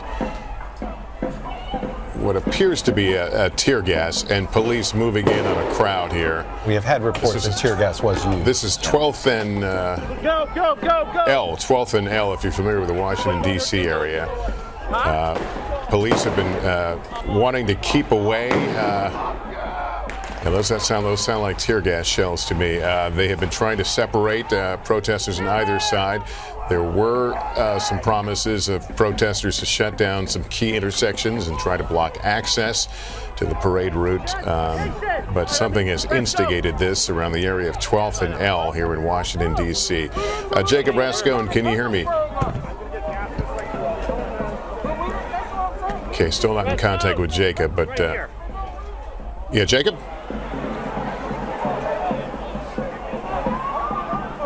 Okay. No, we haven't heard from him yet, but we continue to watch this play out.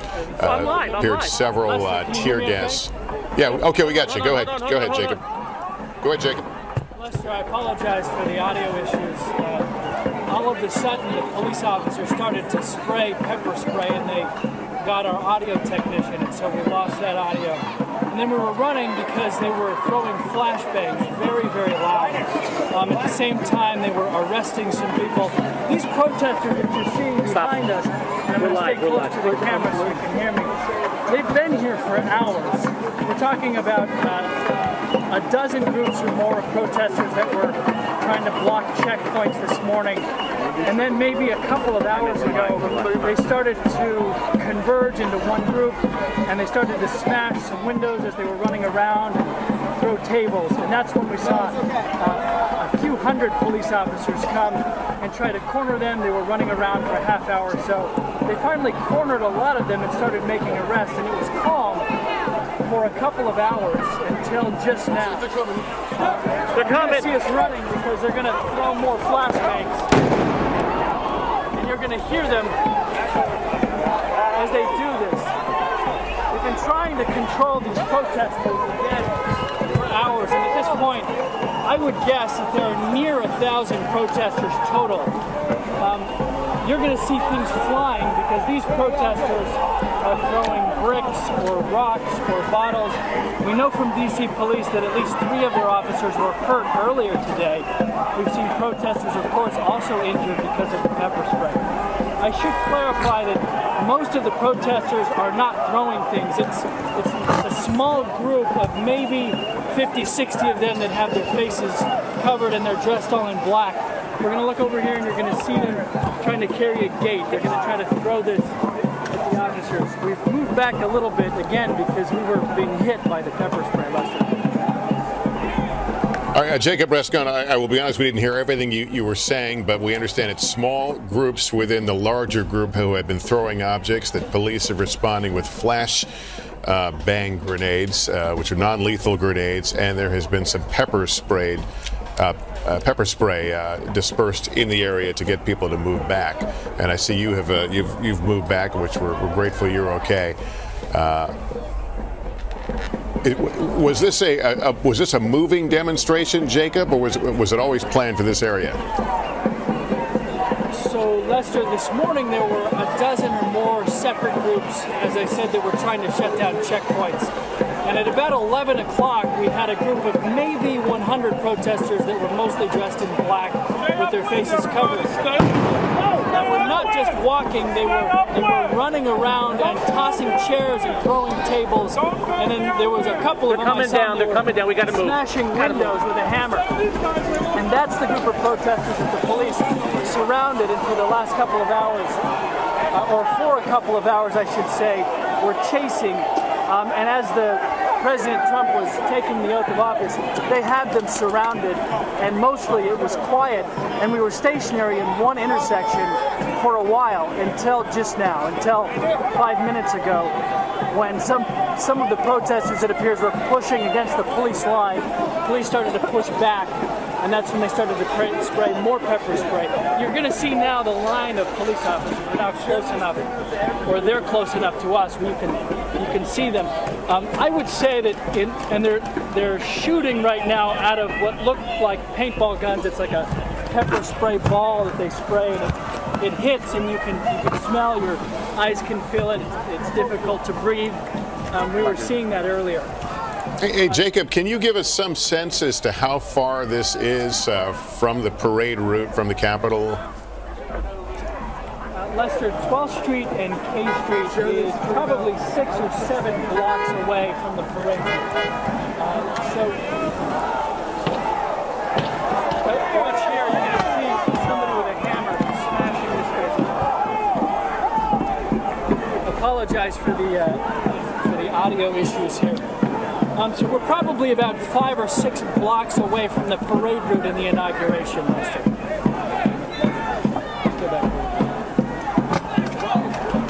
That may sound close to some people, but that's actually here. That's actually a fairly long way. There's a lot of perimeter, a lot of security. This shouldn't be disruptive to the parade or those attending the parade. This is they have shut down a lot of streets, certainly in preparation. They have practiced for this kind of thing. It is a striking counter image to the peaceful transfer of power we witnessed a little over an hour ago. To be honest, the audio is jarring on this day. It's just jarring that in the city, the capital city of the United States of America on Inauguration Day, we're hearing these sounds. Yeah, we don't. Jacob, have you seen anyone injured at all? Lester, we've seen a couple of officers being treated, and then we've seen a few protesters as well who were carried out by other protesters because they were being sprayed with pepper spray. Earlier today, there was at least one protester that was bleeding from the head and was actually carried off in a stretcher. Up and down I Street, where the protesters were running around earlier, there are windows smashed on a couple of hotels. On a Starbucks, they smashed all the windows as they were running by.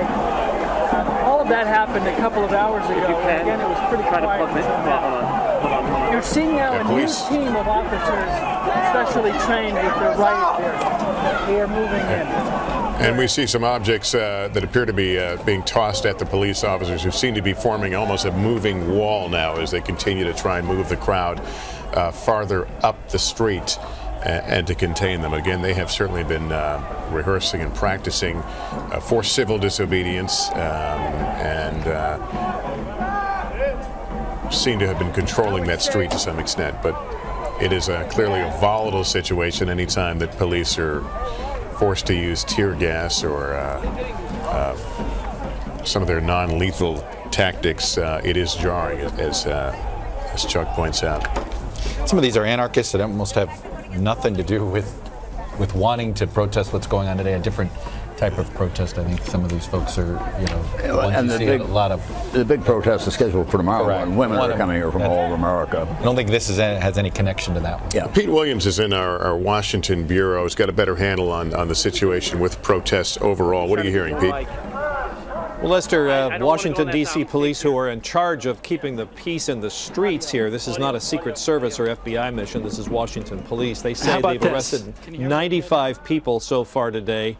One person was arrested last night in a demonstration outside a place where some Trump supporters were gathering. Washington, D.C.'s acting police chief stresses that the number of people arrested and the number of people who've broken windows and taken on other violent acts is a small number of the total number of protesters.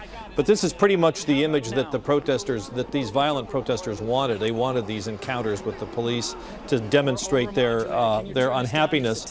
But the police chief says that windows were broken in 4 or 5 businesses. This is right around an area called Franklin Park. It's about 6 blocks north of the Pennsylvania Avenue parade route. So it's well away from where the president will be walking a few hours from now. All right, Pete Williams, we'll continue to thanks. We'll continue to monitor this situation here. The police seem to be successfully moving the crowd back, but as we noted, it's a volatile situation. Jacob Rascone and our crew, I know, will take proper precautions. We will continue to check back as that situation develops, but we're back here with our panel talking about the day that was so far and what's ahead as we look forward to the inauguration parade on Pennsylvania Avenue. And Chuck, obviously we knew there was going to be a lot of opposition. There were going to be a lot of protests.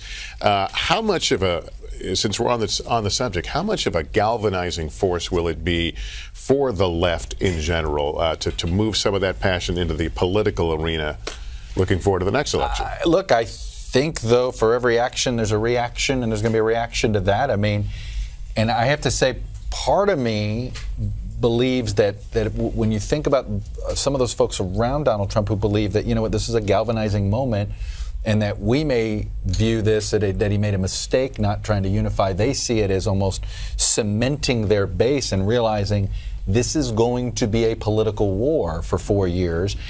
Keep their troops fired up and ready to go. So you may see it. There could be at times where we may be in for what feels like even more polarizing moments than we've experienced. And I think that, look, the Democratic Party, some of the leaders don't want to be as resistant as maybe the rank and file does, and I think that tension's going to play itself out.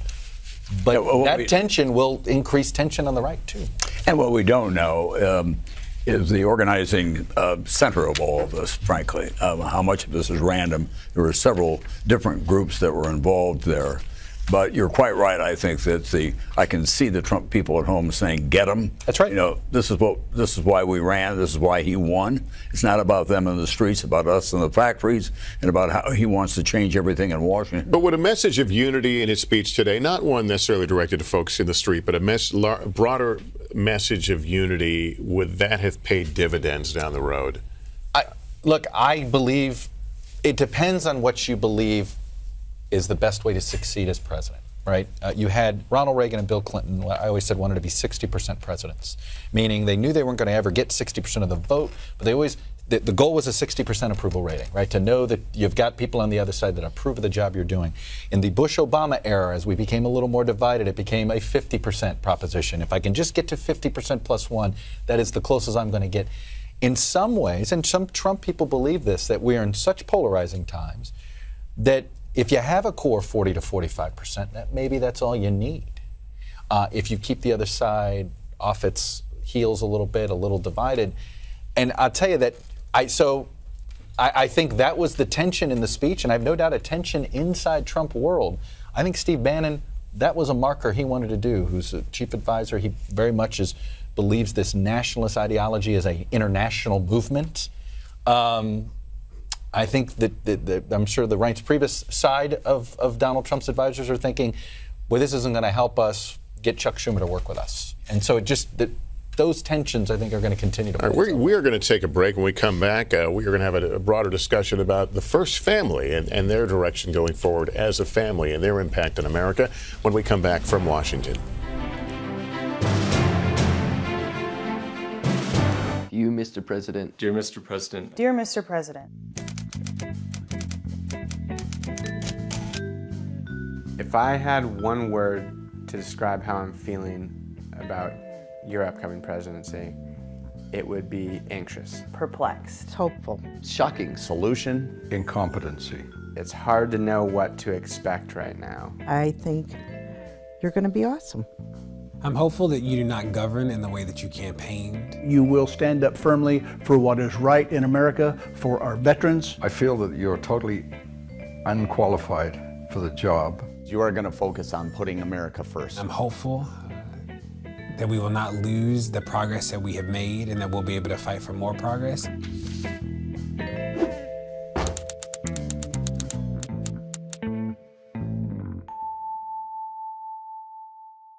Repeat after me. I, Donald John Trump, do solemnly swear. I, Donald John Trump, do solemnly swear. That I will faithfully execute. That I will faithfully execute. The office of President of the United States. The office of President of the United States. And will, to the best of my ability. And will, to the best of my ability. Preserve, protect, and defend. Preserve, protect, and defend. The Constitution of the United States. The Constitution of the United States. So help me God. So help me God. Congratulations, Mr. President.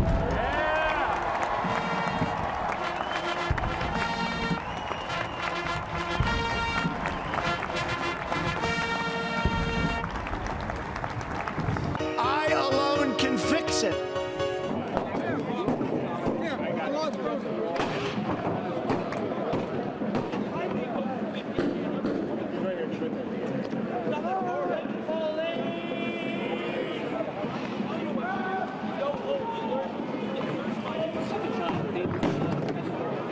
I got video of that. Yeah, preparing in somebody's home, child.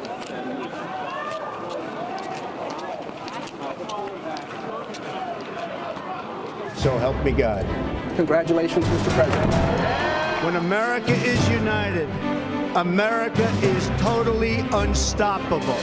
NBC News live coverage of the inauguration of Donald Trump continues. Here's Lester Holt.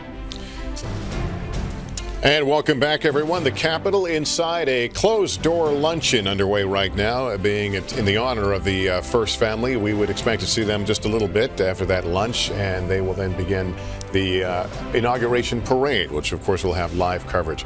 We're also watching some disruption on the streets of Washington right now. There have been some protests and apparently a few injuries here. Tear gas or pepper spray being used on the crowd. We also heard what appear to be flash bang grenades. This in the area of 12th and L, several blocks from the parade route today. This is, we're told there had been some people within groups of protesters who had been throwing objects, and police responded by moving them back with pepper spray, their shields, and these flashbang grenades, it appears. So we're going to continue to watch that situation play out and let you know as events warrant. But we want to turn right now to the broader discussion about the First Family. And for that, Robin Givhan, fashion editor of the Washington Post, joins us. Nice to have you with us. Nice to be here. We've seen the new First Lady a lot today, but we haven't seen her a lot during the campaign. She didn't appear a lot. She spoke at the Republican National Convention. She's talked about wanting to champion issues against bullying. How would you expect she will fit into this kind of a role? Well, I think that, it's all sort of speculation because she really has been not in hiding, but certainly not in the spotlight. And, I think the first sense of that we got today just by the way that she sort of handled all the attention, by the choices that she made in terms of how she wanted to be seen on the Capitol stage and in the spotlight. And I thought she made some very sort of smart, subtle choices by, for instance, deciding that amidst all of the furor about what she was going to wear and the politics of that and designers not wanting to get involved, that she would choose someone like Ralph Lauren, who is extraordinarily bipartisan. I mean, he dressed Hillary Clinton for the inauguration as well. And I think those kinds of subtle decisions, those little details suggest that she is attuned to the divisiveness of this particular election, and possibly, it's something that she will be keenly aware of in whatever she decides to take on. You see her as being, we saw with First Lady Michelle Obama, she became somewhat of a fashion icon. This First Lady is a former model, so more pressure on her? I don't know if it's necessarily more pressure. In some ways, I think that it makes her a little bit more removed, and it's more challenging for her to form that kind of warm, real woman relationship with the vast citizenry. Models, after all, are rarefied creatures. They are born, they are not made. So I think it's in some ways something that she will have to overcome a little bit. How much of a statement does it make, an important statement, that she is staying in New York for the time being with her youngest son to get him through the school year before moving on? That's a kind of decision a lot of families have to make when there is a job relocation. I think it says that she's going to do this very much in her own way. And, as much as people talk about the role of First Lady is, defined by the woman or the spouse who is in it, I think in general we tend to see them kind of fall within certain parameters. And she is falling as far outside of those parameters that I think we've seen in a long time. Michelle Obama brought her mom to come help with the kids. At the time, they were very young when they moved in. Melania's family, her side of the family, is she going to bring some help with her? Because it is balancing that duty of being there for your school-age child, and at the same time some of the duties that come with the office. As some would say, that that's not a question that you would ask Donald Trump. That is he bringing along a family member to help him care for his son? But as far as we know, there's been no acknowledgement that she is planning to bring a family member, and she has spoken quite emphatically that she is, a mom first, and that she doesn't work with a nanny, that she's very hands-on. So, it sounds like that is going to be a significant portion of her role. But just as with Michelle Obama, she balanced that out, and she limited the amount of time that she worked publicly and spent a good portion of her time working with her girls when they were younger. Doris Kearns-Goodwin, presidential historian, is with us again. And Doris, how long has there historically been this pressure, or maybe not pressure, but expectation on First Ladies to have a specific defined role or cause? I think obviously Eleanor Roosevelt started it in a certain way. I remember hearing that when she talked to Bess Truman, who was coming in after her, and she said to Bess, "Do you want me to introduce you to the women of the press? Because I hold weekly press conferences with them." And Bess said, "What? I'm not going to be talking to the press." I think it's important to give each First Lady space to be the kind of First Lady they want to be. If balancing the kids at a certain time in their life is first, if they want a single issue. It seems that what we've had recently is usually the First Ladies following on one or two particular issues, whether it's literacy or alcoholism or obesity. And they have to decide it for themselves. They didn't run for office, and I think both the media and the American people have to let them decide as it fits their life and fits who they are. And Doris, let me expand the conversation to Donald Trump. He tends to have, kind of one volume. We count or look to our presidents to be consolers at times, to inspire us during tough and challenging moments in our history. How much will Donald Trump differ from past presidents with regard to that role? I think it's something that he's going to have to evolve to learn how to do, because you do need a different kind of, I see exactly what you're saying, that one volume and that one kind of fighting spirit. Teddy Roosevelt had that similar kind of fighting spirit, and he could speak in short, catchy phrases, as Mr. Trump can as well. But there are times when you have to do something different with the nation. You have to be there when there's a killing. You have to be there for the challenger, as Reagan was. And that's a very different way of talking. And the best presidents know how to be funny at times. They know how to be sympathetic at times. They know how to be fighting spirits at times and to be unifying at times. That's the different hats that a president has to wear. And the voice and the tone will be a very big part of that. That's why I wish today that there had been that other voice, as we were talking about earlier, not just the fighting voice today, but the one that he showed after the election night, which was a more conciliatory voice. You need to bring those voices together if you're going to be an effective president. Well, there's a lot to learn, I guess, being a president, and you've got to come up to speed very quickly. And I think we all wish him the best as he takes his new role. Doris, thank you very much.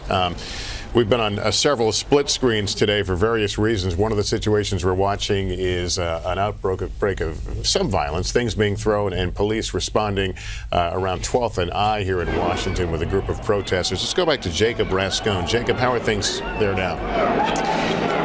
Lester, I would say that in all today we've had maybe 1,000 protesters, and we have now a small group of protesters wearing all black, and they have their faces covered, who have been battling back and forth with police now for about a half hour. And off and on, the protesters will throw rocks or bricks or other objects at the police, and they will respond by spraying something like pepper spray and as well throwing flashbangs, just really loud.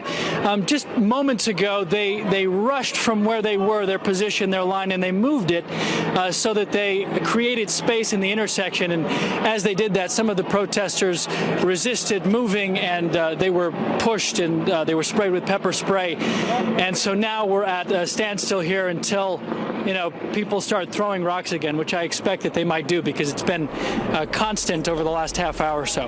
Lester? All right, Jacob, thanks for keeping an eye there and taking care of you and your crew. Let me go to Kate Snow right now. She's at John Marshall Park, where another group has been out today vowing to protect the president and the parade area from protesters. Bikers for Trump. Kate, what's going on there? Hey, Lester, so we're about 6 blocks to the east and 6 blocks to the south of where Jacob is, where you're seeing that those protests going on. And this is such a different scene. Look behind me. You see all kinds of families here, a lot of Make America Great Again hats. And as you said, we have the Bikers for Trump who got a permit to be here today. There's a whole bunch of them all behind us here. And I've got with me now Eddie, Sean, Joe, Jimmy, and Mark. We've got a bunch of them. Most of you guys are from New Jersey. Yes. Eddie, you came in from Jersey, and it's your first inauguration. Yes. Actually, most of you, right, have never been to an inauguration before. No, none of you have. We're here for Trump. What did you think of his speech? I thought it was incredible. It was patriotic. He's looking out for the working man, which is us. And what was the message that resonated with you? You were talking to me about the people and taking the power back for the people. Yes, he's bringing the power back to us. He's here for us, to support us, looking out for us. One of the things he said was, "You will not be ignored again." He tweeted that as well. Is that what you felt when you heard it? Absolutely. Happy Obama Day, by the way. So here's the thing. We are all. You were happy to see Obama get on that plane. Absolutely. We are all patriots, and we believe Trump is a true patriot. He's here for the people, from coast to coast, border to border. He's here for all the people in America. That's why we love him. What did you think about the protesters? They were here by our checkpoint a little bit earlier, and you were all watching them very keenly, occasionally yelling a few things at them. They're up right now, blocks away from us, making disrupting some stuff and even doing some damage. Well, I think number one, I don't have the time to protest because I have a job. Number two, their behavior today is the reason that President Trump was elected, and he'll be the reason he gets elected for a second term. You guys have said, your leader has said that you'll be a wall of meat if you're needed, if you're called upon today. So far, everything is super peaceful here, right? I mean, there's been no interaction between the bikers and the protesters. Actually, we spent the last couple days just taking picture after picture. The public's been so thankful for us being here, and it's been really great. I do have to say, as we've been standing here, Lester, waiting for you to come to us, we've been here, 40 minutes, and people, one after the next, are coming up and wanting pictures with these guys. And just one other note, I've talked to a lot of people in the crowd today, Lester, who drove miles and miles, a family from Minnesota, others from the Carolinas, you're from San Diego, and they just wanted to be here. And many people, Lester, telling me that they've never been to Washington, D.C. before, and this is the first time they felt that they were welcome and that they should come for an inauguration. Lester? Well, there's nothing quite like an inauguration. Kate Snow, thank you very much. We are keeping our eye on the Capitol. If they're on schedule right now, the new president and his family should be moving into a holding room, exiting the luncheon there in the Capitol. And in a short while, we would expect to see the president with a review of the troops before leaving the Capitol and beginning the inaugural parade. We'll be watching it all for you as soon as he comes back into view. We will train our cameras on him. But we will take a break. More coverage of the presidential inauguration when we continue on NBC News.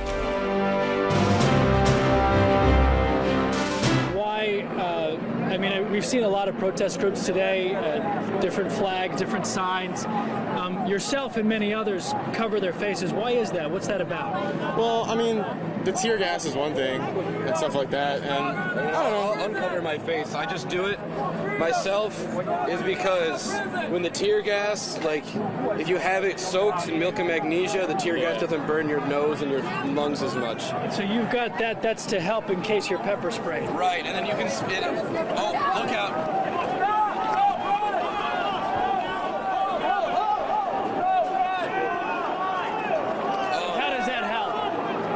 It neutralizes the acid in it so it doesn't burn as much.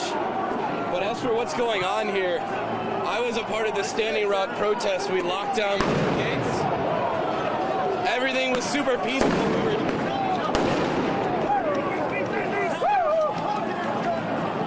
We were dancing in the streets, and then we saw some people that were like surrounded by a ring of police. I don't know what it was all about. But people got aggressive. You know, a lot of people are really angry right now. You know, really angry at who? The state. You know, these people consider this to be fascism. This meaning Donald Trump. Yes, Donald Trump, and I think more than that as well. I don't know myself. I personally have anti-establishment slants, but I don't think that this is anything that I want to be a part of. Anything you want to be a part of? Rock throwing, the insults, you know, if we want to create a world where we can live well together, this is not how we're going to do it. But some people are just so angry, and I understand that anger. You know, we live in a world where there's rampant inequality and police brutality happens. But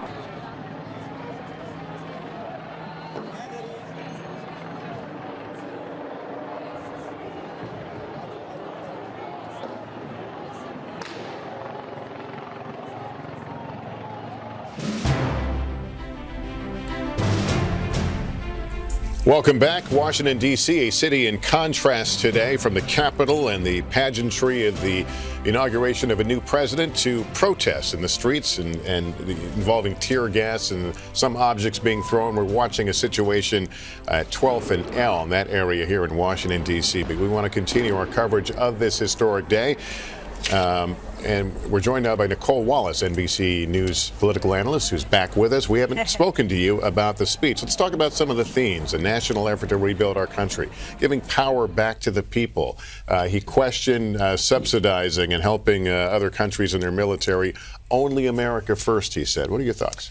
Well, it was unnecessarily dark, in my view. These themes about the forgotten man and woman, and the line that really sort of grabbed me, and it took me a minute to sort of process and really understand his connection with his voters, was that line about how factories closed, people suffered, and yet in the halls of power, in the halls of Washington, people enriched themselves. That was America's sort of anthem, our answer to Brexit.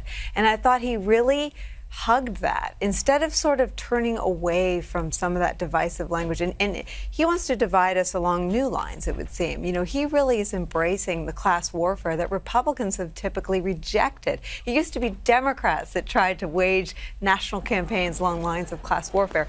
He's not just embracing them, he's really doubling down on them. And you know, we talked before the speech about how of all the presidents that were on the dais today, none of them had voted for him. That's because they were against the isolationism and the protectionism and the nativism that were some of the central themes of his speech. Tell me what you think was going through George W. Bush's mind. It felt like at times he was repudiating every single president on that day. Well, I texted one of our colleagues here during the speech and I said, does it feel to you like like he is really saying, it's not lost on me that none of the four of you voted for me.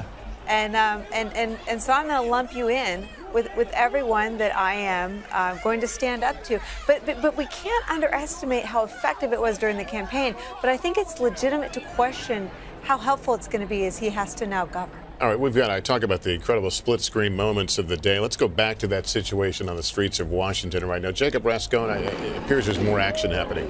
So since we last spoke, what we've seen is just more push and shove. The police line moved forward. Some protesters resisted. They've been picking up bricks from off of the street. They've literally just been breaking the street, picking up the bricks and tossing them at police. And then the police respond with the flashbangs, with the pepper spray. I've been able to talk to some of these protesters, and they rarely want to identify themselves. As we spoke, before they cover their faces, they were all black. But some of them are willing to say that they came from Chicago or they came from Denver or other places. They traveled here specifically for this. They wanted to make a statement. It looks like they're doing it. I spoke to one person from Chicago who came here who stood with Standing Rock. That was his purpose here.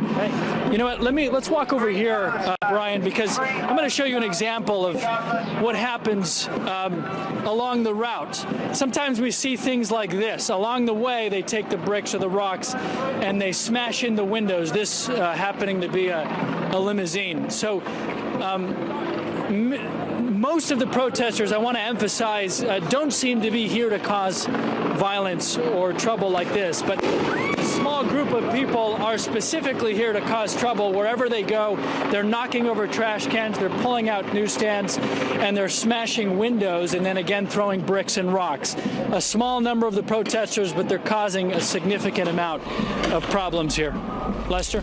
Are they trying to corral them into a specific area? They keep pushing them down the street. Are they aiming toward a target?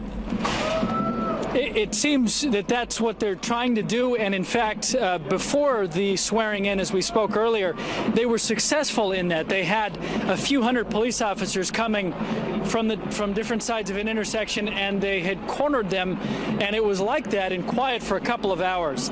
And then there was the push and shove, and ever since then, they can't seem to get around them, and it would be very difficult to do so because in every direction, and as we turn around, you'll see, and most of these are just people at this point watching, who are not involved in the protest, but it would be very, very difficult to corner these protesters at this point. It's not clear to me about what they're protesting at this point, except for the fact that Donald Trump was elected president, and they may disagree with some of his policies. But there's no definition to this protest, Jacob, is there? Are they holding up signs? Are they getting a hold of you and saying, this is what enrages us?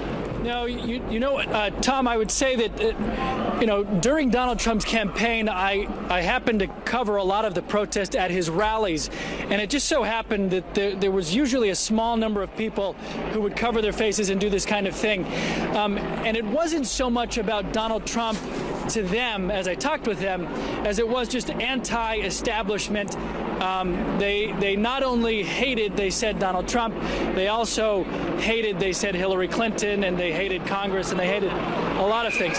And so it was not specifically Donald Trump alone. It was the establishment, they called it. They were sick of and tired of a laundry list of things. And so it wasn't very focused. It wasn't one purpose. And those who do have a purpose, like the queer resistance group who was out earlier today, or those standing with Standing Rock, they aren't usually the types that we see cause this kind of trouble. And we know those are non-lethal grenades being set up, but they certainly are jarring to hear those explosions in the street. Jacob, thanks very much. Nicole, you were gone a little while ago. We were hearing from members of Bikers for Trump, and they noted, the protesters and the imagery that sends. In the broader picture, what does that say when that picture gets put alongside a peaceful swearing in of Donald Trump? I agree with the bikers who said that that's part of why he won. There was a moment during the campaign, I think it was over the summer, where there were extraordinary flashpoints of violence. I think it was in Chicago. And his convention speech, I think, was a reaction to that violent period over the summer where he talked about law and order. And it's been generations since the national political figures talked about law and order in a convention speech. So it wasn't just an undercurrent. One of the themes of his candidacy was to sort of restore law and order. And frankly, when he made his pitch and his case to the inner cities, he talked about curbing violence and strengthening police and standing behind local police departments. You see that vehicle was being attacked there. Yeah, that's right. Tom, all through this campaign, many times, you, Peter Hart, you know, a lot of people that I've learned from and look up to always were painting this picture in '68 together. Do you feel 68, 69, that period now? I mean, that's what's so, it's like on one hand, because it's not to scale, right? It's not to scale. No, that's what I mean. The picture may be that way, and the politics are that divisive, but it feels like an alternative reality. No, the close-up here is that the fact is you pull back, there are not that many people, and they're shutting down a street. The mob came here and shut down the entire Capitol. And when they took over, for example, the Washington Monument, and President Nixon went out in the middle of the night to try to talk to them about what was going on, because that was driven by the moral imperative of Vietnam and going to war. And it's also always worth pointing out, once they entered the draft, bang, demonstrations went away in a hurry. Didn't go away altogether, but a lot of the passion was about, I don't want to go to that war, and with good reason. Here, it's unclear to me, this is a kind of formless protest for the sake of protesting. It's like the G8 protests, right? If you That's travel what I with thought the president, it was. Yeah, they're just anarchists. And Jacob has done some of his reports. I've heard him talk about how the protesters have masks on. They don't want to be identified. If you're protesting for a cause, you go and use the media to get out your message. Seattle 03, right? I mean, that's what I'm going back to. Well, let's hear from some people right now who are here in Washington, are not necessarily in support of Trump. Craig Melvin's at Freedom Plaza. Craig, what are you hearing there? Lester, these are two ladies from out your neck of the woods out there. They're from the San Francisco area, and they're in town for the march tomorrow, but they also decided to spend some time at the inauguration today. This is Diane. This is Darcy. Why did you feel like it was so important for you to be here? Well, I wanted to come here and have my voice be heard. I think that we are entering into a time that could be extremely disruptive to the rights that we've gained over the last 200 years, and more specifically, Diane. More specifically, well, I've got them all listed here on my sign. I'm afraid that women will lose their right to reproductive choice. I'm afraid about what's going to happen to our environment with climate change. I'm afraid that our world and our nation will become much more divided in terms of race division, gender equality, education. Saving public education is very important to me. I'm a retired educator, and that's a very important part for me to really pay attention to. So we're here from California to protest in a way that is going to be meaningful, and we're trying to think about what can we do in our own lives to make a difference. Darcy, you have a creative sign that you brought with you from San Francisco. Yes, I do. Well, I think that for me, this whole election cycle was really disappointing on many fronts, and I think the level of dialogue that we've had is unacceptable, and we should hold people to higher standards. And for me, this is really about upholding our values as Americans and thinking about liberty and justice for all, and that's really why I'm here. I talk to people out on the street. I talk to taxi drivers. People are afraid. People are afraid to practice their religion. They're afraid that they're going to be deported. They're afraid that they're going to lose their health care. And I think that all of those things are important for us to have a conversation about. And Darcy, you pointed out a few minutes ago, as the unrest started to unfold, we should note, Lester, that's 6-7 blocks from where we are, but you said you could almost smell the tear gas. Yeah, you can smell the tear gas, and I hope that that's not the way that this goes from now on. I really think we need to start having important conversations, educated conversations, not based on rumor, not based on emotion, but based on facts. Darcy, Diane, thank you both. Safe travels. And again, Lester, just perspective here for our viewers, where Jacob was, or where Jacob is right now, that's outside the secure zone, 6 or 7 blocks. You can probably also start to hear the announcer here along the parade route getting ready for that parade that's going to start here less than an hour from now. All right, Craig, those ladies are articulating their dissent in ways certainly that perhaps more productive than what we saw in those other pictures. I want to pick up, Nicole, on something that the woman was talking about, the sense of fear. You and I both spent some time on the road recently talking to voters, and I kept hearing about this fear, but a lot of it was based on what they think might happen. We have to remind ourselves that a lot of that President Trump has changed and put nuances in a lot of his positions on things like immigration and the Muslim ban. And so I found a lot of people were like, we don't quite know what he knows. We don't quite understand where he's at. We're afraid almost of the unknown. Exactly. And you know, she talked about reproductive rights. I asked a group of 3 women who had voted for President Obama twice, who voted for Trump in this election year, what they thought he was. I said, is he pro-life or pro-choice? And we ran around, and one said pro-life, one said pro-choice, one said pro-choice, but then he was pro-life. And I said, what are you? And they were all pro-choice. And I said, well, are you afraid? They said, well, I think he's just going to listen. And, you know, and I think everything is up for negotiation. So, you know, it depends where you come down on the Trump question. If you're for him, you like that he's said positive things about Planned Parenthood because you think it signals some flexibility. If you're against him, you project onto him, you know, your worst fears about where he's going to land. But if I say Muslims right now, how would you articulate where he stands? Well, I think where he landed was in favor of extreme vetting from people of countries where terrorism is a threat. That's my understanding of his current position, right? I think that's a fair way. But I tell you what I keep picking up today, especially, again, the information divide. You know, there's such apocalyptic language right now used to describe each political side that you can hear. What's amazing is that this is the damage that this, I think, apocalyptic language that is used by left and right to describe the other side, is that the supporters echo it back. And they're parroting sort of the most distorted stereotype of the other side. And this to me, this is the information divide that has helped, frankly, make it easier to polarize. Well, when the president goes by this particular stretch of Pennsylvania Avenue, he'll see Tamron Hall there, as well as his new hotel with a big sign. Tamron, set the scene for us there.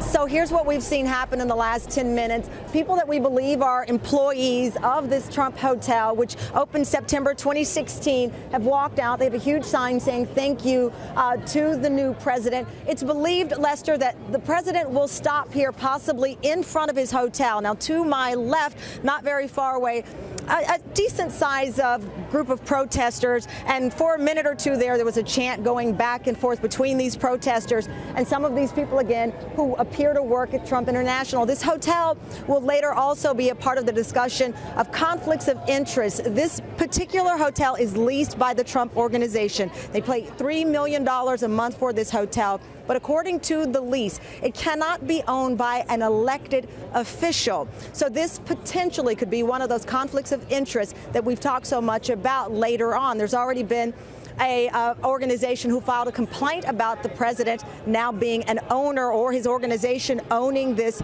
particular hotel. But right now, this could be the scene of the very first walk for the president and the new first lady. These employees are out front. They've been anticipating something. It's been very quiet throughout the day, and then all of a sudden we saw these people walk out. There are about 260 rooms here. The president has visited now twice. Thursday night was his latest visit. This could actually be the second most popular place for him outside of the White House. It happens to, just for historical purposes, twice now been the target of demolition. It did not come down. 1914 is when it was built. It was the main post office for Washington, D.C. Trump took it over. He says it was under budget, the renovation project itself. And here we are now. This could be the very spot that he gets out. And when you think about it, Lester, could he have imagined when he took on this project that this time he would be walking past or driving past it on his way to his new home as president of the United States? It is remarkable and a part of what we've discussed for 18 months. Yeah, certainly a symbol of his success as a business person, but as you point out, it may be another complication as he tries to separate his business interests from his job as president of the United States. There's a lot to explore. We do expect to see the president again shortly. He'll be reviewing the troops outside the Capitol before the inauguration parade begins, where they're running a little bit late in that luncheon. The cameras may come on there. We may see some of the end of that program here shortly, but let us take a quick break. Ahead of that, this is NBC News coverage of the inauguration of Donald Trump.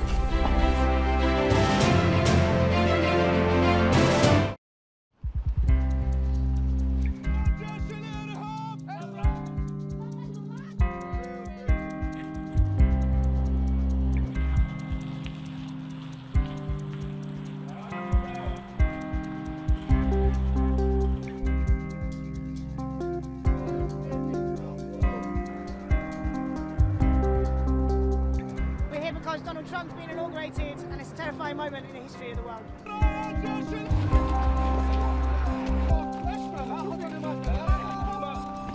Love, not hate, makes the world great. Love, not hate, makes the world great. Love, not hate, makes the world great. Let me hear it. Love, not hate, makes the world great. Filipinos from Manila to Washington to New York are joining protest actions against what we believe to be is a fascist and racist regime.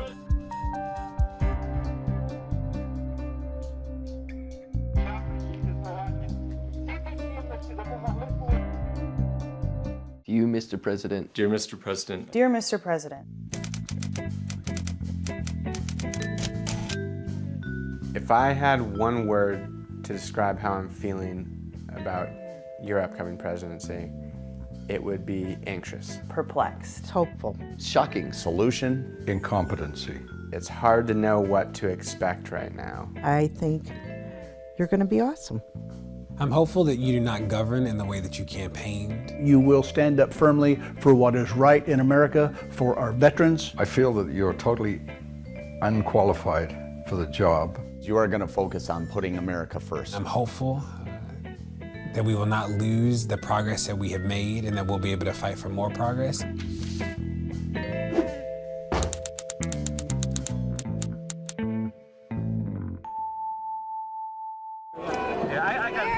can you hear me? I lost him. Where are you? Okay, we're all going to the same place. Rafaela? Okay.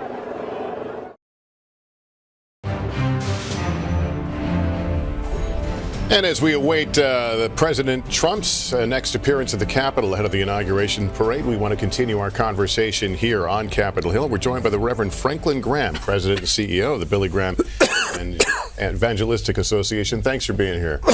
I saw you yesterday. I said you're going to be nervous, and you were a little nervous today? I think you're always a little nervous when you're before that many people, but you know it's a great opportunity to be able to pray and to read God's Word. So I was thankful for that privilege, a great privilege. You have been supportive of this president, even during some of his more challenging times. Talk to me about the speech, and how do you think it will resonate, not only among those who have supported him like yourself, but those who have not? Well, first of all, I did not endorse any candidate in this election. I went to all 50 state capitals and held prayer rallies on all 50 state ground on the Capitol steps.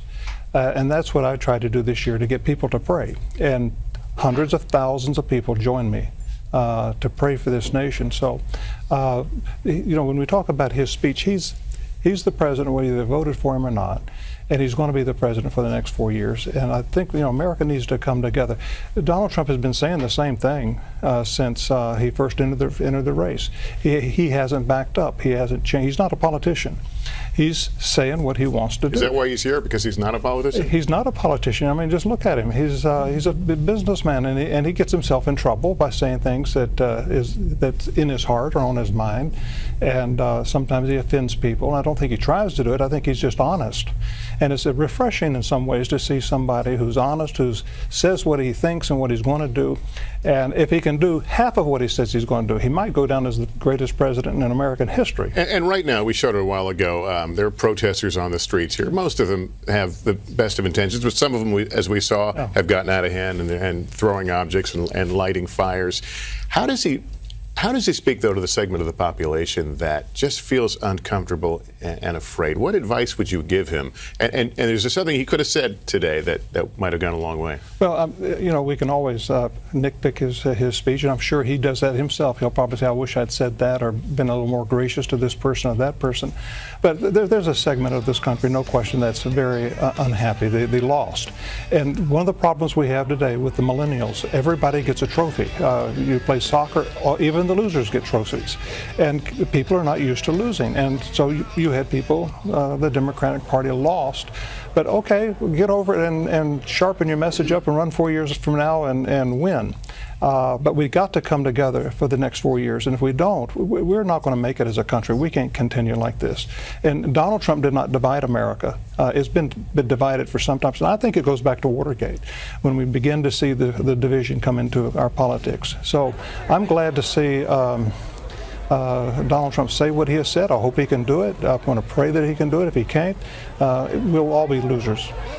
Reverend, how do you square the morality question here? There have been some folks who are uncomfortable with some of the personal behaviors or personal things that Donald Trump has said, fearing that that's not a proper role model. As a man of faith, how do you square it? Well, President Clinton was sitting right in front of me, and he wasn't much of a role model in that area either. But he was our president, regardless. Our presidents are human beings, and they have their weaknesses and they have their strengths, and we just need to pray that Donald Trump will do well. And because if he does well, we'll all do well as a nation. You said you think he regrets and maybe goes back and says, I wish I'd been more gracious. Have you ever heard him express that privately, the desire that he had been more gracious toward anyone? I'm just thinking. No, but him. You know him. No, have you ever heard him express regret for not being gracious? No, I'm just saying, for me as a speaker, I know that many times I think, but you're always gracious. You're kind. Thank you. But I think people always, any of us, from time to time. Donald Trump, you think regrets not being gracious? No, I'm just saying he may have something in his mind that he wish he had done this or done that, because we all are like that. But I think Donald Trump is who he is. What you see is what you get. So. and Reverend Graham, I was struck by two things. First of all, when we had representatives of the faith at the podium offering prayers before and after, it was very ecumenical. Right. Everybody got together. Donald Trump, in his speech, it seems to me at least, didn't reach out deliberately to other groups and say, I know some of you didn't vote for me, but I'm here to help you as well as the people that I have been representing. Right. Could he have been more ecumenical, and would that have been more effective, do you think? No, I don't know. I'm sure he could have. But at the same time, I think he gave a vision for America. And that's what America needs right now. We need a vision for the future, where we're going, what we're going to do. And he's certainly laid that out. He's going to build the military. He's going to put a lot of money into this infrastructure. We're going to put America first. We're going to put American jobs first. And when you think of what happened with, started with Bill Clinton and then the Bushes after him, with NAFTA and taking our industries overseas, it has done great harm to this nation. And Donald Trump is the first person to come along and say, hey, I'm going to put a stop to this. And we're going to bring the jobs back to America. And I just say, God bless you. If you can do that. See, I live in North Carolina where we had the textile industry. And to see all those textile mills closed. And, you know, people say, well, they'll get retrained. They don't want to be retrained. Their fathers worked in those mills, their grandfathers worked in that, and they were proud of the products that they made. Just like the coal miners. Coal miners don't want to be a computer programmer, and I'm nothing against computer programmers, don't want to get them mad at me. But they want to work in the coal mines because that's where they grew up in their families, that's their heritage, and they're proud to be coal miners. And I think at some point the Democratic Party lost touch with these constituents in America, and Donald Trump connected with them. When I went to all 50 state capitals to hold these prayer rallies, I could see these are working people that came out there in the middle of the day without jobs. And they were wanting someone to speak up for them because their party was not speaking up for them anymore. All right. Well, Reverend Graham, great to have you here. Thanks so much for taking the time. Thank you. God bless you all. Always good to see you. Thank you, sir. And we are keeping a very close eye on Capitol Hill right now, where I think they're about to turn the cameras back on in the luncheon honoring President Trump and his family. In fact, they have. There's a live view. The President and the First Lady. And we can't let the First Lady and the President leave till we recognize them with a few tokens and mementos of the day. And I'm certainly pleased that the House leaders, Congressman Pelosi and Congressman McCarthy, are here to make that first presentation. More toasts. Mr. President, Mr. Vice President, it is only fitting that our first meal is here in Statuary Hall, because this is the very first chambers when it came to Congress. It is, to me, my favorite room. Because sitting right back over there by Father Sarah was a young congressman who served one term, who I believe was our finest president, Abraham Lincoln.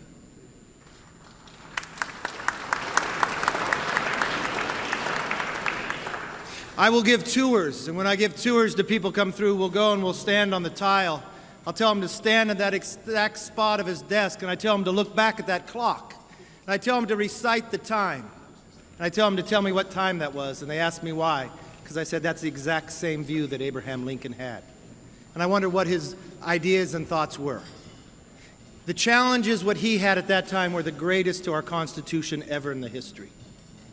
Our challenges today are different, but we still have big challenges. So today we have a gift for you, Mr. President. While you were being sworn in, the flag that was flown over the U.S. Capitol. But Mr. Lincoln had very inspiring words. The times were different, but in his annual message to Congress, I thought these words meant the most. The dogmas of the quiet past are inadequate to the stormy president. The occasion is piled high with difficulty, and we must rise with the occasion. As our case is new, we must act anew and think anew. We must disenthrall ourselves, and then we shall save our country. Mr. President, I wish you the best of luck.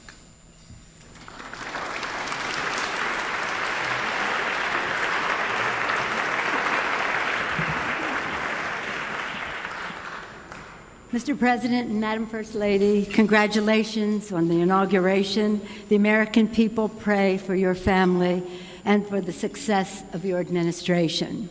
Following up on the history theme that Mr. Blunt so beautifully started us on this morning, and Mr. Schumer continued, and I follow our House Republican leader, Mr. McCarthy. Yes, in this room, this was the original chamber. Lincoln sat there, and here we are gathered today in that old House chamber where Lincoln served beneath the same clock that Lincoln heard ticking, but under the gaze of Cleo. Mr. President, right up there above that door, the muse of history, Cleo.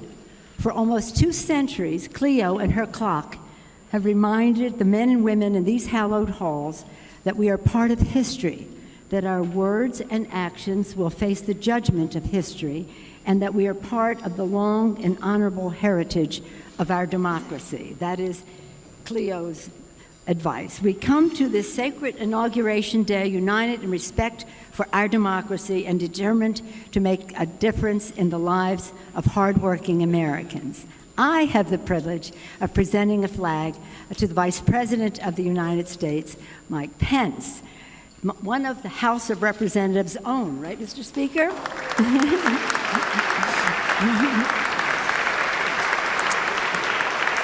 We know that Vice President Pence is strengthened by his faith, by his family, and by the foundation of experience he built here in this halls. I told him, Mr. President, he knows the territory. He knows the territory.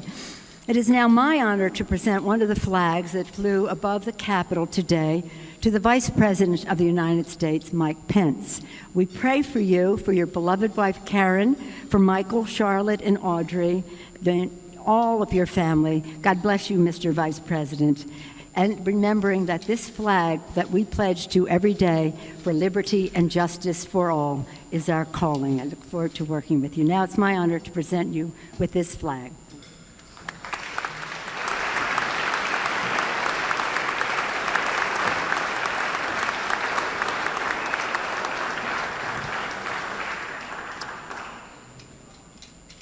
Well, those of us who served in the House or still serve in the House think the Senate is never quite as quick as the House, but maybe when it comes to photographs we are, and my good friend Chuck Schumer is going to come and make that presentation.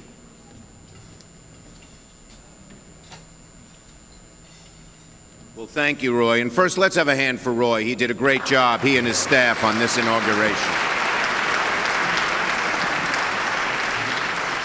Now, Mr. President, earlier this year, Iris and I were truly blessed. We watched our older daughter, Jessica, marry the boy of her dreams. We are so happy. That's when I learned, though, that nothing's official until there's a photo of it. So, Mr. President, now it's official. I present to you the photograph of your inauguration.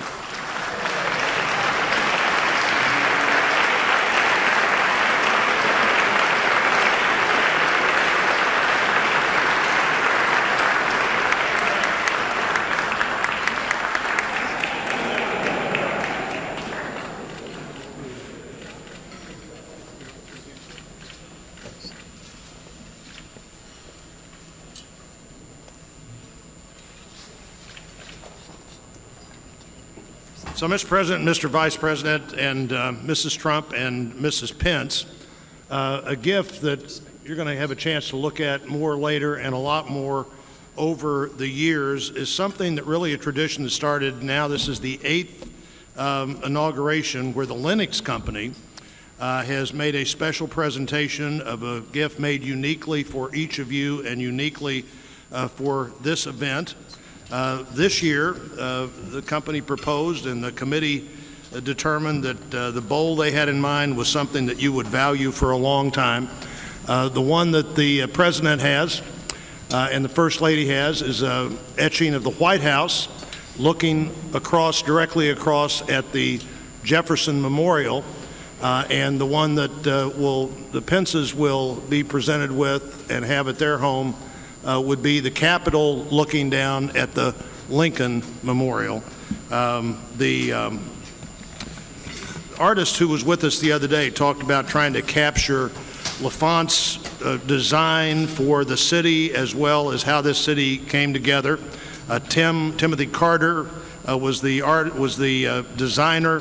The glassmaster Peter O'Rourke made these. They also have a compass in the bottom of them, or an etched-in compass.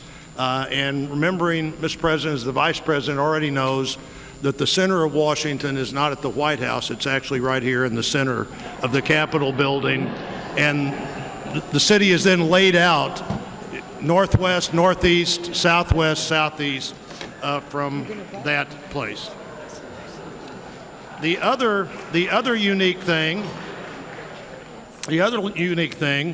for the First Lady and her parents that would never have been such an important thing before, the glass came from Slovenia.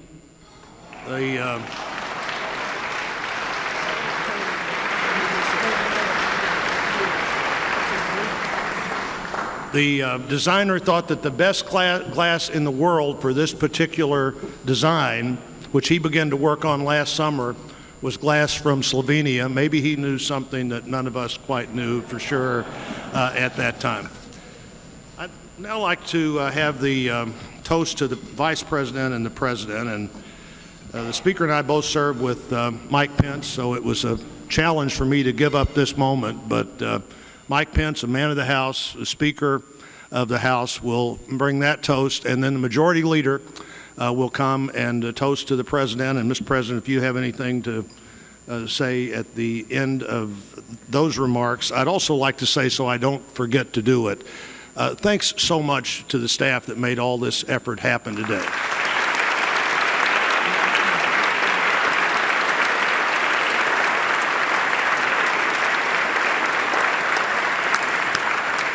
Stacy McBride, the staff director of the Rules Committee and the staff director for the Joint Committee on the Inauguration, Maria Lohmeyer, who came on board to do this. Her last event was the Pope's visit, so that just got her ready, Mr. President, for your visit. The great work of the Capitol Police, the Sergeant-at-Arms of the House and the Senate, the cooperative effort of the D.C. Police.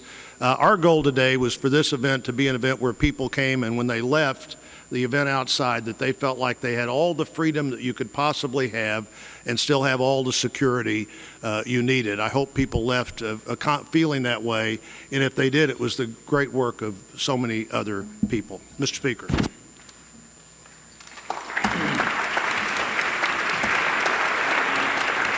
Thank you, Roy. This is a great honor and privilege to toast my dear friend and former colleague, Vice President Mike Pence. I just really enjoy saying that. I think about the times that we've walked back and forth just down this hall on the way to a vote. But if memory serves, more often than not, we walked that way because we were being hauled into the Speaker's office for being admonished for being rabble-rousers in the Republican Study Committee. We've had so many great memories here. I know this job makes you an officer of the Senate, but you, Mike Pence, will always be a part of the people's house.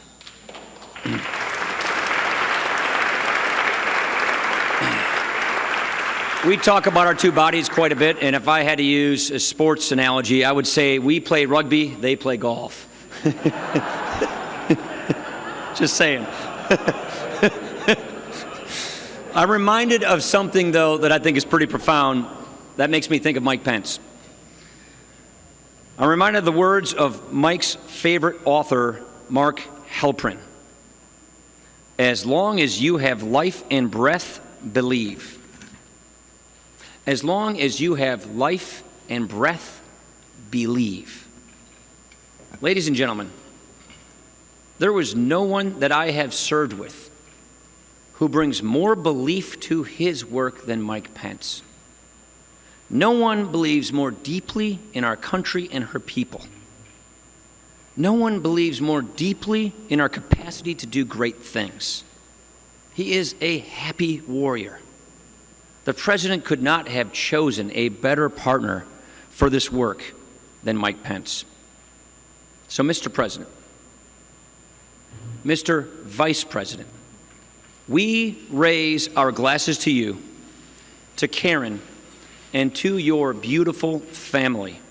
May you have every blessing and success as the 48th Vice President of the United States of America. Sláinte.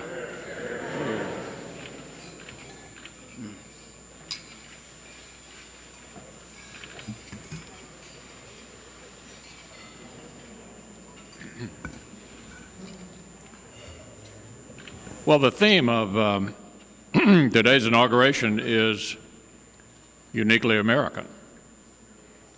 There are some words that come to mind when you hear that phrase: big, bold, energetic, enterprising, and resilient. Always looking to the next horizon.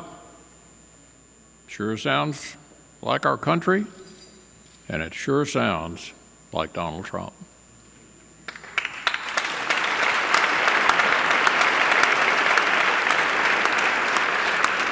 Our president has surmounted formidable challenges getting to this moment. He's been underestimated often, but he never let it stop him from succeeding. We're wishing him similar success as he turns to the charge of governing. We face many challenges, but we've been challenged before and emerged stronger. We live in changing times, yes, but some things endure, and we celebrate one of them today. This inauguration is a reminder of our common story as Americans. And on this most uniquely American of occasions, I ask you to stand and join me in raising a glass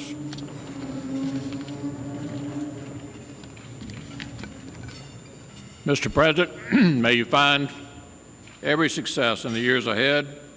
May you unite our country behind a common vision and renew the promise that makes our country so great. Hear, hear.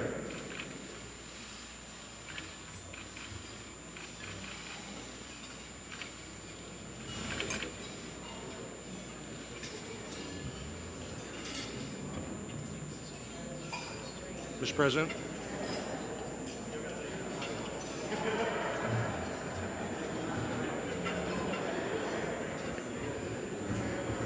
Thank you very much, Mitch and Paul and our great Vice President.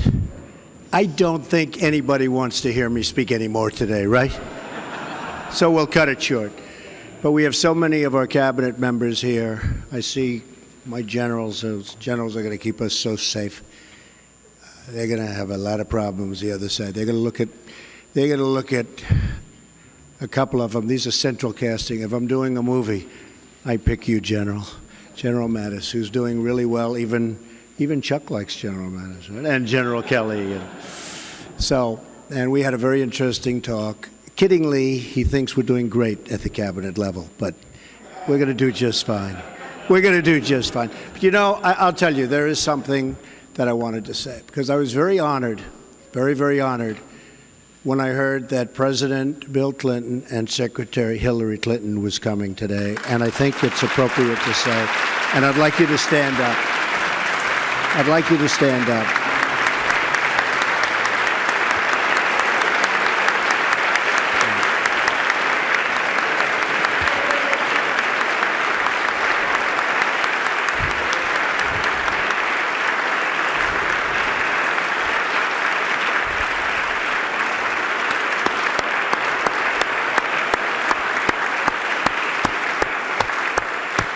And honestly, there's nothing more I can say because I have a lot of respect for those two people. So thank you all for being here. And we're going to have 4 great years, hopefully of peace and prosperity. We'll be working very, very hard. Our cabinet's lined up and ready. I know eventually Chuck's going to approve them, I'm sure. I really believe that. And we're all dealing together. We all want the same thing. We're all good people. Whether you're a Republican or Democrat, doesn't make any difference. We're going to get along. Again, thank you very much. It's an honor. And Roy, you have done a spectacular job. You and Tom Barrett. And I want to thank you, your wife. Thank you. Thank you, everybody. Thank you. Thank you very much.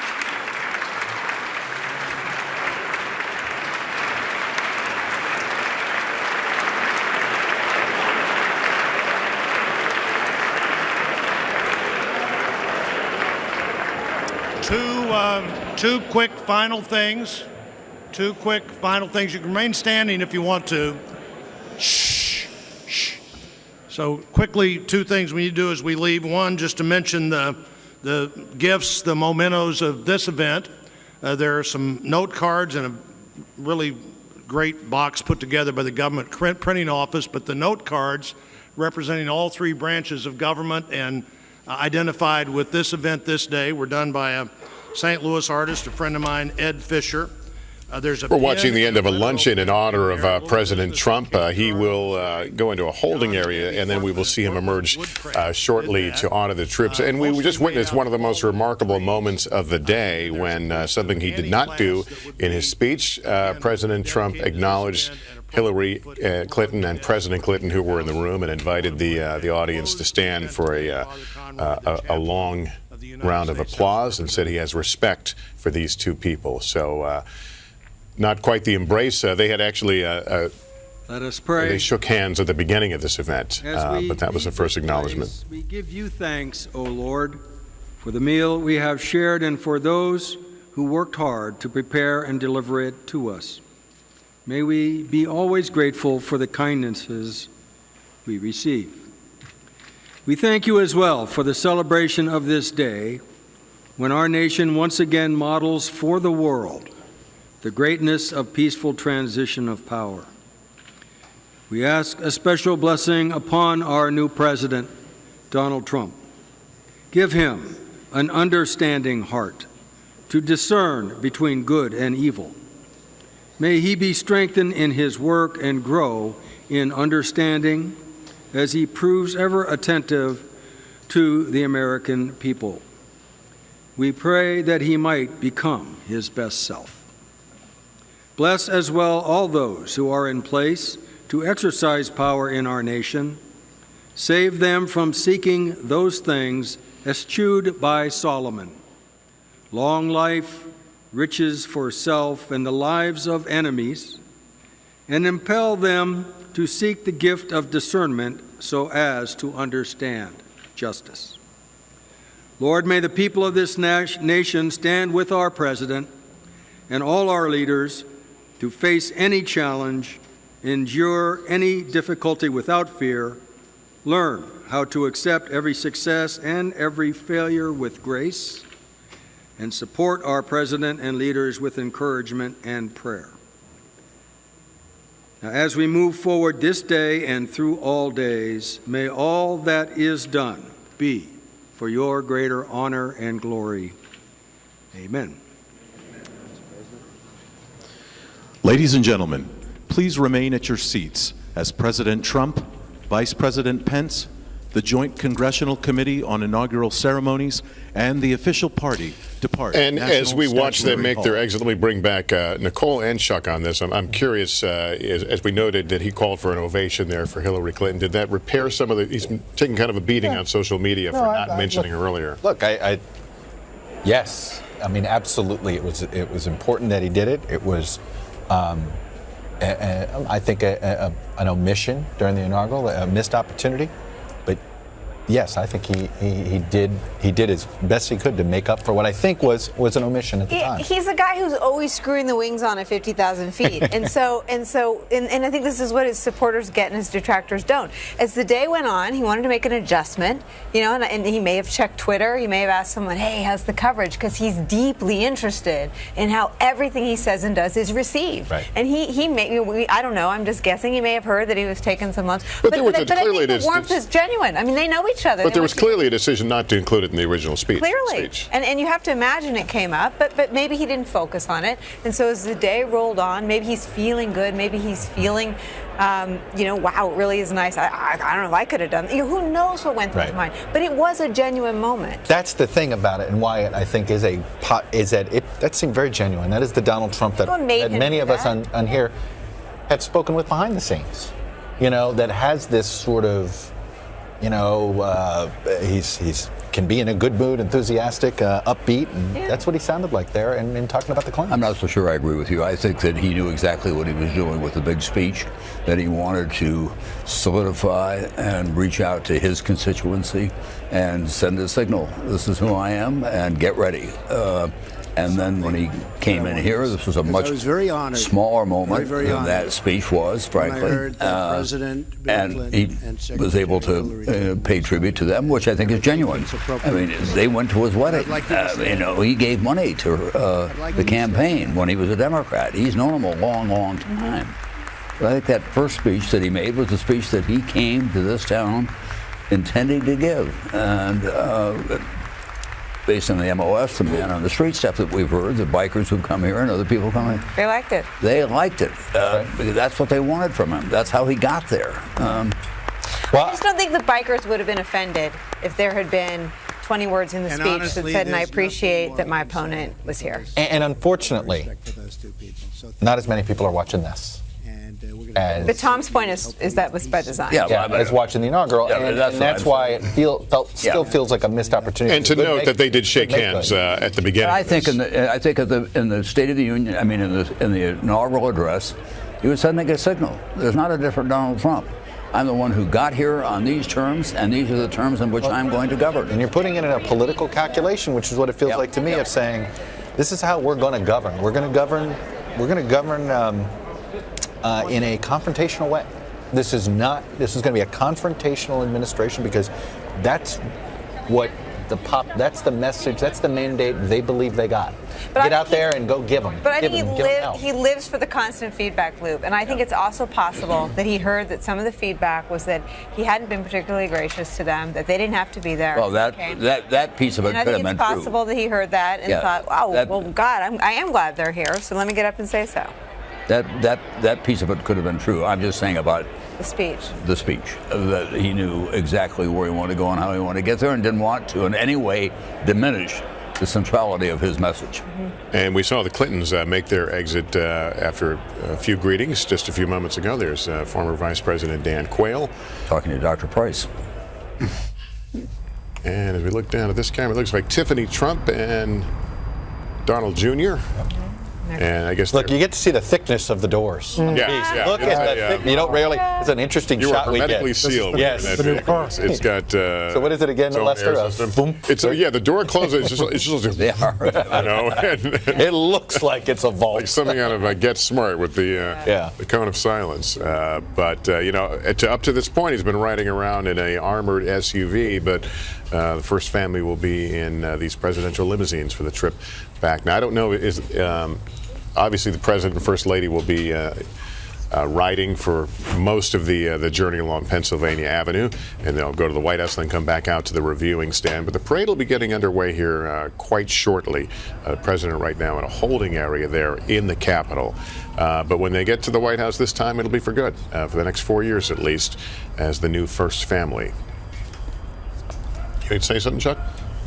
No, just watching the beast. I love this shot. You don't normally get a shot like that, I'm telling you. And here's Secretary Clinton, Huma Abedin, who we haven't seen in a while, back there as well. They, of course, have a residence here in Washington still, as well as one in New York. And he gets Secret Service protection, as she does as well, so they'll... And there's President Clinton.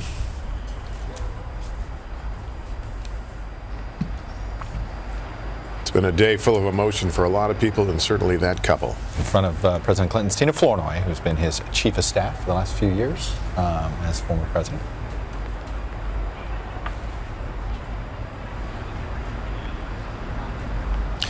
What's in Hillary Clinton's future? I don't know how much of a public figure she wants to be or is going to be. I think that's a question. Does she have another book in her? Does she want it? Will she be radioactive as far as the party is concerned? Honestly, I think she will be. I mean, you know, what's interesting is there's been a growing, but it's still a quiet sentiment among Democrats where while they look at Russia and they look at all these things, but there is a more and more of a reluctant acceptance that a lot of this loss does belong to her. And then, and what does that mean? What lesson? I think there are people in the party still coming to grips with that. Those that are very loyal to the Clintons, not ready to fully embrace that explanation because of the other clouds that hang out there. But what it will do is you will not see a lot of Democrats right now. I think the Women's March tomorrow, that's still a crowd very eager to have her voice heard. I think there are women who believe that sexism played a part. It's not to blame for her defeat, but it played a part. This sort of, hidden distrust of her. Lots of people said that what she did was worse than what he said. A lot of women, liberal women, feminists, people who consider themselves feminists, hear some sexism in those explanations and justifications. And I think she'll be very welcome in sort of fighting for Planned Parenthood or fighting for helping to redefine feminism or lending her voice to those causes. In those circles, she remains very influential. Let me bring in Nita McBride, who's been good enough to join us, former assistant to President George W. Bush and chief of staff to First Lady Laura Bush. Great to see you. Thank you. Thanks for having me. Let's put aside the politics for a minute. Talk about the nitty-gritty. How do you learn to be the first family? I mean, forget about the. I mean, you suddenly move into the White House. Where's the book? Famous address. I mean, how do you do this? Oh my gosh, you've got one of the most famous historians here who has researched all these people and try and explain this, but no one can completely prepare you for walking into something like that and walking into the White House and having these expectations that everyone has of you on what you should do. But is there a career employee who sits you down and says, this is the way it works, you're going to need this person, you're going to need that person? No, there's not a career employee for that. Actually, I have to say my first job in the White House was reading Ronald Reagan's mail, and the woman that taught me how to read mail and analyze it was someone that was hired in the last days of Franklin Delano Roosevelt. We'll never forget it. She had done that job for years, but there's no one really like that. That's an operational side of the White House. There's no one like that really on the political side. I mean, there's no one that told you what to do. There's an expectation that you know a little bit what to do. But for someone like Laura Bush, who I worked for, she had been the first lady of a state, so she had somewhat of a framework. She also had the example of her mother-in-law, and that sort of helped. She was probably one of the most prepared of the first ladies to go into the White House. But I think, for this family, they're not only just a new first family, they're new to politics entirely and have really not lived a life in the public eye as politicians. So this will be, it will definitely be different. But they have been in the public eye. That does help a little bit, right? It does help. The fact that they have been you think about Michelle Obama, she hadn't been in the public eye. That's right. Even, in that way. So that must help some. Oh, definitely, and they're certainly used to being photographed and certainly used to being followed around, and you're right that does help. But you know what? You are now moving into a situation where everybody has an expectation. They want to know what your life is like behind those walls of the White House. And that's very hard to do, to make that pivot from trying to manage a private life in the public eye. But they'll need a staff. We haven't really seen announcements about the staff for Mrs. Trump yet, one of the most important positions, I think, even chief of staff aside, is the press secretary. She's being self-deprecating. Yeah.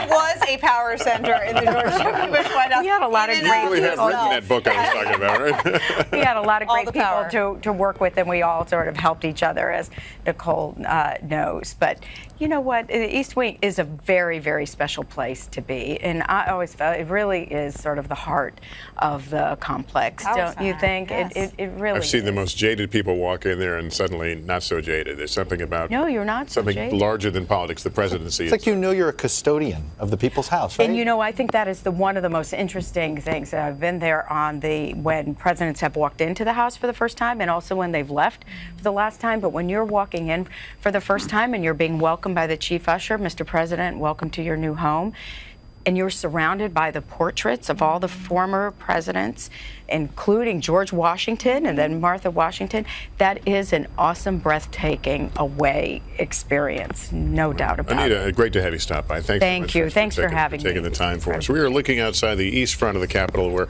we'll see President Trump again shortly. He'll review the troops, and before he begins his journey to his new home. We will take a break and show you that when we come back.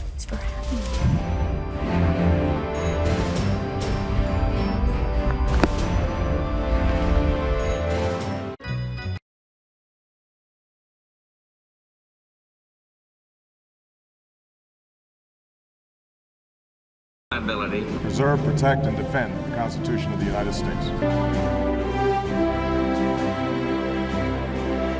Let me assert my firm belief that the only thing we have to fear is fear itself.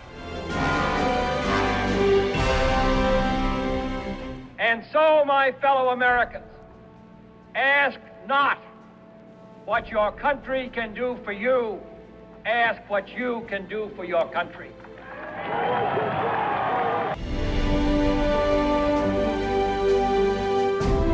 In this present crisis, government is not the solution to our problem. Government is the problem. No matter what your circumstances or where you are part of this day.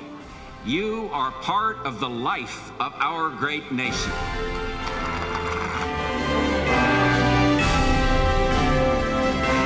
Our democracy must be not only the envy of the world, but the engine of our own renewal. There is nothing wrong with America that cannot be cured by what is right with America. Today, I say to you that the challenges we face are real. They are serious and they are many. They will not be met easily or in a short span of time. But know this, America, they will be met.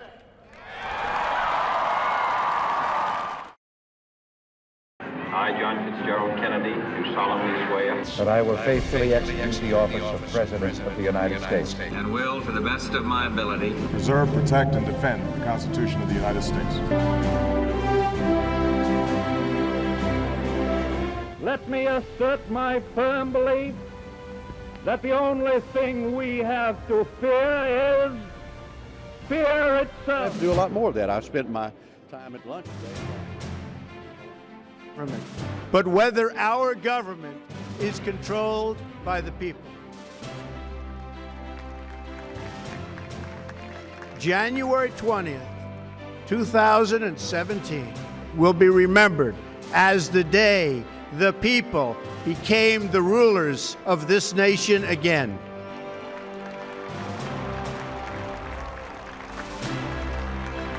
The forgotten men and women of our country will be forgotten no longer. And with those words, the Trump era has begun here in Washington. The swearing in today, the inaugural address. We want to show you what is going to happen next. The parade route, the inaugural parade route from the U.S. Capitol to the White House. Here's what it will look like from the Capitol. Shortly, the procession will make its way down Constitution Avenue to Pennsylvania Avenue. And that's where the President and First Lady will then pass by the Navy Memorial. It'll be on their right.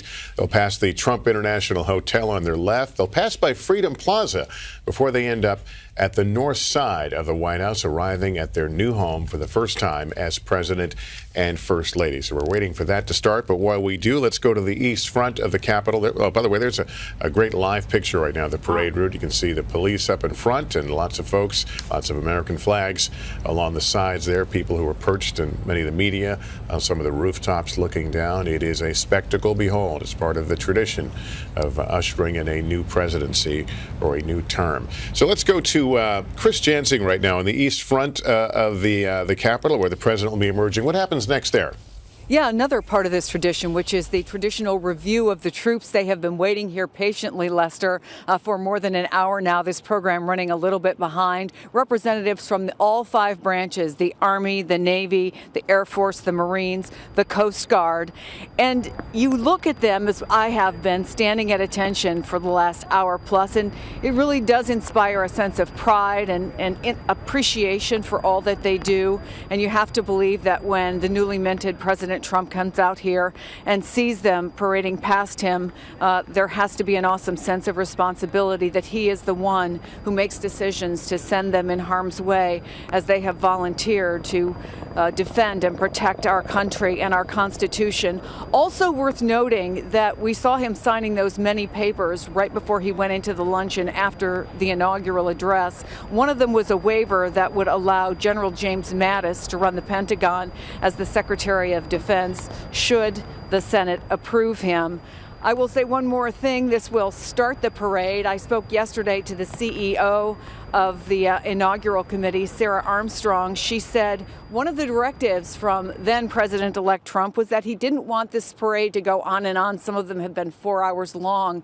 She says it will last about 90 minutes, and 2 reasons why. One, he was worried about people standing in the cold or the inclement weather, and I can tell you the rain has been coming on and off. We've been seeing the drivers of the limousines trying to polish them every time the rain lets up, and then it starts to rain again. And he was also worried about it getting dark, and so sunset here is at 5:16, and as I check my watch, if it's a 90-minute parade, they're getting close to what the new president considers the cutoff time. Lester? All right, Chris Jansing and Kate Snow is along the parade route. People there have been waiting, not at attention, but certainly they've been waiting in the cold as well. What's it like there, Kate? Yeah, a lot of people got here around 6 o'clock this morning to get through the Secret Service. So, yeah, they've been waiting a long time for this. And Lester, let me show you right behind me.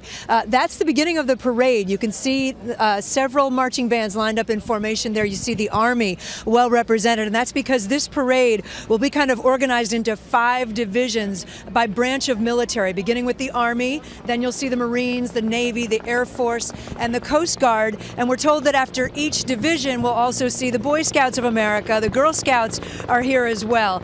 You know, the tradition of this really dates back all the way to George Washington. Remember, he went from Mount Vernon all the way up to New York City for his inauguration. And I guess what happened was, you know, along the way, armies started to follow him and sort of parade alongside. And so that became sort of the beginning of this tradition. It wasn't really formal until Madison. And now here we are waiting for this one to begin, very anxiously here, surrounded by a lot of people.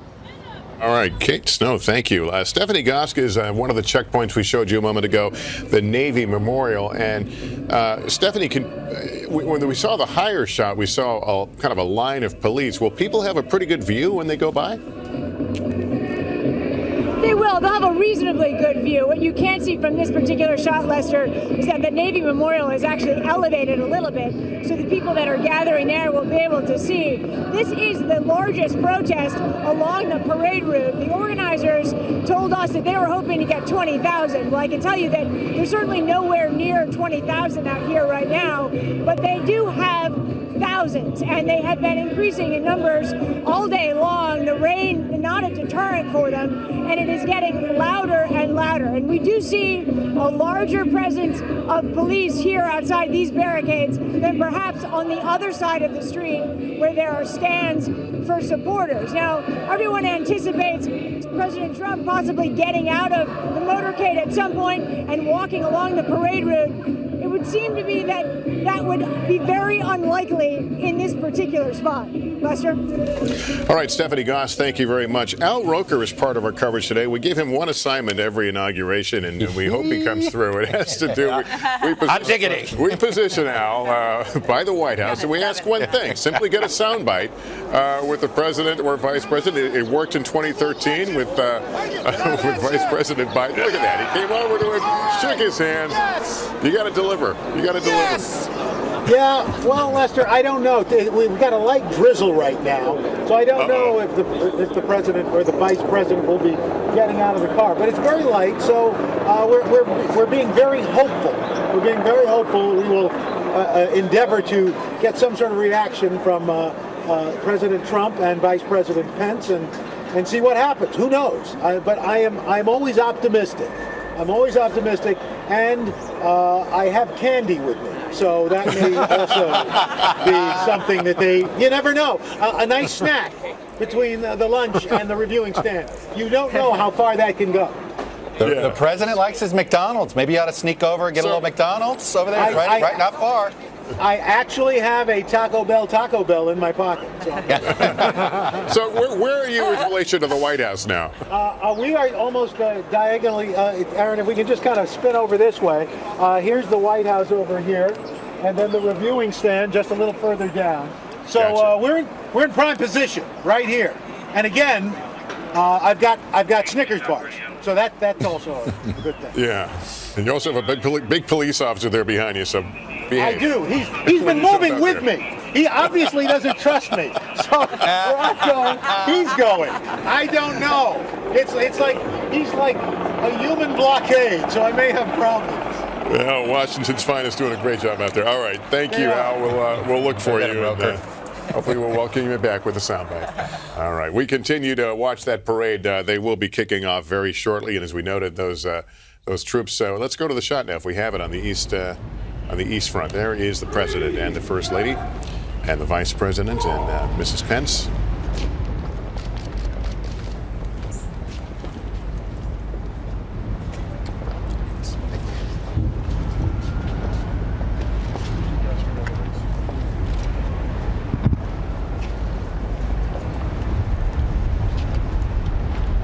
POTUS is on the steps, walking down.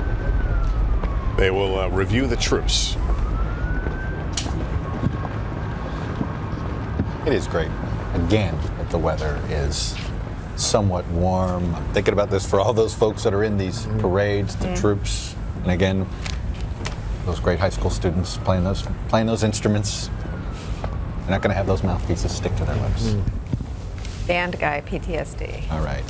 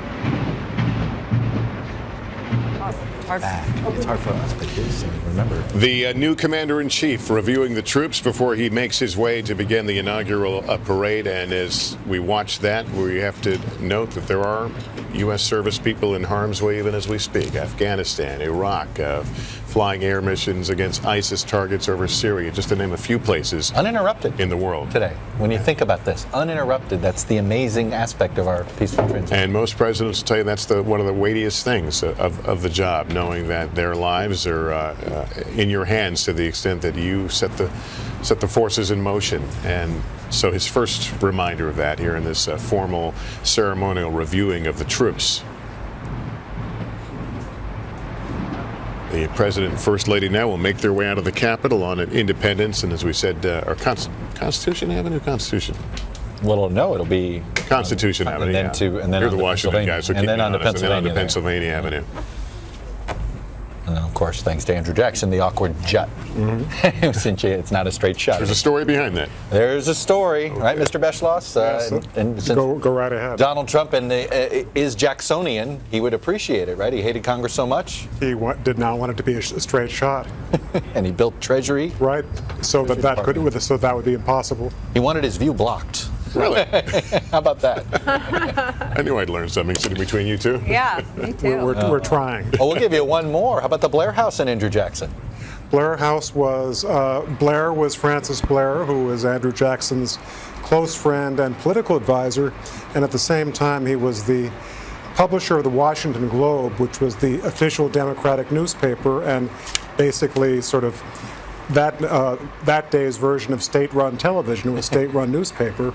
And he also kept a milk cow in the garden and brought milk to Jackson every day, which helped to keep up the friendship. Blair bought that house and then gave it to the Yes. I feel like the next Hamilton is being crafted Right here. now before my eyes. The two of you. I feel like I'm in a Jeopardy episode. I'll take It's all right. You're all right. presidential history for 500. Here's the irony. I had to learn it all from Michael. Let's not.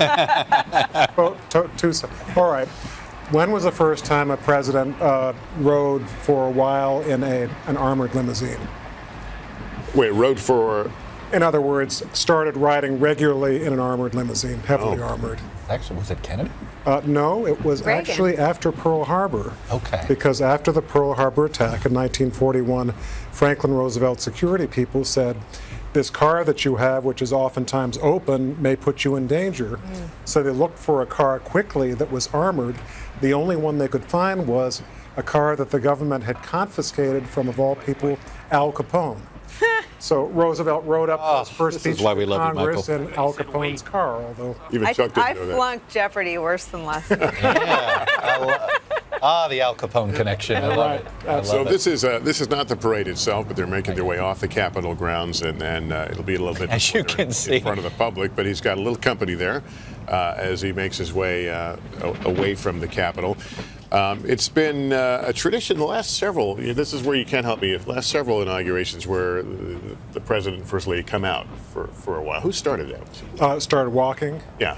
In recent times, Thomas Jefferson did in days of yore, but 1977, Jimmy Carter and Rosalind Carter walked not in the way that we have seen in recent years because of security. It's for a short distance near the White House. They walked almost the entire route, over a mile.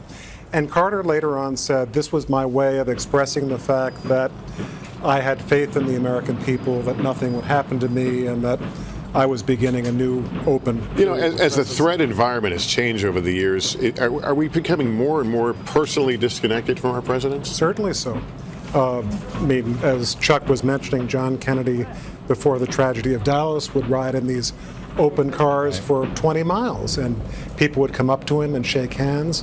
And Kennedy said, actually, just before Dallas, to the Secret Service agents, I don't even want you walking around my car or standing on the running boards because it makes me seem inaccessible. I have to be accessible to the people, he said, especially because I'm running for re-election. Yeah, here's this is picture. You're right. I remember this now. The Carters walking almost the whole way, virtually the whole way, right? And that was a risk. I mean, this would never happen nowadays for obvious reasons. But even in 1977, that was 2 years after two very near-miss assassination attempts against Gerald Ford.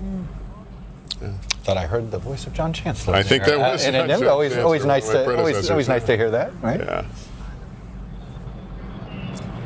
And speaking of the car, Lyndon Johnson, after Dallas, for reasons mainly of economy, took President Kennedy's car that had been in Dallas, had it quietly, refurbished, armored, hardtop put on it, and it was the same car. And so the car that LBJ rode in the inaugural parade in 1965, no one knew it, but that was that same famous Lincoln Continental from Dallas.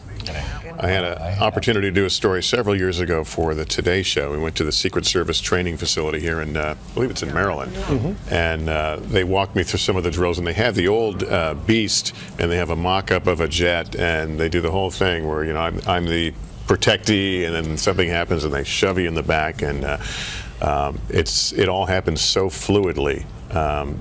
But you can see the phalanx of security there for the new president, and this, again, has become standard. It has. I mean, if you think about it, and we talk about Pennsylvania Avenue, we're talking about Treasury. I mean, when I first got here, and Bill Clinton's first term, I mean, you got stuck in traffic in front of Pennsylvania Avenue, in front of the White House, both sides. Now there are no civilian cars that are allowed really to drive on either side of the White House anymore. That's exactly right. Let me show you, since we're doing trivia, let me pull up, just off the top I think I started this. Off the top of my head, there we go. I remember this picture from 1953. This was the first NBC vehicle to cover an inauguration. That was a... Looks the same today. We've got it's kind of looks like a hearse, but that's how we used to get in front of the parade to shoot it. And let me show you how we do it in 2017, or better yet, let's Kristen Welker. I was just going to say, I think, show us what it looks like. Hey, Kristen. Wonderful. Hi there, Lester. Well, we are about to set off. We are right in front of the Capitol, about to turn onto Constitution. We're at the intersection of Constitution and Delaware, and you all are talking so much history. A lot of folks have been bringing up Jimmy Carter today, the fact that he walked the entire length of the parade route, really the only president to do that. And we're thinking about him because of the rain and wondering whether we're going to see President Donald Trump at all, whether they will get out and walk a portion of the parade route. If he does, we're looking at Trump Hotel to see if possibly that's a place where he gets out and waves to people and then walks the rest of the length to the White House. We'll have to see if that happens. But we know that people have been lined up since 6 a.m. this morning, a lot of anticipation. This is always one of the more exciting parts of the inaugural celebrations. And because you're talking history, I'll give you a few more historical nuggets about this great parade. One is that the first time that African Americans participated in this parade was under President Lincoln in 1865, and the first time that women participated in the parade was 1917 under President Woodrow Wilson. So a little bit more history to chew on as we await President Trump and the First Lady Melania taking their ride down this historic route. Lester? All right, Kristen, thanks. I think we have this we can pop up. It's a remarkable picture from Pete Souza, the presidential photographer who was taken. Do we have the picture from Marine One? Actually, from Executive One. We're looking for it. It was put out just a short time ago. Put it on his Instagram account, I believe. Yeah, Instagram. I'll bring it up for you in a bit. It's a great picture of former President Obama looking back down at the White House from the chopper. But it was an inaugural trivia for 1,000 there. That was 1,000 for 1,000 from Welker there. And yet I couldn't put it on the screen there. Making mistakes. Yeah. Starting to sweat. This pageantry of this day. Even at the luncheon, we heard Donald Trump talking about his. There it is. Yeah. There's that picture from.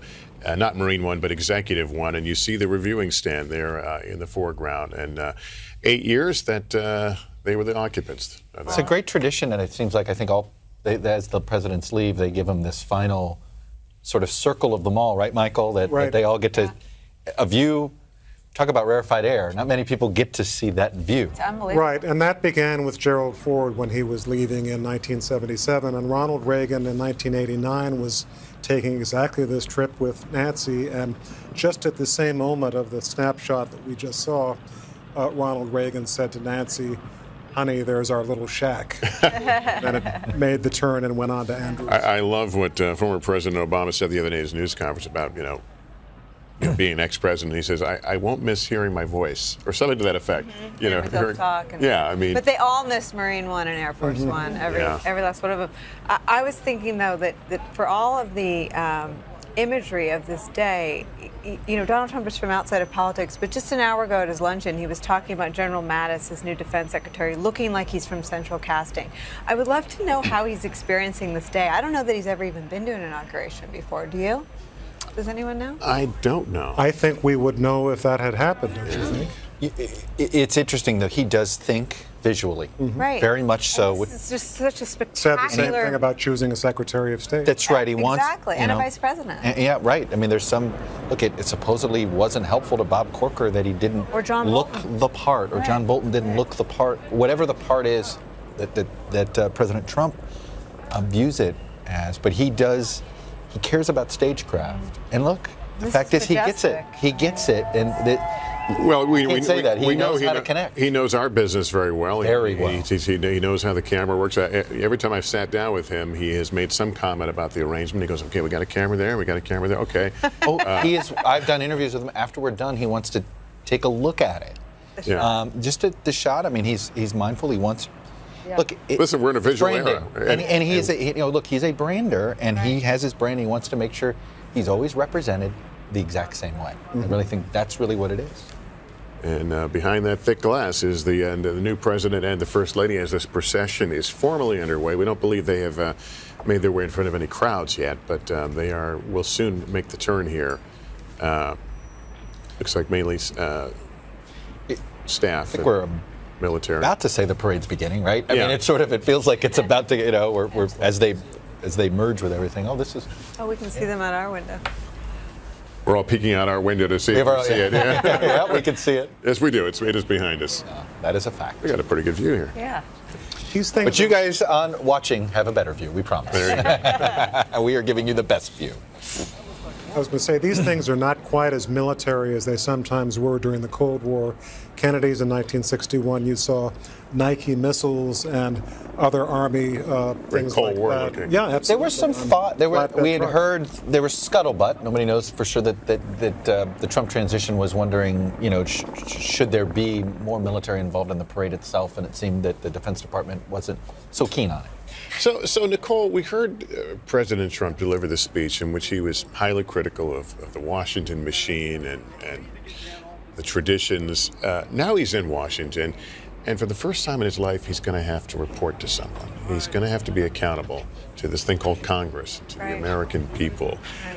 What's that going to be like? We've seen him during the transition try to use the force of his personality with companies, with Boeing and Carrier and that sort of thing. Is that going to play as he tries to? You know, I think it's going to be uneven because I think he will have impulses to work with people like Chuck Schumer, a New Yorker, who he's known a very long time, on things that they both care about, like infrastructure. But there will be limits, I think, even on his own staff, in terms of how much running room they'll give him to work with Democrats. I mean, there are some very ideological people inside the West Wing, and there are some completely non-ideological people inside the White House. But I think for a little while, most of the sort of struggles and battles that break out and you read about in the press coverage will be intra-party and intra-Trump circles. I mean, I think Republicans right now are broken along sort of the McCain, Rubio, Graham faction and the Trump wing, and then people who are afraid to weigh in on one side or the other on the question of Russia and Putin and how aggressive to be. I think that Donald Trump's White House staff may break down over just how generous to be in terms of how much they spend on infrastructure, or if it's to get something done. I think Donald Trump's impulse will be to try to get deals done. He likes to win, though. He likes to win, and he likes to put points on the board. But I think I think he will feel hemmed in by the structure of the White House and by some of the people around him. He is, but I tell you, he really, talk about somebody that is, you could tell, loves the idea that it is a bully pulpit. And every new president comes in thinking, how am I going to use it? And I think some use it better than others. But boy, Donald Trump plans on using it in ways that we haven't seen in quite some time. I mean, you know, Ronald Reagan, yes, used it and would talk over Washington a little bit, over the press, but it was always in very elegant tones. This is different. This is going to be a very confrontational leader. And how he does it, he will I think he's been very shrewd in how he's. Well, you know how Mom and Dad used to say, "Because I said so." He uses a lot of that that he makes a declaration and it is therefore so. But it's a different thing running up against the political. We got to run one thing, and Nicole, you know, we talk about the speech. He went with a divisive tone instead of a unifying tone. At the same time, it is remarkable, actually, how ideologically diverse the staff is. There really is. He brought in tension into his own White House of the ideologicals, the Mike Pence wing of the party, Mike Pence, Paul Ryan wing of the party in one place, and then simultaneously having sort of the libertarian streak, the outsider streak, the populist out there, and then even a guy, again, ideologically neutral to slash maybe quiet Democrat, including Jared Kushner or Gary Cohn. So that actually is a healthy thing to do as president, right? Oh, I think it's a very healthy thing to do as long as you've got the president really involved managing the competition. If that doesn't happen, they all basically kill each other by the constant warfare. But one great example of this was during Reagan. You had George Shultz, who was in favor of trying to negotiate with the Soviets as they then were, and Caspar Weinberger, who basically was emphasizing build up defense and be as tough as possible. And it was a great service to Ronald Reagan that you had those two people presenting different points of view and debating all the time, and Reagan could choose. But even Reagan finally got tired of it and, you know, got rid of Weinberger and got a defense secretary who was a little bit more. But I don't think Trump will tire of it. And you look at the way his team, it's worth talking about his team for a minute. I mean, Kellyanne Conway is the face of the Trump presidency. And she went to war with Mitt Romney at the very moment that Mitt Romney was believed to be a candidate for Secretary of State. Assuming that she was not asked to do that. We'll never know. Yeah. But it played out in public view on television, which we know Donald Trump watches a whole lot of. So I'm not sure that Donald Trump will ever tire of the spectacle of these proxy fights playing out. And that will be riveting, but it's not clear how much of it will be real. You know, it's interesting. There is a recent example of someone like Trump ascending to power like this, and it's Arnold Schwarzenegger in California. The LA Times has done some tremendous work showing that there's a lot more parallels. And Arnold Schwarzenegger came in with the same sort of split personality. Rock-ribbed conservative Republicans around him at some points for California. Yeah, obviously. Our colleague Steve Schmidt. And then, but then at the same time, you know, there was sort of, you could argue maybe it was the Maria Shriver wing of him. There was some different, and he shifted. He basically was a little more ideological at the beginning. It didn't work, and he literally hired a Democrat as his chief of staff and shifted and sort of moved with the winds a little bit so that he could get a few things done. And he had troubles in the first few years when it was more ideological, and he actually had some wins toward the end. Here's some of the view that the president will see, and that view looking back at the motorcade, that's the same one that Kristen Welker has, because I believe she's on that vehicle. Kristen, has the procession reached the crowds yet? We have just reached the crowds, Lester, and I can tell you we've just started to hear them chanting and cheering, and we're just passing someone holding a Trump 2016 sign right now. A lot of folks have their Make America Great Again hats on. Most people have their cell phones out, and they are taking pictures trying to capture this historic moment. We are traveling now at what seems like a fairly low rate of speed through this parade route, and that's giving the folks time to really absorb it, really take all of this in. We just passed the Taft Memorial a few moments ago, and you have people actually looking out at the parade from their windows, waving, trying to get a glimpse of the 45th president. Of course, this is a tradition that dates all the way back to the first president, George Washington. Of course, his parade route looked very different. He went from Mount Vernon to New York, where he took his oath of office, and he was followed by troops along the way, and that is part of why we have this military presence here. And I can tell you that there are members of the military lined up all along the parade route as well as we continue to travel toward the White House. So a lot of excitement here, a lot of people cheering, chanting. We haven't seen any protesters yet, but of course we have gotten reports of them a little bit further along the parade route, so we'll look for those. But as of right now, a lot of folks cheering, a lot of Make America Great Again hats and Trump signs on the side. Lester? All right, Kristen. And Chuck, I'll ask you about this since you live here. This isn't lost, though, as we see those crowds. I think 91% of people in the district voted for Hillary Clinton. I'm going to give away a little something that you'll see on Sunday, but it is interesting. over the last 25 years, this is now, when you look at Republican presidents, when Ronald Reagan was inaugurated in 1981, he only had to go across the district's border to Arlington or to go to a county that voted for him. Right there, the suburban counties right around D.C. went Reagan. In 1988, George H.W. Bush would have had to drive basically one county in, I think to Fairfax County. George W. Bush had to go about 25 miles from Washington, D.C. to find the first place where he carried. Donald Trump, we believe, has to go 50 miles to find a Virginia county in either direction, Virginia. Calvert County, Maryland, or I believe it's Fauquier County, Virginia. Why does that matter? Here's why it matters. Number one, I think it is contributing to the crowd size. There is some of that. Here's why it also matters. People in that 50-mile radius, there's a lot of federal workers. They all now work for, a lot of them work for Donald Trump today. The executive branch. And this is an interesting tension. These people work for Donald Trump, and Donald Trump is their boss. And for the government to function well, he needs to have a good relationship with his employees. And this is going to be an interesting tension that is there when you know your workforce didn't vote for you. And he came out with a fair amount of contempt for Washington, as we know it, in his speech. But by the way, Trump supporters love that fact, that there is that tension. We saw Steve Bannon a bit earlier in the day. How much of that speech do you think was reflected in him as an architect? In my sense is that that was Bannon's message. That was Bannon-esque. That wouldn't have been a Reince Priebus speech, who was the chief of staff. Steve Bannon and Donald Trump have channeled each other, I think, in some ways. Yeah, the best advisors always do. Yeah, but he got him back in the game in many ways. He did, and look, Steve Bannon has tapped into, and he believes in this nationalist movement that he believes is spreading internationally, particularly strong right now in Europe. We see it, and he does want to tap into that around the world. And we see the crowds waving now as the president's limousine comes into view. One carrying the president and first lady, the other the vice president and his wife. I think we know number one is the president there. What do you think? Yeah, I'm going to go with that. License plate number one. Yeah. You talked earlier about the view from inside the Beast, the presidential limo. I took a lot of rides with President George W. Bush, and you can see everything.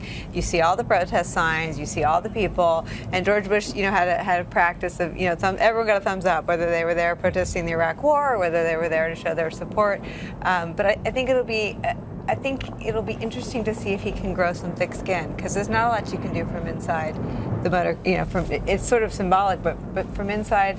Do you think anybody comes into that job, though, with a thick skin? Some people more than others. I mean, I think that No Drama Obama was much more focused on the critique of him at the beginning. I mean, he talked a lot about Fox News at the beginning of his presidency, and he seemed to grow a little less molested by the things that he said. George W. Bush never cared. I remember someone once said, someone very close to him, maybe even in his family, said, "Oh God, Keith Olbermann called him the worst person in the world." I said, "Please, he doesn't even know Keith Olbermann left ESPN. Do not tell him." I mean, some people didn't.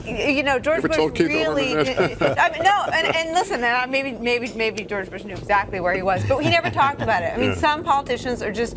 John McCain, on the other hand, cared very much about what the media. But this is a president Mark that Salter obviously cares about his media. Donald Trump cares very much. Mark Salter, John McCain's longtime mate, I think, it was like, tell Senator McCain to stop turning on the television in his hotel room every night. We had a whole scam, Mark Salter and I, with Senator McCain. We used to try to get the games. I guess you can buy baseball. I don't know, sure. I'm not a sports fan. You can buy baseball games, and we'd try to get the games up before you could start flipping around the channels and hide the remote.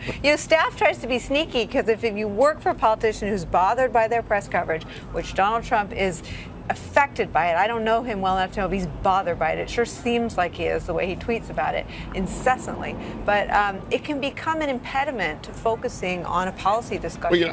Well, I think we should have the discussion about the media and the relationship with this president. But before we do that, let me go to Kate Snow, because I think the motorcade is now reaching her location. It is, Lester. And I think if you look at our shot, what you see are the press vehicles right now just ahead of President Trump's limousine. I can see the limo coming into view. I don't know if you can hear the crowd around me, but they're shouting Trump, Trump, Trump.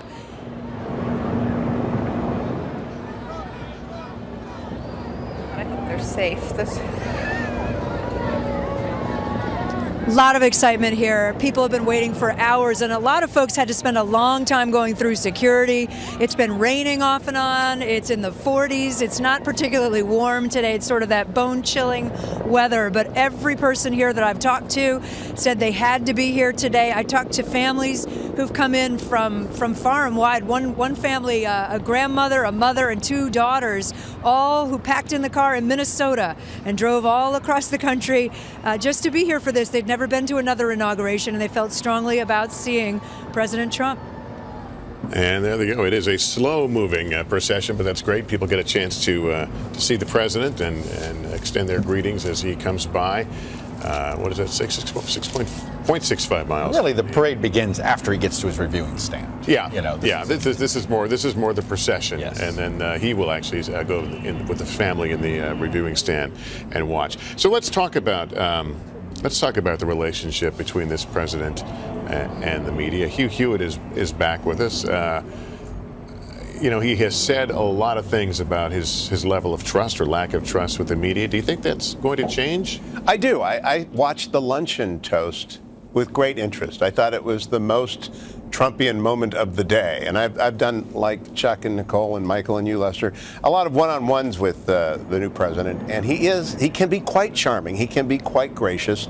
It wasn't in the official speech today, but when he called upon the audience to recognize former President and former Secretary of State Clinton, I thought that was Trump at his best, and he can do that. And by reports of people who have been offered jobs, he has been dominating the room and very avuncular and completely in command of this transition process when he's alone in the room with the people, which is a completely different than the formal Donald Trump. And I do think a little bit of the speechwriter took over that speech today, because I still am surprised by it. I love the luncheon speech. I don't know if you folks were watching it. But we talk about thick skin, thin skin. He tends to react to everything that's said about him that he perceives as negative as unfair. Does that, by necessity, change? When you're the president, you take a lot of grief.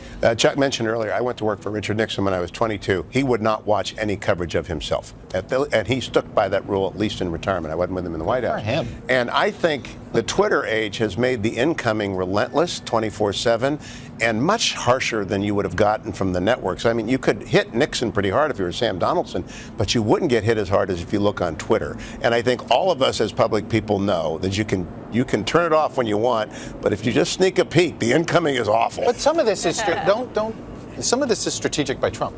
Okay, he knows you continue to do this, and you beat up maybe an individual member of the press, or you keep doing it, and maybe that member of the press says, "Oh, you know what? I'm not going to say this today because I want to have a fight with him." I mean, and he's done this for years. Done this in the tabloids and all this stuff.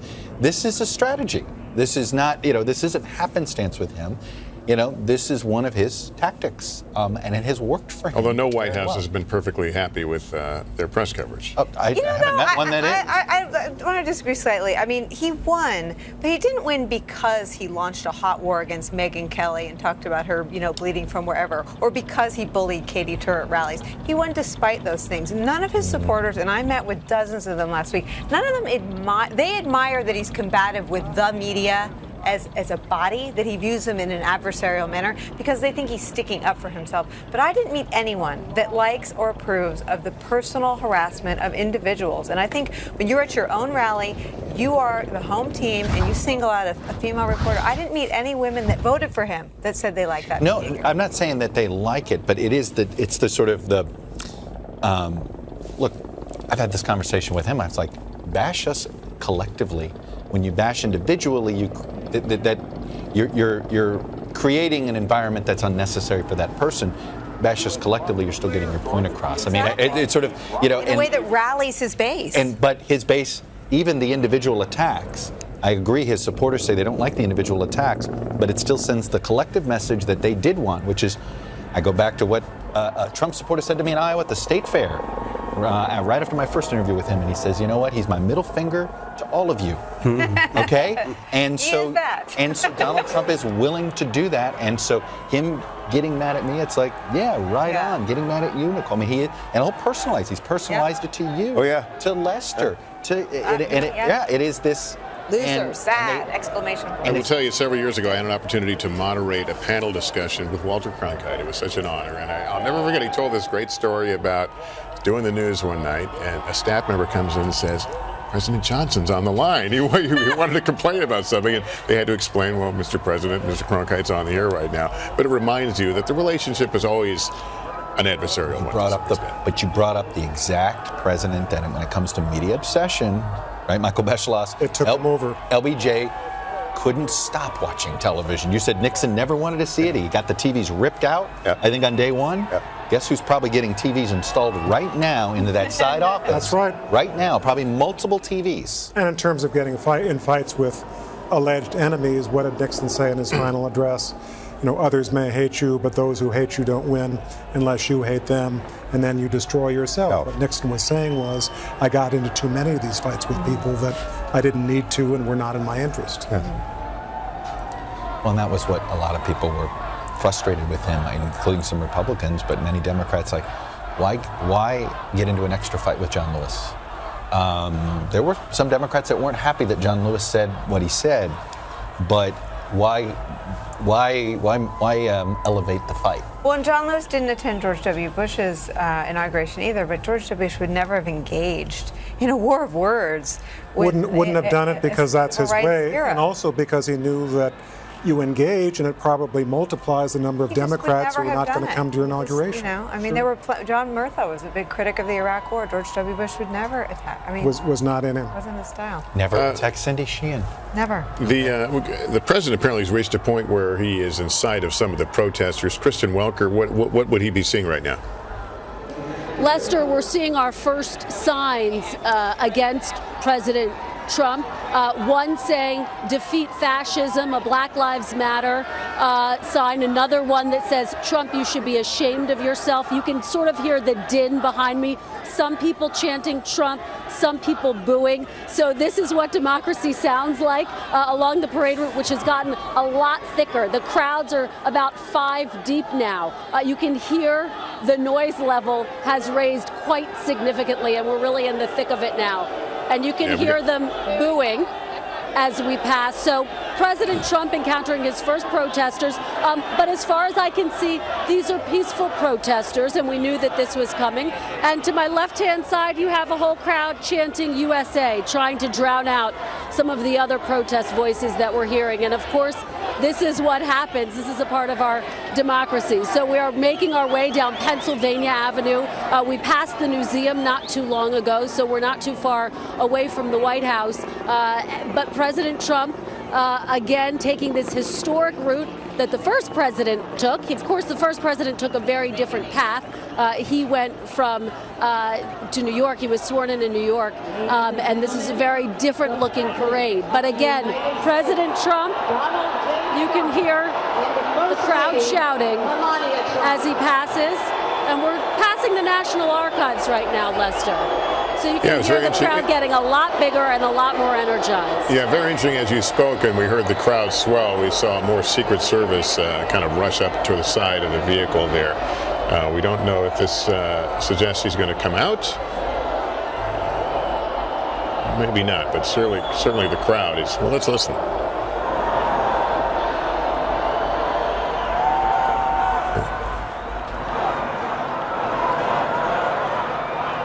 Ladies and gentlemen, the Vice President of the United States, Michael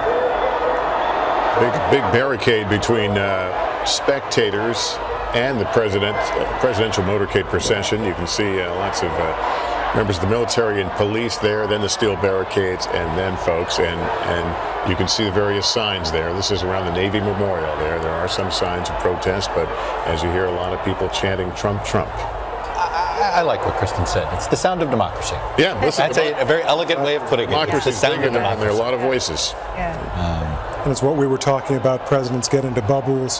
One way that doesn't happen is if they're exposed to this not every hour of every day, but from time to time.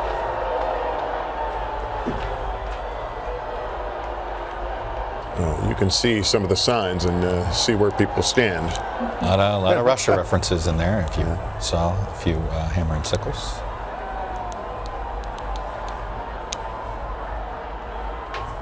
So that's the still such a beautiful. Would be the Navy Memorial area they're passing by now. It should be coming up fairly shortly on the hotel. We're getting there. Yeah, we are getting there.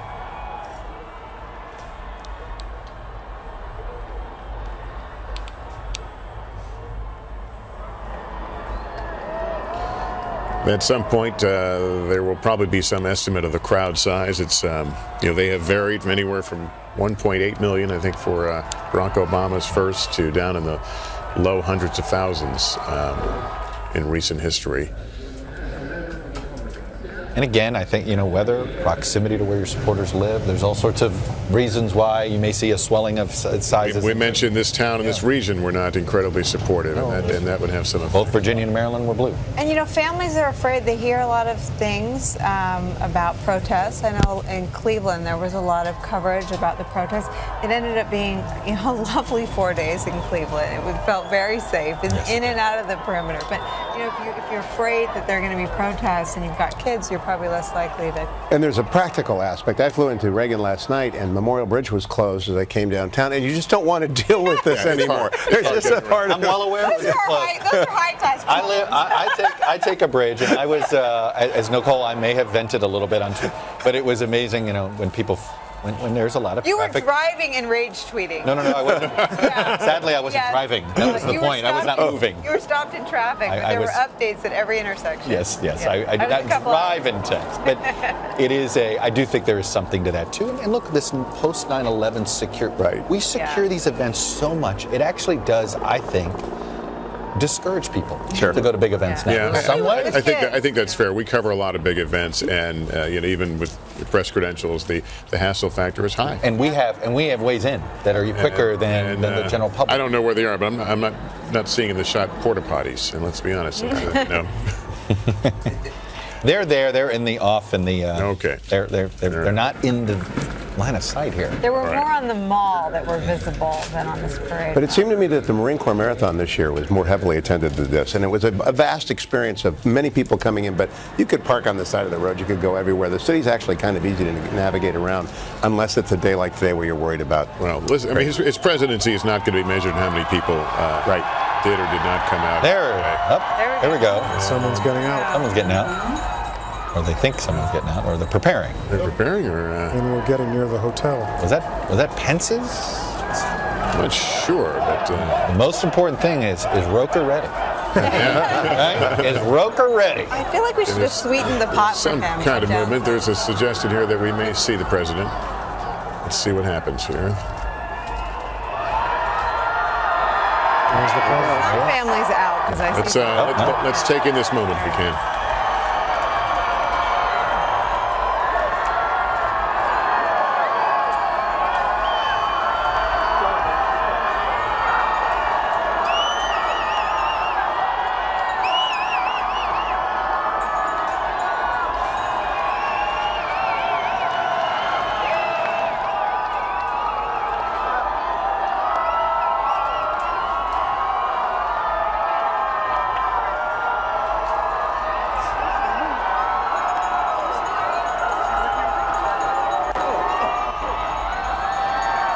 Nice to see their smiles. It looks like they're taking it in. This is a president who was a candidate, made it clear he loved big crowds, and would often note to us how big his rally crowds are. And they don't get much bigger than this, or they haven't gotten much bigger than this for him. His son Barron, First Lady Melania Trump. so impressive when the kids get in on it and seem to know what to do, to wave and. He's been terrific today. I mean, this is not easy for anybody, adolescent and all those things. I mean, think about anybody else, with a 10 or 11 or 12-year-old. Kristen Welker, are you seeing this from where you are? I am, and what a sight, Lester. This is the moment that so many people in this crowd were waiting for, and they got their moment. And I have to tell you, we are just passing Trump Hotel, so likely no mistake that he's gotten out just a short distance before the hotel. But the crowd just erupted when the new First Family got out, started waving. As you point out, President Donald Trump loves these moments. He feeds off of the crowd's energy, and you can see that. You could feel how energized they were when they got out of the car. So a lot of excitement, and of course, as we were just mentioning, we did pass protesters, so you could hear the din of the people chanting, cheering for the new president, and at the same time jeering the new president. A lot of people wondering what he's going to do now that he's actually in office. And I've been talking to folks who say he's going to be focused on things like trade, immigration, and healthcare as a part of some of the first actions that he takes. And we may see some of that start to unfold as early as Monday. But right now, Lester, he's soaking up this moment, soaking up the energy of all of these supporters who have come out to cheer him on, to celebrate the fact that he is now the 45th president of the United States. Lester. Okay, it looks like they're going back to the car, but Tamron Hall is in front of the hotel. So were people expecting him to visit folks there? So, Lester, we're sitting here, and the president stopped for a second. He seemed to signal to the First Lady that they were getting back in the car. And here's the thing here. We are next, right across the street from the hotel. There's a huge group of protesters combined with supporters, and they've been very vocal, and we've seen a few flare-ups. So we're not exactly sure what's going on. I am not clear if this was the plan for him to get back in the car. If you look at some of the body language of the Secret Service around him, his employees at Trump International Hotel also seem surprised. They've had their signs. They started chanting USA. They were moving, in a way that they were ready to be greeted, it seemed, by the president. And there is a change of plans now, I believe. He is back in his vehicle. He even walked toward where the media stand is right now, giving a thumbs up from his vehicle. He is right here in front of us. At this point, the employees are there. So this vehicle here, but it's not clear if the president had planned to walk a longer distance. We're about 50 yards away from when he originally got out of the vehicle. They walked very short distance and then seemed to abruptly get back inside. So we may learn more about what the plan was or if it changed. But you see the vehicle here. The president now is passing, again, this sizable, and you can listen into the booths a little bit.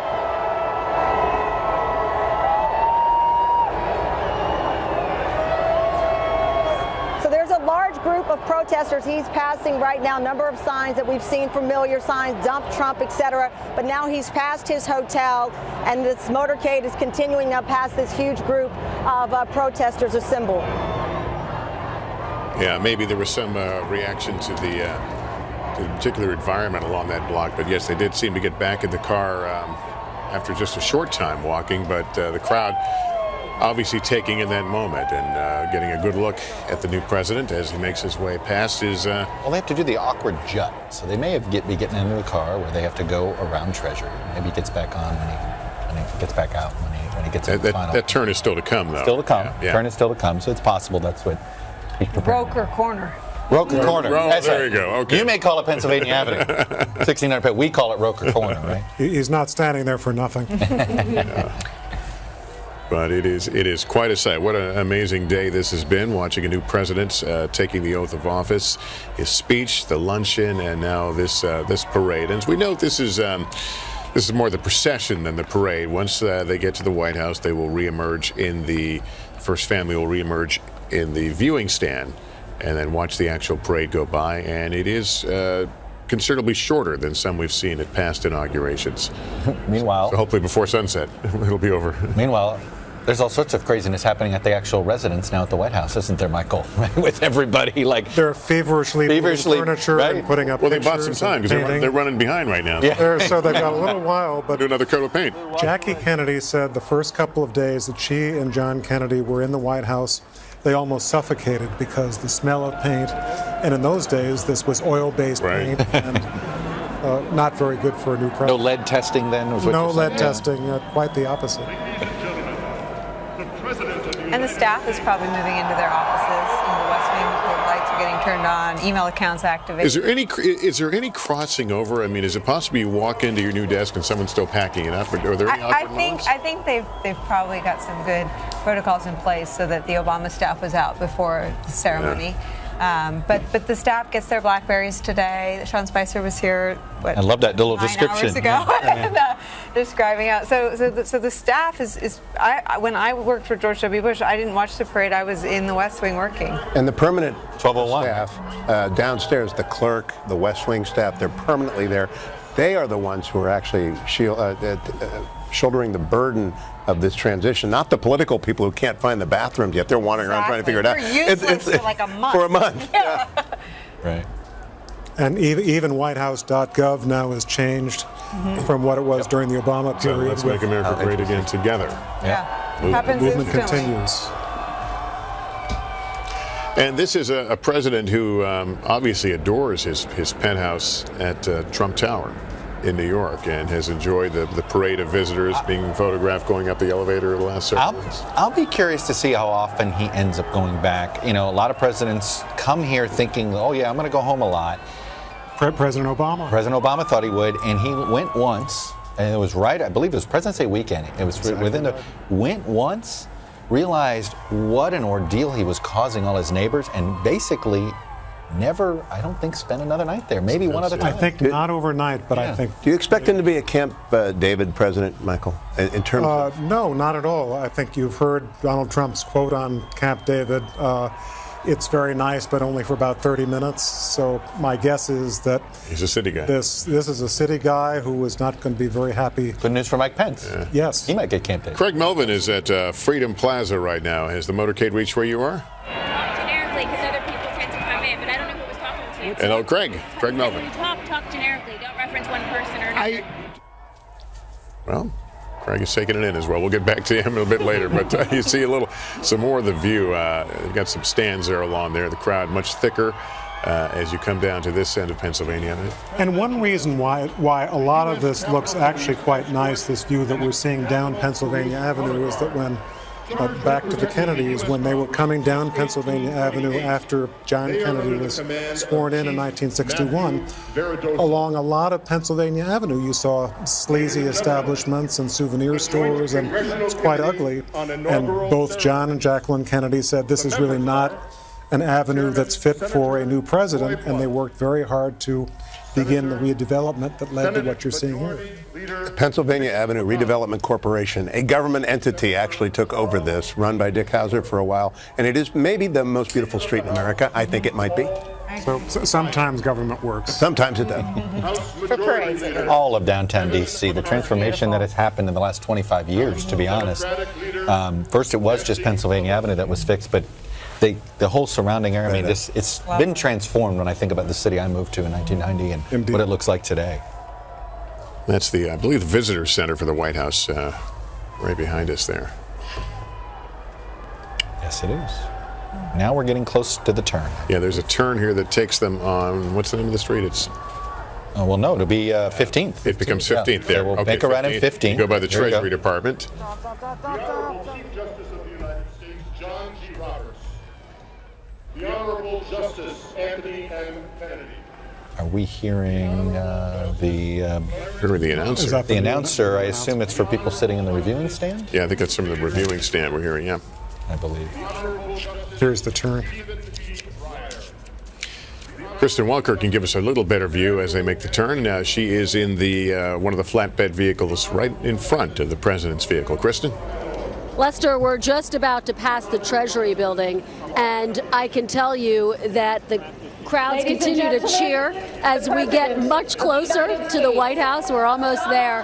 One of the things that struck me as we continue to pass protesters is how many of them are holding signs about Russia in particular. It is clear that this issue continues to resonate with people. The fact that intelligence agencies have determined that Russia tried to meddle in this election, the fact that you have President Trump doing what some would say, making very praiseworthy comments of Vladimir Putin. There have been a number of signs referencing all of that. So this is something clearly that he is going to be dealing with in the first days of his presidency. Clearly going to be answering a lot of tough questions about. The protesters very much a part of this parade route, as are his supporters. And as we get closer to the White House, we're seeing more and more of his supporters, the protesters, fading a little bit more into the background. And you can hear the announcer right now. The crowd's fallen a little bit more silent as they allow the announcer to welcome them here, as we are really just a few moments away from the White House at this point, Lester. And they will enter the White House and then reemerge, correct? Yes. The understanding is that once they approach the White House, they will maybe get out one more time and walk those final steps. We'll have to see if they decide to do that. But once he goes through the White House, he will likely walk through the White House and then come out again, walk along the lawn there, and then go to the reviewing stand. And that is where he will watch the rest of the parade and the festivities this afternoon. It is one of the great traditions. 4 years ago, of course, President Obama and the First Family did the same thing, and you'll recall there were all of those memorable moments snapped between Malia and Sasha, and now a new family with new kids and grandkids will be witnessing all of that from the reviewing stand. Lester. All right, we continue to watch this motorcade, this procession, and it'll be followed, as I've said, by the parade. And as we watch this, let's talk about first order of business. We know the president probably on Monday is going to sign some executive orders. He's talked about there will be a lot of signings in his first days. Affordable Care Act, how quickly will we move? That's going to be, so there's sort of different aspects to things. So health care, that's a legislative front, okay? There might be a symbolic executive order or two, but healthcare is the sort of the immediate congressional challenge, and that's what's going on there. It's on immigration, I think, and a few even some potential trade things. That's where you're going to see the first sort of actionable, I think, items that they make a big deal out of on day one, which for them they have said is Monday. Right. All right. We want to show you. We showed you earlier some protests that got a bit out of hand, many blocks away from this. But this is a limo that has been set on fire. I think we'd seen this same limo earlier. The windows had been broken out, but police did have to use pepper spray to try to contain the crowd. They were using flashbang grenades. We showed some of that to you live. But this is some tape from a short while ago of fire department responding to a vehicle fire apparently related to some of the protests. It is under control. The early reports we had, up to 95 people, maybe more now, have been arrested. There were some injuries, some police officers that may have been received injuries. We'll continue to keep an eye on that situation. We can tell you the protests that we and our correspondents along the way have observed along this route have been vocal at some point, but certainly peaceful. And it has remained so as the president gets closer now to the First Family's new home, the White House. We got some reports here that the complaints about some of the empty bleachers from some of the Trump folks, they believe it's because the luncheon ran late and everything has caused some invited guests not to get there in time. Yeah, I think they're mindful of it, and there may be a lot of reasons. Yeah, and the whole crowd side, as I said, it's not going to be a measure of the success of this presidency. The turn.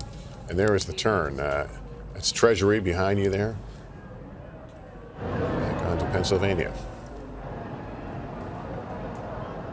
All right, does he get out one more time? Because we are on Roker Court. Yes, that's right. This is the standard place in modern times that presidents get out to walk. Right. So. Well, it's a little more secure here. Right. And here we go. And you're close. The car is And also Al is there. With Snickers. Yeah, slow down a little bit, but yeah. And there's Al Roker waiting for his moment. Hello, Al. Hey, guys. No pressure. We're trying to will it. By the way, I'm prepared. We're ready. In case anybody... God. Who could pass you down? You know? I have to say, I think you have a good shot with Pence for sure. I think he's got a little chocolate addiction. Here we go. Ladies and gentlemen, the president's motorcade has made the turn onto Pennsylvania Avenue. I'm reacting.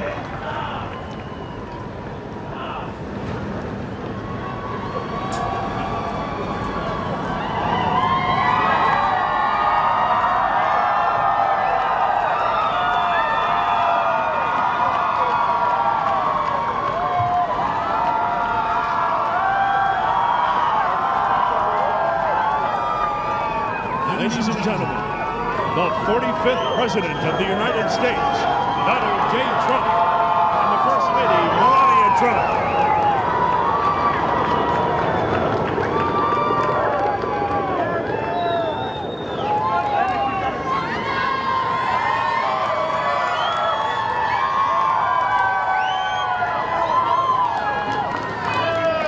There will be rare opportunities in the next 4 years for they as a family to take a stroll without this kind of commotion. I think those days of strolling without commotion are over for the first family. That's one thing you give up, other than the South Lawn these days. And it looks like the rest of the Trump children now have joined, along with Barron. Should we lower the bar for Roker and say if you can get any Trump? That's right. You know, I mean, we understand it's tough to get the president to come over. Lowering the degree of difficulty. You know? Nice. Hey, look, I'm trying to help you out, buddy. I'm trying to help you out. Hey, thanks, Chuck. With friends like you. Yeah, you know. I mean, the Trumps are busy. I think any family member is a home run. I agree. Kristen! Hello, Kristen. Walker.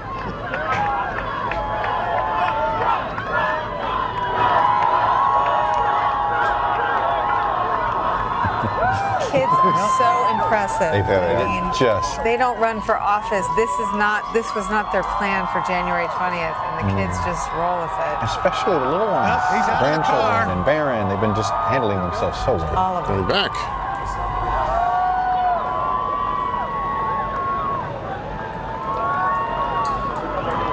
It's a big clown. I'm just noticing Don Jr. carrying his little girl. That is extra duty.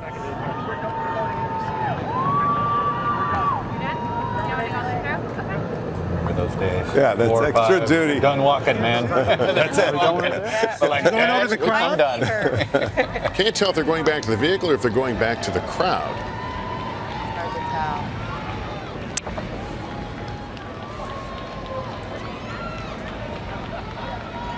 tell. Is Kristen still in front of them? Kristen, welcome. Yeah. Kristen, are you in sight? Can you see what's happening?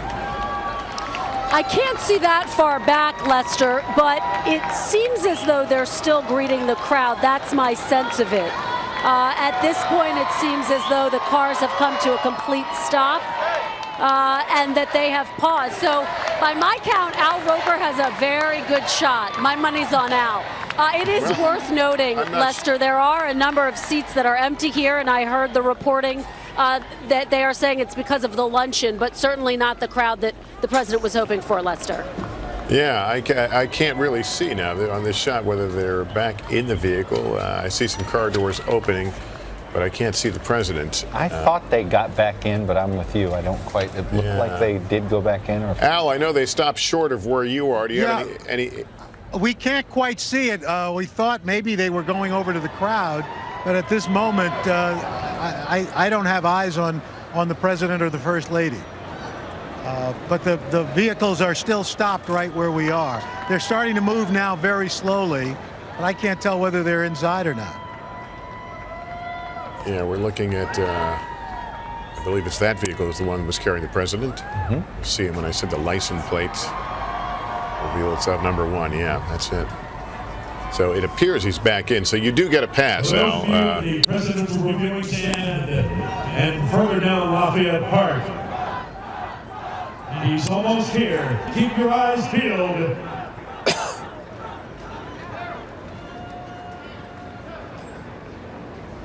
Still got Mike Pence to come. So Al's day is not done.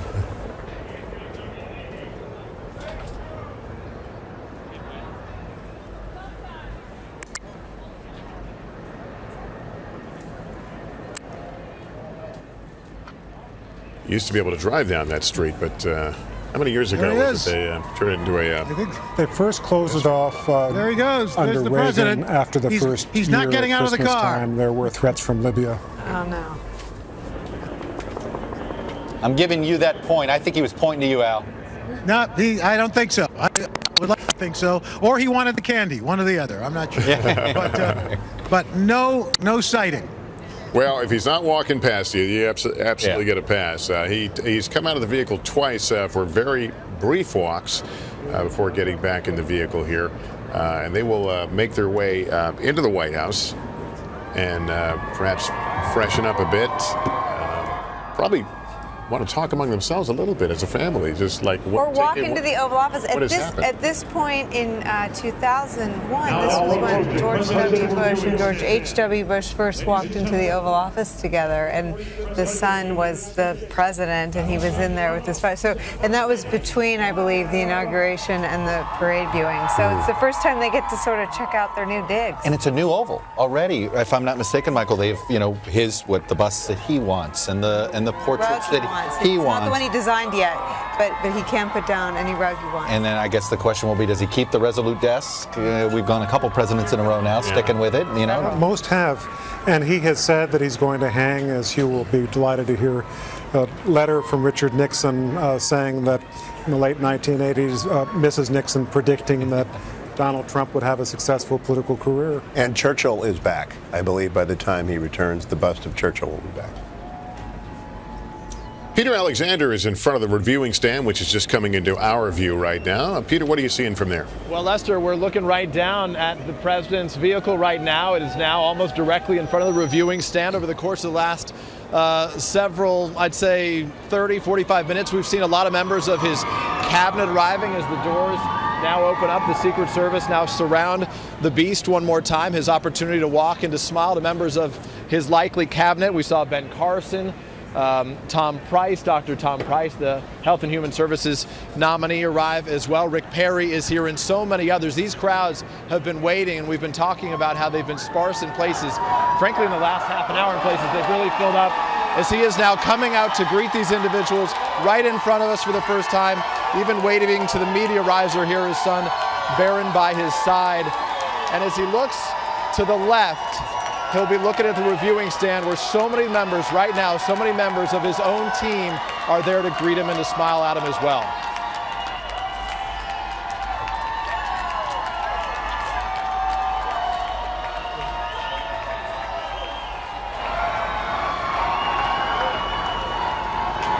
Lester, what's striking about this is as they're arriving back here at the White House at about 4:30, traditionally, that peaceful transition of property, that moving process, they say they anticipate they have about 4.5 hours to do it. Today, they'll have more than 6 hours, which is more than enough time, as having spoken to several of the chief ushers in the past. When the president walks inside, there will be snacks waiting for him. He'll have an opportunity to prepare with his family for the balls to take place later this afternoon, and ultimately see the residents for the first time as this process finally completes itself. Last night he stayed a matter of less than a football field away at the Blair House.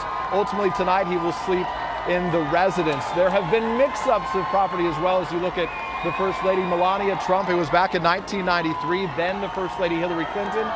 Her gown was there, but they couldn't find her shoes for the balls that night. Turns out they had been misplaced. They ultimately found them at the last minute in Chelsea's room. Well, I can picture right now somebody in the White House says, "They're almost here, hurry." Yeah. Grab your stuff. Oh, they're ready. They are pros. They are ready.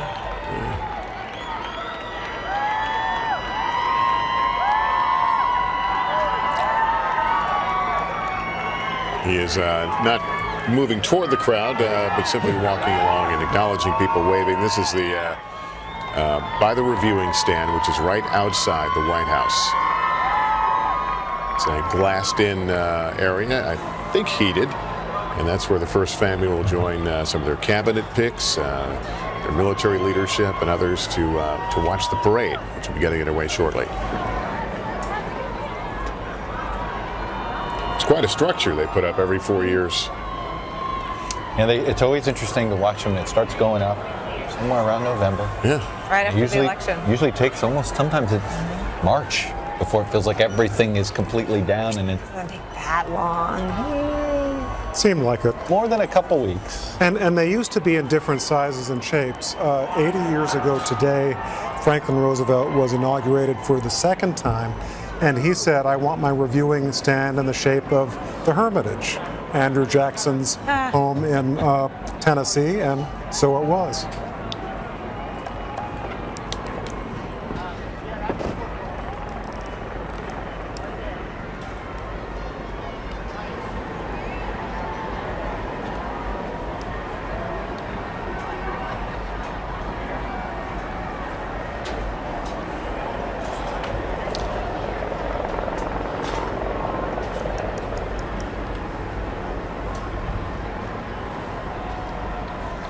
They're all stopping here now to, I guess they're waving up at the reviewing stand itself.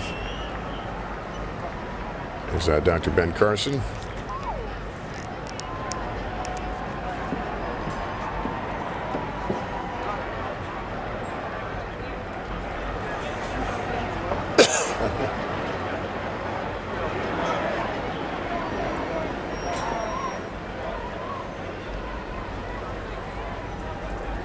Yeah, it looks like they'll be driven into the White House itself. Obviously, a very short drive. I think we can put up a map maybe and show you how they will enter the White House. And where, as I said, they'll have a little personal time before coming back to watch the parade itself, which will follow the same route they did.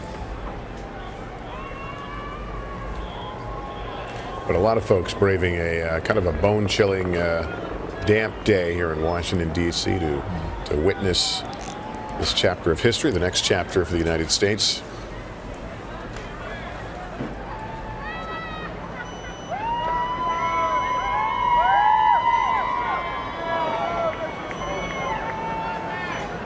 The inauguration on a Friday. They have a nice weekend to kind of get their feet on the ground. I was thinking about that. George W. Bush was inaugurated on a Tuesday, and so you went through all this. And you got to get right to work. Balls, and you went right back to work the next day. And no recovery time. I think for someone like Donald Trump, who's probably so eager to get going, it probably cuts both ways. It's nice to have the weekend, but he's probably eager to get at it. I've been surprised that they are deciding to take the weekend because of that. I gotta think you have that antsiness. Right. At the same time, you're probably secretly going, you know what? Maybe I will take a day or two to sort of get. You know, there is probably something to having. I think most people can relate to that idea. Give me a weekend to get my. All right, and get a little acclimated. Well, the whole family's here. They don't all live. His two sons aren't moving down here. Just Ivanka and Jared. So. And there we go. They're picking up a little speed there as they come along the Eisenhower. Well, now they're going to go around there. They're coming in through the ellipse, maybe. Yep. That's right there. We're at 17th in Pennsylvania, so they're probably going behind. They have built this giant, it looks more like a warehouse than a garage, where they now keep the beast.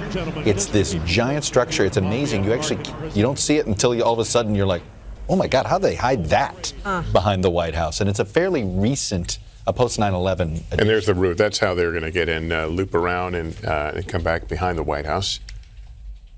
So the Northwest Gate must be blocked by the. So they'll be entering the West Wing, and then make their way to the East Wing, the residence.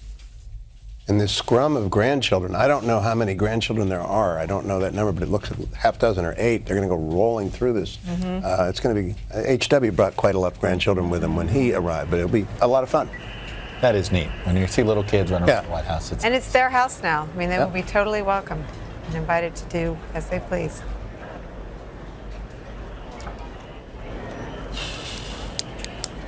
And there's the welcoming committee of service members there. And that wooden path has been built that way for decades, mainly in case it snows, but there has not been very much snow at inaugurals the last couple of decades. As we saw, some of the protesters, many of the protesters are holding up signs as it relates to Russia, and that will continue to hover over like a cloud over this administration. And so we brought on Ambassador Michael McFaul. He's an NBC News Russia analyst and the former U.S. ambassador to Russia. Good to have you here. Yeah, thanks for being. Thanks for having me here on this historic day. Absolutely, absolutely. Of course, Congressman John Lewis was the first of notable person to suggest there was a legitimacy question with the election because of Russia. That's a number of members of Congress boycotted today because of it. How complicated are things going to be? The president obviously is concerned about questions about his legitimacy, but how complicated will the day-to-day business be with Russia? Well, you got two big dramas, I think, coming up. I mean, on the one hand, there's an ongoing investigation. It's still ongoing. There's now going to be a new chief administration. There's going to be a new president that's going to oversee it, but it's not going to stop because of President Trump. That's the first complication. The second complication is about policy. There is a big set of disagreements between the president and many people who have testified now and are soon, including today with General Mattis, have very different views about Russia. He wants to get along with Russia. He wants to work with Putin. But all the other people, as I listen to their testimony, have a very different view. So they're going to have to work out the policy as well, in addition to this scandal that is lingering. So anything that's done that would seem to could be viewed as in Russia's favor, that's going to be seen with an eye of suspicion. Of course, it's going to, that there's many people that still believe the conspiracy and believe, therefore, that the president is going to do favors for Mr. Putin. Now, I actually believe in the interagency process. I think once they settle into their jobs, they sit down in the White House Situation Room, as we did. I joined the Obama administration the day after this day. I remember it very well, signing up. We did an interagency review process of Russia. They're going to do the same thing. And I suspect the outcome of that will not be as extreme in terms of what Mr. Trump has said as a candidate and as president-elect. Ambassador McFaul, I'm curious. I'm going to read you a line from the inaugural speech, and I'm curious what you think Vladimir Putin thinks of this line. We will seek friendship and goodwill with the nations of the world, but we do so with the understanding that it is the right of all nations to put their own interests first. It's just that it was an interesting line that I got to think when you've got, Putin, and he's not alone. I think Xi in China feels this way too. It's like, hey, we've got our region, sphere of influence. You've got yours. You stay out of our business. We'll stay out of your business. Well, if he added that paragraph, Chuck, that you just said to the speech, Vladimir Putin would be thrilled. Because that's exactly the deal that Vladimir. Isn't that what he's sort of saying? Well, I don't want to get ahead of my skis there, but there was a hint of that. And if they sat down and said, okay, you got your sphere, I got my sphere, that is a kind of deal that Mr. Putin would want. Hugh, what'd you make of that? The same implication that you drew, I drew, which is that it's a message to the world that if we stay out of each other's way, we will be fine. But it doesn't play very well given what was said about the South China Sea and the artificial island. So it doesn't make sense in the Asia context like it does in the European context. He mentioned subsidizing foreign militaries. Is that another signal about where he sees NATO or how he views NATO? Well, that line is not going to go down well in NATO. It's not going to go down well in Japan or Korea. They have a different view. They see that there's burden sharing, and that line is going to make them nervous. In his defense, he did say they wanted to strengthen some alliances. So there was, if you are looking for comfort that he won't sort of scramble the NATO alliance, you can grab onto that. Yep. If you're nervous about it, you grab onto the other line. But if you watch John McCain's questioning of General Mattis in his confirmation hearing, it would appear that General Mattis, who was confirmed today, I think, right? We've been here within a minute or two, Mattis and John Kelly will be confirmed. Has an understanding very much in line with John McCain's understanding of Vladimir Putin's designs on the region. When do you think the rubber meets the road between General Mattis and Donald Trump? I think pretty soon. I don't know. General Mattis is from Stanford, where I teach. We're losing him for a while, but I'm sure he'll come back. I know his views, and as you heard in testimony, they're different. They're very different from what the president-elect and campaign candidate Trump has been talking about. But now he's president of the United States, and I think it happens in that first NSC meeting when they talk about what are we going to do vis-a-vis Russia. So far, all the president has said is I want a good relationship with Putin. That's not enough for a policy. You need to say, to do what? What do we want out of this relationship? He said more than that, though. When asked about Putin killing journalists, he said, well, we're not that great either. I mean, he's gone out of his way. He's fallen all over himself to be generous to Putin. I agree, and I hope that that will change as he sits down in the White House Situation Room with some of those generals he was praising today. Watching Vice President Pence and his family making their way. They've been walking a fair distance. They were walking at least as early as 15th Street, and now making their way toward the White House on foot. And maybe, just maybe, in range of Al Roker. I was just going to say, there's a, I think he's got a shot. I think he's got a shot. I can see him in the distance. You're in the game, I can see him in the distance. He's in the middle of Pennsylvania Avenue right now. They're still walking. And right. I'm going to text Mark Louder right now, he's the guy, and say, come on, Mark, get him over to Al. He's walking. Candy offered. Democracy Candy in action. Yes, we've got a lot of chocolate because I know the Vice President likes chocolate. So we're going with that. Yeah, and we can hear the crowd swelling a little bit as he comes by. To get excited. He's walking a fair bit, so he may have worked up an appetite. It's all part of your plan. Got to have a little energy.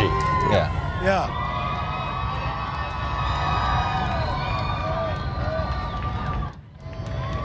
All right, he's getting close. Yep. Holding hands with Mrs. Pence. Walking with their kids.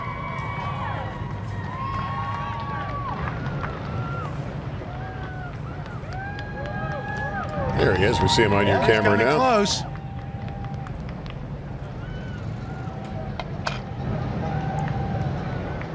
There he comes. Let's hope he can appreciate the inauguration. Mr. Vice President! Mr. Vice President! Mr. Vice President! Mr. Vice President! Mr. Vice President! Vice President Pence! Mr. Vice President! Tell him about the candy. I got candy! Mr. Vice President, we have a snack! Got him. He got him. He's looking. Nothing. Come on, he's coming. No, he's coming. Nothing. I guess I had the wrong candy. He paused, Al. Nothing. He paused. He said something. No, there was no pause. He didn't even break stride. Oh, we're trying, man. Honest man. A complete blow-off. Well, once again, they continue to buck tradition. There you go. I'm telling you. Wow. They're not doing it the Washington way anymore. Give me a break. Give me a break. Give me a break for a Kit Kat bar. What's up with that? Well, you made it a moment regardless, Al. That's right. You made it a moment. Thanks for trying. Hey, man, that's more candy for Anytime. us. Yeah, more candy for us, yeah. There was a unique moment today at the luncheon when Paul Ryan toasted Mike Pence, and it really demonstrated what a role he has. It was a very personal, warm, and I think he is such a significant player for the next 4 years. Well, you know, we of course saw Vice President Biden had a big role in this previous administration. Where do you see Mike Pence fitting in? How is he going to be relied on? I saw that Paul Ryan moment with him today. Everything that goes on that is accomplished will be done on that railroad running between Paul Ryan's office and in terms of the legislative agenda. The legislative agenda runs through the Vice President's office. He's just that well connected and much beloved. I think it's deeper than that, though. I think that everywhere where a gentle nudge has been needed for Donald Trump to dig in a little deeper on something substantive, he's the one that can go to him and get him to focus on a key appointment or to focus on I think it's bigger. I think the role is bigger, and I think it surprised even President Trump, from my understanding, that he was picked for some of the superficial reasons that were in the news at the time. That the family felt very comfortable with him. He looked the part. But I think they have developed a very genuine relationship. I think he relies on him completely and trusts him entirely. We saw him in the vice presidential debate really take on a role of defending Donald Trump, but on a very, he wasn't forceful in it, but he kind of tried to present this reasonable demeanor. It was skillful. I mean, I remember saying he was put in some night difficult positions. Yeah, listen, that debate, I believe, came after some of the more inflammatory moments and difficult moments. And Vice President Cheney had that role. The vice presidential debate during the Bush re-elect came after George W. Bush had a very challenging first debate against John Kerry. So the vice presidential debate in some cycles doesn't matter, in some it does very much. And in this fall cycle, it mattered, and Pence delivered. Look, he is the keeper of what has become the modern conservative wing of the party, sort of the new movement conservatives of the 21st century, where Paul Ryan, you know, that next generation, Paul Ryan, Mike Pence, very much sort of, you could argue, grabbing the baton from Jack Kemp. Perhaps Mike Pence a little more social conservative than some of the, a little more evangelical, but he's going to be the keeper of that flame. If you're a social conservative activist, you're going through Mike Pence's office, right, Hugh? Yes. That's where you're going to go through. Now, Steve Bannon is a keeper of the populist flame. I mean, there are different flame keepers sitting around the president, and obviously Pence will be a big one. We've also been keeping an eye on what is going on in other parts of Washington related to all this and protests and the like. Let's go to Miguel Almaguer. He is along a police line at 14th and K here in the district. Miguel, what can you tell us? Lester, good evening. We're just a few blocks away from your location. I want to give you the sense of the scene here. It's been incredibly tense over the last couple of minutes, and especially over the last few hours in this particular area. We were hit with pepper spray not a long time ago. Our camera and our cameraman is actually dripping with pepper spray at this hour. I'm going to walk you around here. It's been a back and forth between police, and it seems to be picking up again here at this hour. We're going to try to keep our live signal here, Lester. Here's what's going on. So on one side here, we have hundreds and hundreds of protesters who have aggressively been trying to push up K Street here. And on the other side here, we have rows and rows of police officers. Just beyond them, a limousine was lit on fire a short time ago. The tension seems to come and go here in spurts. We're seeing another kind of calm in between that confrontation between police here. But we have seen some violence. Just beyond the police officers here, we've seen several bricks on the ground. Those were lobbed at them a short time ago. We've seen bottles fly through the air.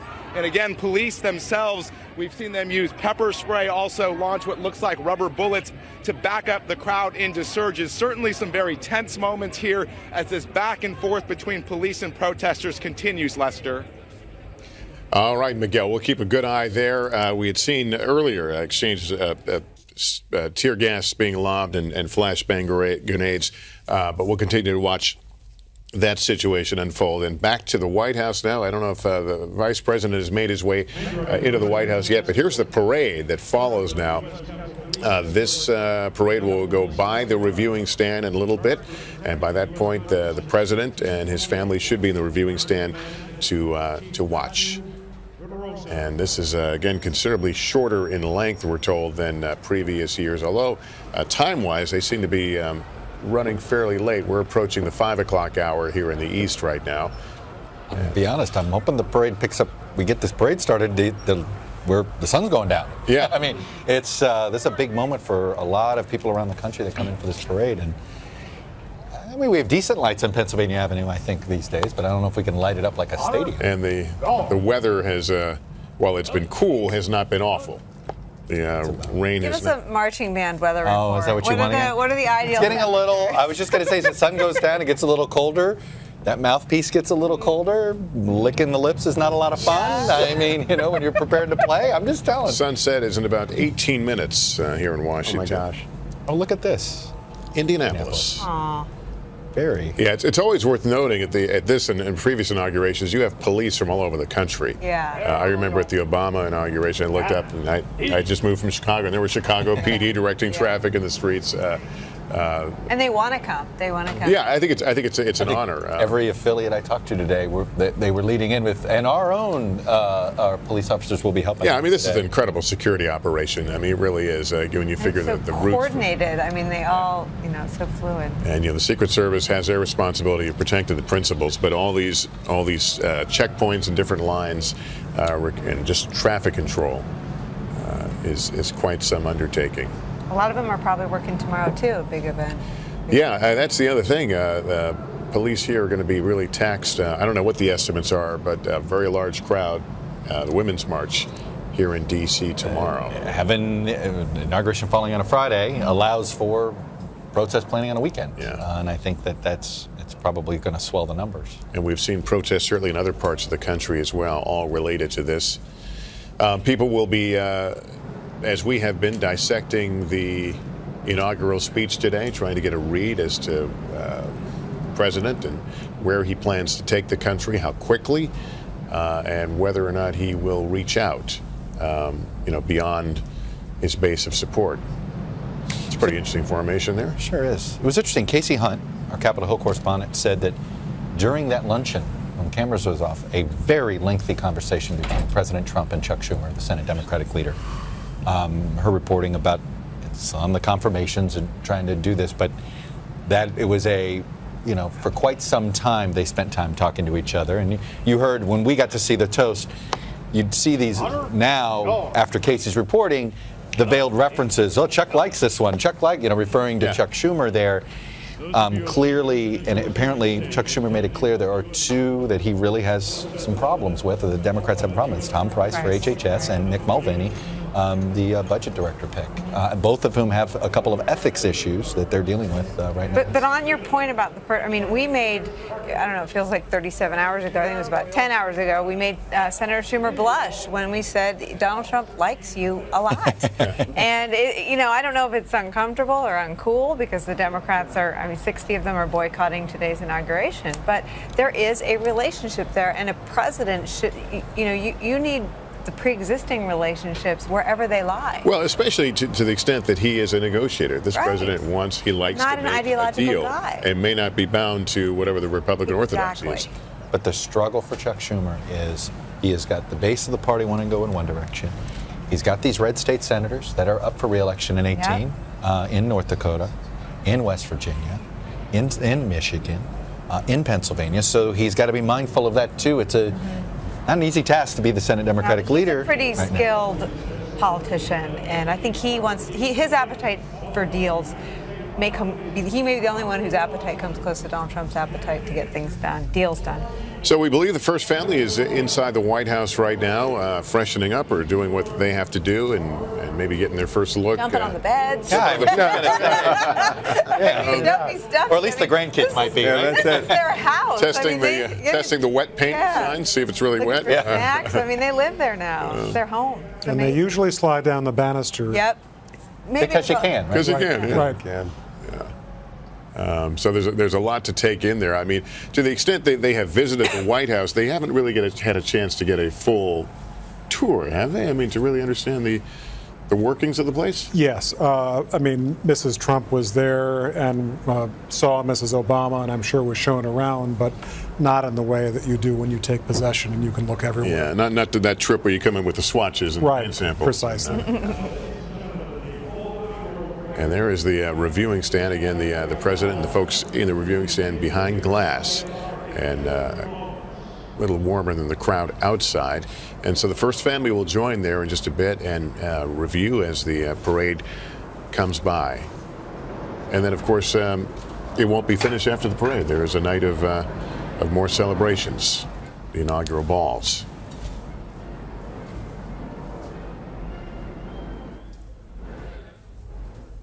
Although only 2 this time, as compared to 14 in 1993 when Bill Clinton came in. There were 14? 14, apparently.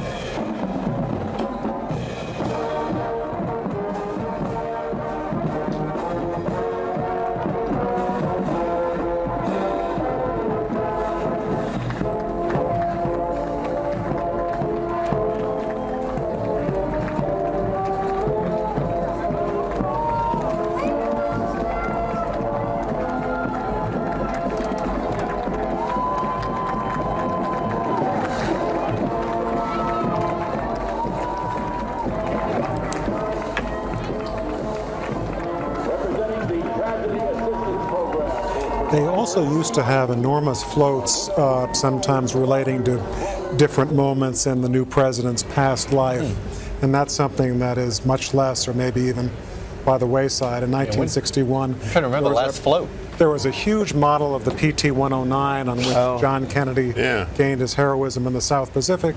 And on top of the float were his crewmen, and they were all waving at him, and he thought that was just great. He was standing in the reviewing stand.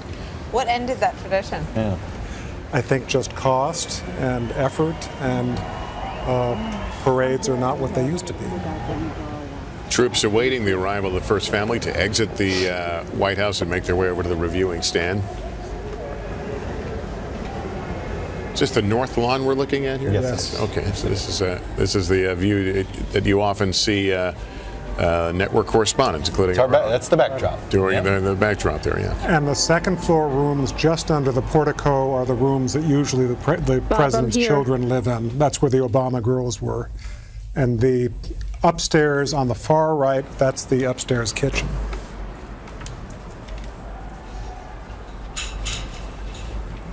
And I actually had a viewer ask me what they thought, if there's a foil or something in the window. I believe that's just simply the glare. Yeah, I was wondering that myself. I had never noticed that before, and I see it on, But I see when we had a different angle, it wasn't there. So I think it's the glare of the windows. I believe some windows. You see it there in the West Wing. That's right. Yeah, I think some of these. There's that, and I believe some of these windows have been fortified now. Oh, for sure. Yeah. So it's a different type of glass. For sound penetration as well as a ballistic. Yes, just about everything. Yeah, we see some movement in there.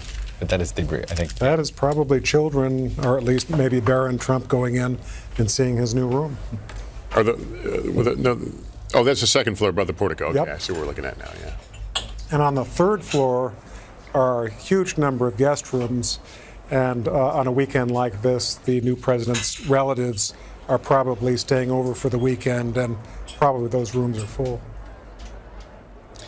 I find it fascinating, Michael, that apparently they can configure that third floor for different size rooms. So they can make the rooms bigger or smaller depending on the size of family. And the Bush family, they had to make, I think, double the amount of rooms. That's amazing exactly that they have that ability to essentially remodel the White House with walls. That's every family can do the second floor and the third floor.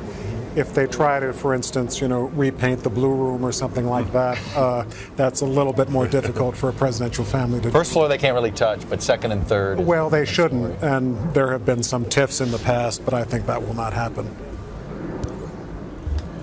It will certainly be a change from a Fifth Avenue penthouse. Indeed. Much different lifestyle. Of course, he has been living much like a president since his election. We've seen certainly the barricades and the block streets there in Midtown Manhattan, and his movements have been very restrictive. And seeing New York mostly through bulletproof glass and SUVs. For sure. I'm thinking of Harry Hopkins, who moved in and actually lived in the White House. And I don't think there is that figure for Donald Trump. Is there a Harry Hopkins kind of figure? There doesn't seem to be yet, but at the beginning of the Roosevelt administration, Harry Hopkins didn't do that either, so maybe someone will evolve. So, before the sun totally goes down, we should check. How's Kristen Walker doing on our truck bed there? What you seeing, Kristen? Chuck, I have made my way from the flatbed truck to the White House, my perch here at the White House, and we are waiting for President Trump, the first family, to emerge and to walk to the reviewing stand. This was a tradition that dates back to 1873. That's when President Grant decided to review the parade from the White House after his inaugural ceremony. And then in 1881, President James Garfield reviewed the parade from a specially built box. And that is why you have that enclosed box there. And I'm going to come right in front of the camera now. Hopefully we won't miss him walking. This is also a chance, by the way, for reporters to try to get a question to the new president as he takes this walk. As you can see, he's pretty close to me, so we'll give it our best shot. 4 years ago, we tried that with President Obama. We got a wave. So we'll see if we can do a little bit better this time. In terms of what they're doing inside, though, of course, only the first family really knows. But this is typically a moment of quiet reflection. And if you think about it, this is really the first time they've been in the White House as a family. And of course, they're joined by all of their new staffers. So part of it is getting to know those folks as well. They were here this morning, of course, with the Obamas, but it must be a very different feeling to be here for the first time and knowing that this is their new home. Hey, Kristen, when did the Obama staffers leave? What was the changeover like? Well, we know that the changeover overall takes about 5 hours. And what happens typically is the staffers here say goodbye to the outgoing first family and spend those 5 hours getting ready for the incoming new first family. And typically many of the staffers who work here at the White House stay. and they stay on here and continue to work with this new first family. However, in terms of the staffers at the West Wing, Lester, they had packed up yesterday and moved all of their stuff out of their offices, and I can tell you that it was a little bit somber here for a lot of the folks who've been here, particularly those who'd been with the Obamas since the very beginning, a lot of them on the campaign trail back in 2008. So the changeover is historic. It's momentous for so many reasons and for so many different people here in the nation's capital. And again, for the Trump family right now, probably a quiet moment of reflection and taking in this historic day. Lester. Yeah, it is pretty amazing when you think of how many people had to be replaced in a fairly short time since early November until now. One of the fun anecdotes I heard early on in the first meeting between President Obama and President-elect Trump, obviously not President Obama, President Trump, is that Donald Trump was surprised at how few staff stayed. I think he thought the White House staff was, that the permanent staff was much larger than we found out, and that was a eye-opening moment for him of not realizing, actually when you think about it, he's not somebody who's had a lot of experience in government, and if you're a CEO and you take over a company, people do stay. So it's understandable that he had that mindset going in, but that I'm told it was one of the, and he went, oh, I've got a lot more people to hire. We talk about him being an outsider, but Mike, it's more than that. Michael, he is the first president with no public service experience. Yeah, or military. And there are certain benefits from that, which he has talked a lot about, and there are certain things that you don't know and you have to come up to speed extremely fast. And I think the other thing is that he's been a successful businessman, but this has not been a Fortune 100 corporation. The Trump organization is not a large organization of that kind. So, he also has not really managed anything with a huge number of people. Mike McFaul, one of the transition periods that everybody's always concerned about is national security. You came in early on the national security staff first before you ended up being sent over to be our ambassador to Russia. Talk about these moments right now. I mean, there must be nervous moments when you're the new national security team realizing we're in charge now and somebody may test us right now if we're not careful. Well, so a couple of things. I actually was in touch with a very senior White House official right as the swearing in was happening, because right up to that moment, some people have to be thinking about national security, and they were. The second thing, we don't know the names exactly, we don't know the full details, but the sense I get from the outgoing team is that the national security staff, the senior staff, is not staffed up. They're not ready. They're not coming in with a big group tomorrow. I mean, we came in the day after inauguration, and virtually every senior position at the White House was filled, and that's important because they don't have to be confirmed, right? We were not confirmed.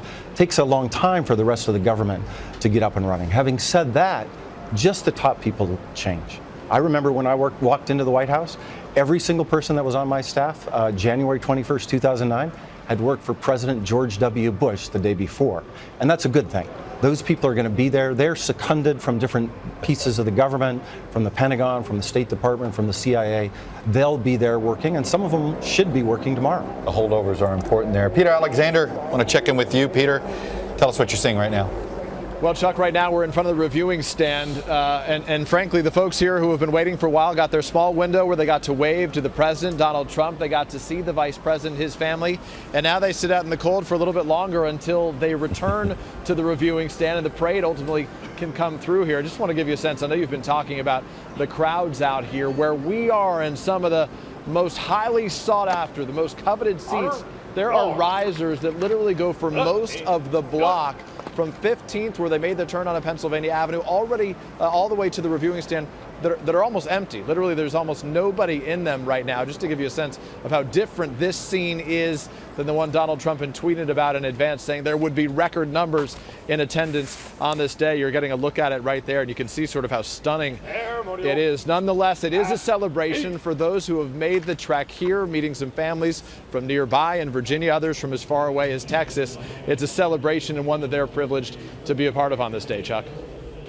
Thank you, Peter. You know, Hugh Hewitt, crowds do matter to Donald Trump. Yes, they do. This is going to bother him, even though there are plenty of reasons why you could turn to, from the weather, They've been running late. I have a guess. Darkness, but this is going to bother They're them. very thinly staffed. The ambassador just mentioned how thinly staffed they are on the national security side. They're also thinly staffed on the political side. And you know that there are people who would have been in those chairs had they been invited. But if you're thinly staffed, you can't reach down to that level. And they do have to staff up. It is a completely different organization than the Trump organization, which is lean and mean. This is deep. And I don't know how many desks there are at the National Security Council, Mr. Ambassador, but every one of them has got 3 or 4 different people on it, right? Correct. Correct. And you said how many of them are career at this point? In that, and are they career, or are they career until they get nudged out? Do you know what I mean by that? Like, you know. That's a solid question. Yeah. Yes, there's a bit of both. Yeah. I mean, the vast majority of the National Security Council staff are career. It's just the top jobs that are political. But those people are looking for guidance, right? And there's decisions that have to be made. There's incoming. There's intelligence that come in. And the rest of the world doesn't stop just because we're having our inauguration today, and the rest of the world doesn't stop on Saturdays either. Most of the national security staff, when I worked there, worked on Saturdays. So the notion that they're going to have a time to settle in, that's not the way the security world works. They got to be ready tomorrow. And Michael, we have heard about a handful of holdovers that they've asked for. Frankly, it is for national security reasons, and this happens quite often. It does, but I think we can begin to ask questions. You know, Donald Trump is now president. He's had since early November. He knew he was going to be president. You know, George W. Bush was able to get his administration up and running during a period of transition that was a little bit more than a month because the Supreme Court decided. So what is the reason that this is happening? Well, look, you handicap yourself here a little bit, Hugh Hewitt, when if you were a Republican and a never Trumper, or if you were a Republican with extensive Bush administration existence, you weren't high up on the list. And it's going to take a long time for that to burn off. They do not. They are taking that list very, very seriously, the people who signed the letters. Christian Welker, you're there waiting to see. We are starting to see some movement there of the family. We're starting to see some movement, Chuck, that's right. President Trump and his family, the First Lady Melania Trump, have just emerged from the White House, and they're about to walk down the length of this walkway here, and then they will enter the reviewing stand. This is, again, one of the more emotional, I think, moments of the day. If you are the first family, as you sort of take in this historic moment, you see there Eric Trump and his wife, Barron Trump, is there, followed by Ivanka Trump and Jared Kushner, who's, of course, going to be one of the top advisors at the White House. And that announcement got so much attention because, of course, a lot of questions about whether or not that violated any ethics rules to have your son-in-law serving as one of your top advisors. The Trump administration insisting it does not. And here we see, followed by the president's grandchildren, extended family. Kristen, the pressure's on you. Pressure's on you, that shouted question. Pressure's That's on, right. Chuck. But look, we're very close. We are here on the north lawn of the White House. So he'll be able to hear me, that's for sure. The question is, will he decide to answer the question that we have for him this evening after he has been sworn in, taken the oath of office, and is now the 45th president of the United States. So we will certainly do our best. I'm one of several reporters here, so I know that we're all going to give it a big try. But again, this is a tradition that goes all the way back to President Grant. We haven't seen the president yet, but we anticipate that he will be walking along this walkway momentarily as the rest of his family has just come out. And again, what they were doing inside, only the first family really knows, but typically it's a moment of quiet reflection, the first time they have been in the White House together as a family. Kristen, they were here earlier with the Obamas. But get ready, you now have the vice president is about to make the walk down there. So get here ready. They come. Get ready for that there. That's right. Here comes Vice President Mike Pence.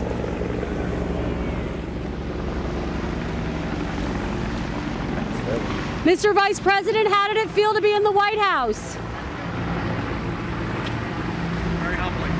What are your emotions at this hour, Mr. Vice President? Hard to express. Very grateful. How do you feel about today, sir? How do you feel about today? Very humbling. Well done, Kristen. Well done. She scored. Very humbling, hard to express, in case you couldn't hear it. That was his response. And we're going to try when President Trump comes along with the First Lady Melania. We'll give it another go. And again, he's very close. We're here along the north lawn of the White House. And as Lester pointed out earlier, this is where typically the White House press corps does our live shots. So this is a space that's very familiar, likely, to all of our viewers. We've spent a lot of time out here. President Trump, the First Lady, lingering a little bit before they walk out, take this final walk to the reviewing stand where they'll watch the rest of the parade. A little predictable breaking news is what I'll call it here, which is we now have a new defense secretary. Jim Mattis has just been officially confirmed by the United States Senate. Don't have a full number there. I'll get that for you. But General Mattis, who we knew going in had a lot of bipartisan, at least rhetorical support. We'll see what the final vote count is. Looks like so far it was 92-0 at last count. So I would call that, Mike McFall, a show of bipartisan support. You know Jim Mattis very well. I do know him well. I think it's great that he got that vote. I think he is a fantastic choice for Secretary of Defense. I hope that he will define the job bigger than just being a general. I think that's going to be his challenge.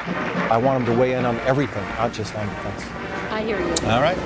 All right, Kristen. Here comes the 45th President of the United States. We're going to give it another go. Hopefully, he will answer our questions. The Vice President did. Hopefully, he will take a cue from his Vice President. He is, of course, holding hands with the new First Lady, Melania Trump.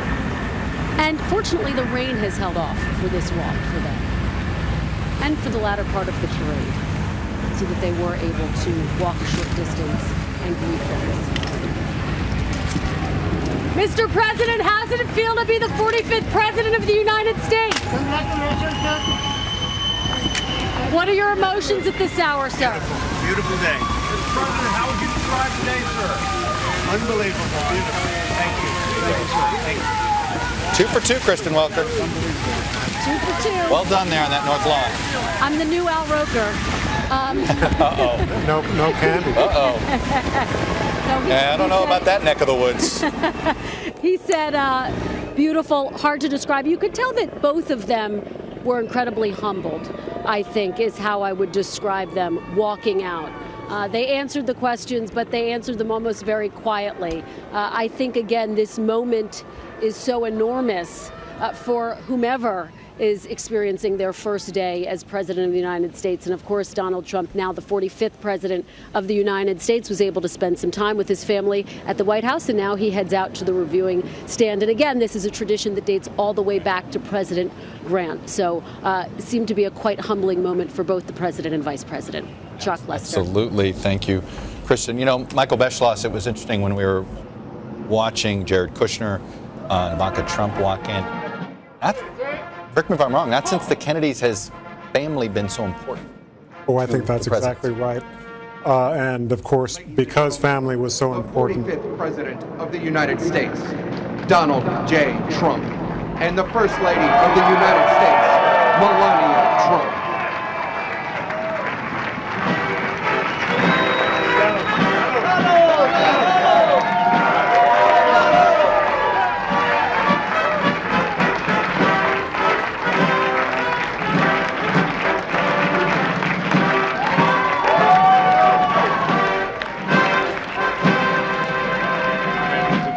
Sorry about that, Michael, interrupting you there. I thought that was an important moment for everybody to enjoy. Hail to the chief. I'm guessing when you're a new president, you never get tired of hearing that song. No, I think that's right.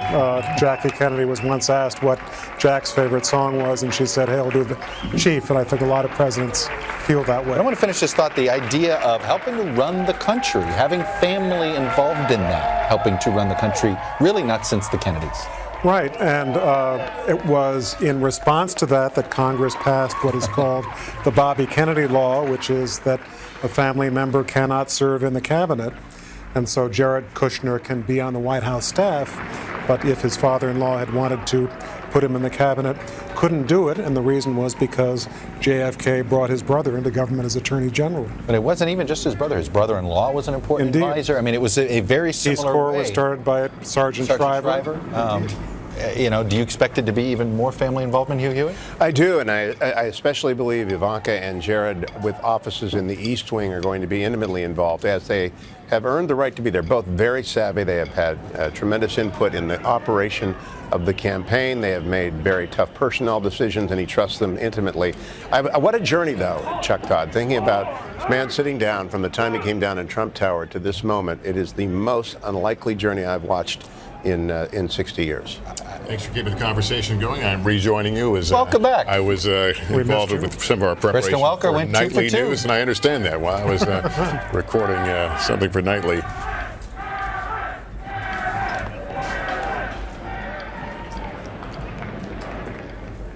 You kind of wonder how this is sweeping over him. Each moment of this day, how real this becomes. Of course, I guess once you sit in that Oval Office, it was funny. Mike Pence, I asked him that. I said, is it starting to sink in? And he admitted it was like only in the last couple. Suddenly it was like this, as I think he said, his family was coming in, and you suddenly have to deal with more family. He'd been working. All of a sudden, he says it's starting to hit you. And that was 2 days ago. I can only imagine what it feels like today.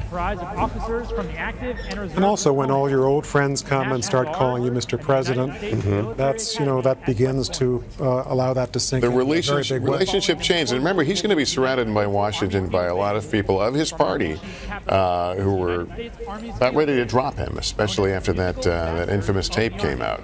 By the way, that in some ways he sees that as a strength. He owes nobody anything. Right? That is, he has this freer hand than normal because he can feel like he owes nobody official in his party. At least he certainly doesn't believe he owes anybody, and that's pretty powerful, Hugh. It is. To succeed, though, he will need Leader McConnell and Speaker Ryan to cooperate with him to pass. If you want to replace and not merely repeal, you need some cooperation. And from Chuck Schumer, as you were talking about earlier, there is a great opportunity to get some things done. I'm hoping, indeed, an immigration overhaul, but we will see what comes of that cooperation. But he can't do it by himself.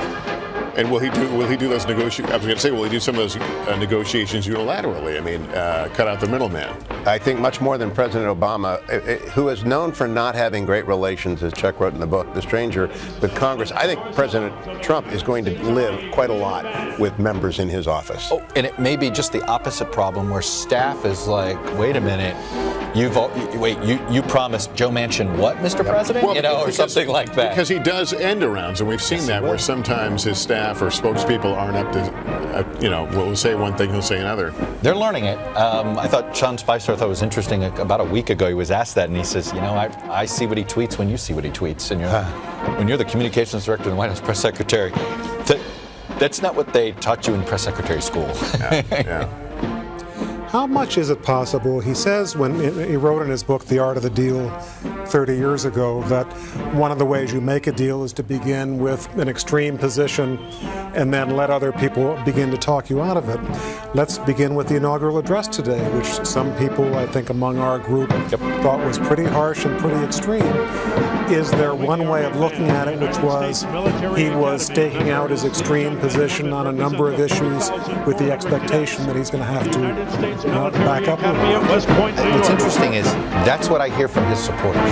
His supporters will say, we've gone through this whole seriously, literally issue. You're taking him literally. We take him seriously. They see that. They bought into Donald Trump, the negotiator. They think half the statements he says is a tactic. So that's why they give him this pass. The question is, how long does that last? Right. And to what end? What is his priority of accomplishment? Because eventually, at a run for re-election, you have to pass something. As President Obama passed the Affordable Care Act, he has to pass something, and that will require prioritization on his part. Each of the services, bands are making their way past the reviewing stand.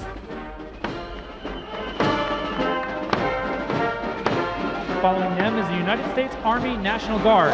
Established in 1802, the District of Columbia National Guard has served the citizens of Washington, D.C.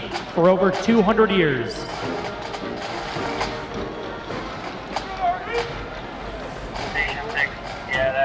And the next group of fine young men and women of the United States Army Reserve 3rd Transportation Brigade. The Expeditionary Command marching in today's parade represents the 205,000 soldiers who currently serve in the Army Reserve.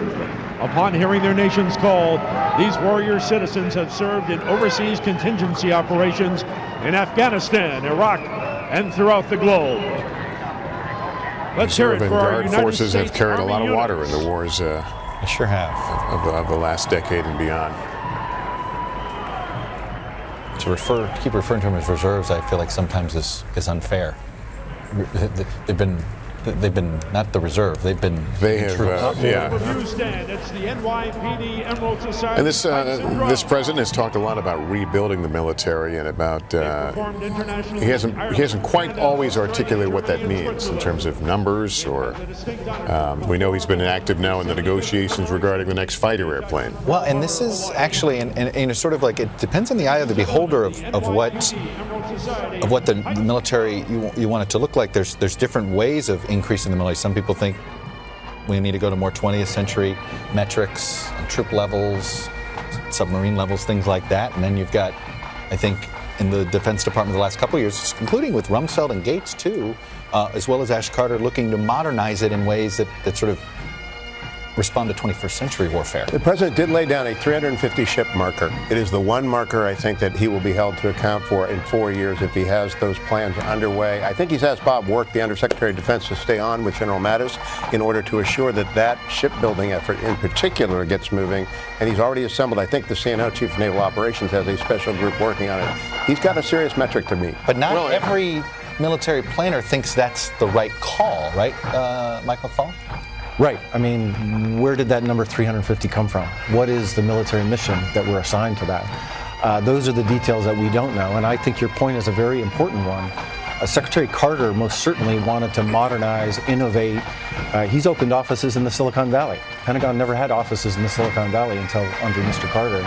That's a different model than what you were describing about just more troops and more boats. But there is what many see as the growing threat in the South China Sea of the Chinese expansion there, these artificial islands, and whether the U.S. is prepared to challenge those in any meaningful way. You know, this is where it's the challenge of being president, because on one hand, you have this shift of increasing our military presence in Asia. On the other hand, he wants to retreat on our economic presence in Asia with the TPP deal. Some would argue the best way to confront China is to unite the rest of Asia in a trade deal with the United States. So exactly right. This is the big debate. Huge tension. When he says in his speech, we're going to do protection, some of our most important trading partners around the world are also our allies. And so that tension, I think, is front and center, especially in Asia, but also in Europe. And Mr. Ambassador, when he said eradicate Islamic jihadism, the undertaking implied by that commitment is vaster than anything laid out in the campaign, I think. I think he's going to hope that we're not going to remember that phrase in 4 years' time, because that's just not possible. But making that an aspiration means we're going to spend a lot more. And part of that is, if you want to eradicate ISIS, that may mean putting troops on the ground in places like Iraq and Syria in levels that, again, to Chuck's point, he's talked about pulling back. So there's some real foreign policy tensions there. It struck me enough, I wrote it down. Eradicate from the face of the earth completely. That's you don't leave yourself a lot of wiggle room there. He paints in black and white. Doesn't black and white. Yeah. No, but I mean, you know what I mean by that? There is, you know, we've been talking about it, that, you know, our new presidents are sort of the polar opposite of our previous president, right? And so many people thought George W. Bush only used black and white metaphors, and Barack Obama was all gray. Some people thought too much gray area, Hugh Hewitt sometimes, yeah. And now Donald Trump, to a more stark. But to make a commitment that Lester writes down is to mean that it will be remembered and it will be reflected. And everybody else got that. In 4 years, you're going to ask, is there a Brussels? Is there a Nice? Well, and that's the thing. How do you? I mean, it's a hard threat to quantify, because we have seen ISIS-inspired individuals here in the United States. We've seen the ISIS on the ground in Syria and in Iraq. We've seen what's happened in Europe. So it is it's more than one place and more than one. Hey, you wonder what General Mattis thought when he heard that part of the speech today? New assignment. But you know, President Bush, when he might say something, I would also say, but Islam is we're not at war with Islam. President Obama would have said the same thing. We didn't hear that from President Trump. That's right. There was no nuance to it at all. This historic academy has been named a Junior Reserve Officer Training Corps Distinctive Honors. marching with their cadets. But what I also heard in that speech was, "This is why you elected me." And I was just going to say, it's just I'm not working off notes here. The New York Military Academy, is that? Yeah, it might be his school. He's gotten very fired up about this. I think this is personal. Yep. That's got to be a neat feeling. You know? Think about where you were in childhood, and they're there honoring your president. And now you're president. Pretty heady stuff.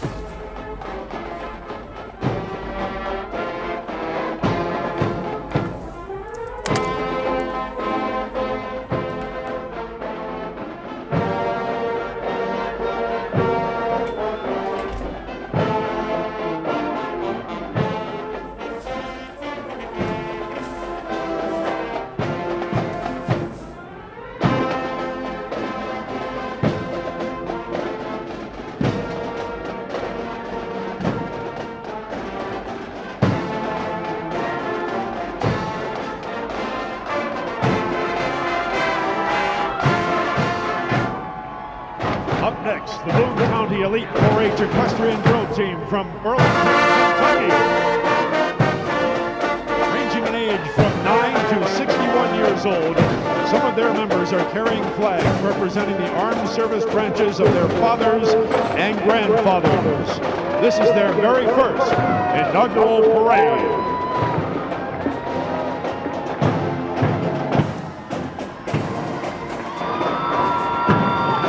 Next up, from Louisiana, it's the West Monroe High School Marching Band and Raiders.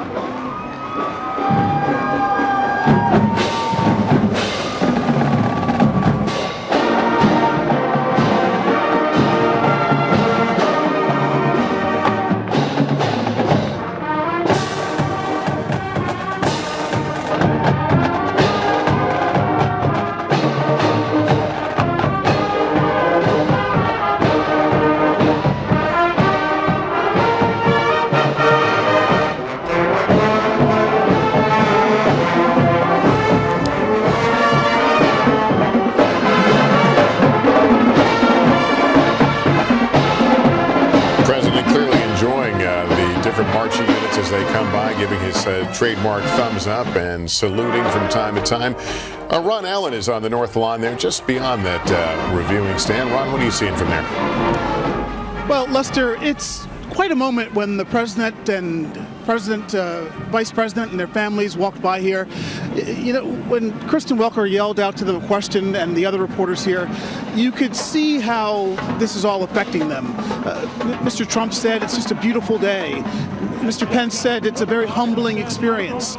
And you could feel that as they were walking by here. They were walking by very slowly, and they were just trying to take it all in. They spent a relatively long period of time in the White House. This is usually just a stopover on the way out to the reviewing stand, but they stayed there and they seemed to linger there. We don't know exactly where they went, probably into the residence, which is the area they came out of. They walked through the West Wing. It's unclear whether Mr. Trump stopped by the Oval Office, but I think at this moment you were able to really get a sense of how this is affecting Mr. Trump and how this day is just probably very hard for him to take in. Also, I'm sure at this point he probably feels very clearly and without any doubt the weight of the office that he has now assumed and the challenges that face him and the challenges that face this country. Right now, they're just trying to enjoy themselves. We see some of the cabinet members coming out to go back into the White House. There are also other dignitaries going back and forth. But now, probably just a good moment for them to sit there, take in all these bands and all the entertainment, and just enjoy themselves and take a deep breath at the end of a very emotional day, no doubt, before they go out this evening and party into the night at several balls. I know there was a skeleton crew there in the White House during the actual inauguration, but do you get the sense the place is coming back to life now that people are taking their positions? That's a very good observation. Yes, this place is much more lively. We've been here all day, and at one point there was literally one press officer here from the new administration, and there was one from the old administration. And they were pretty much alone in the building. Also, a lot of offices were cleared out. The cleaning crews were in here.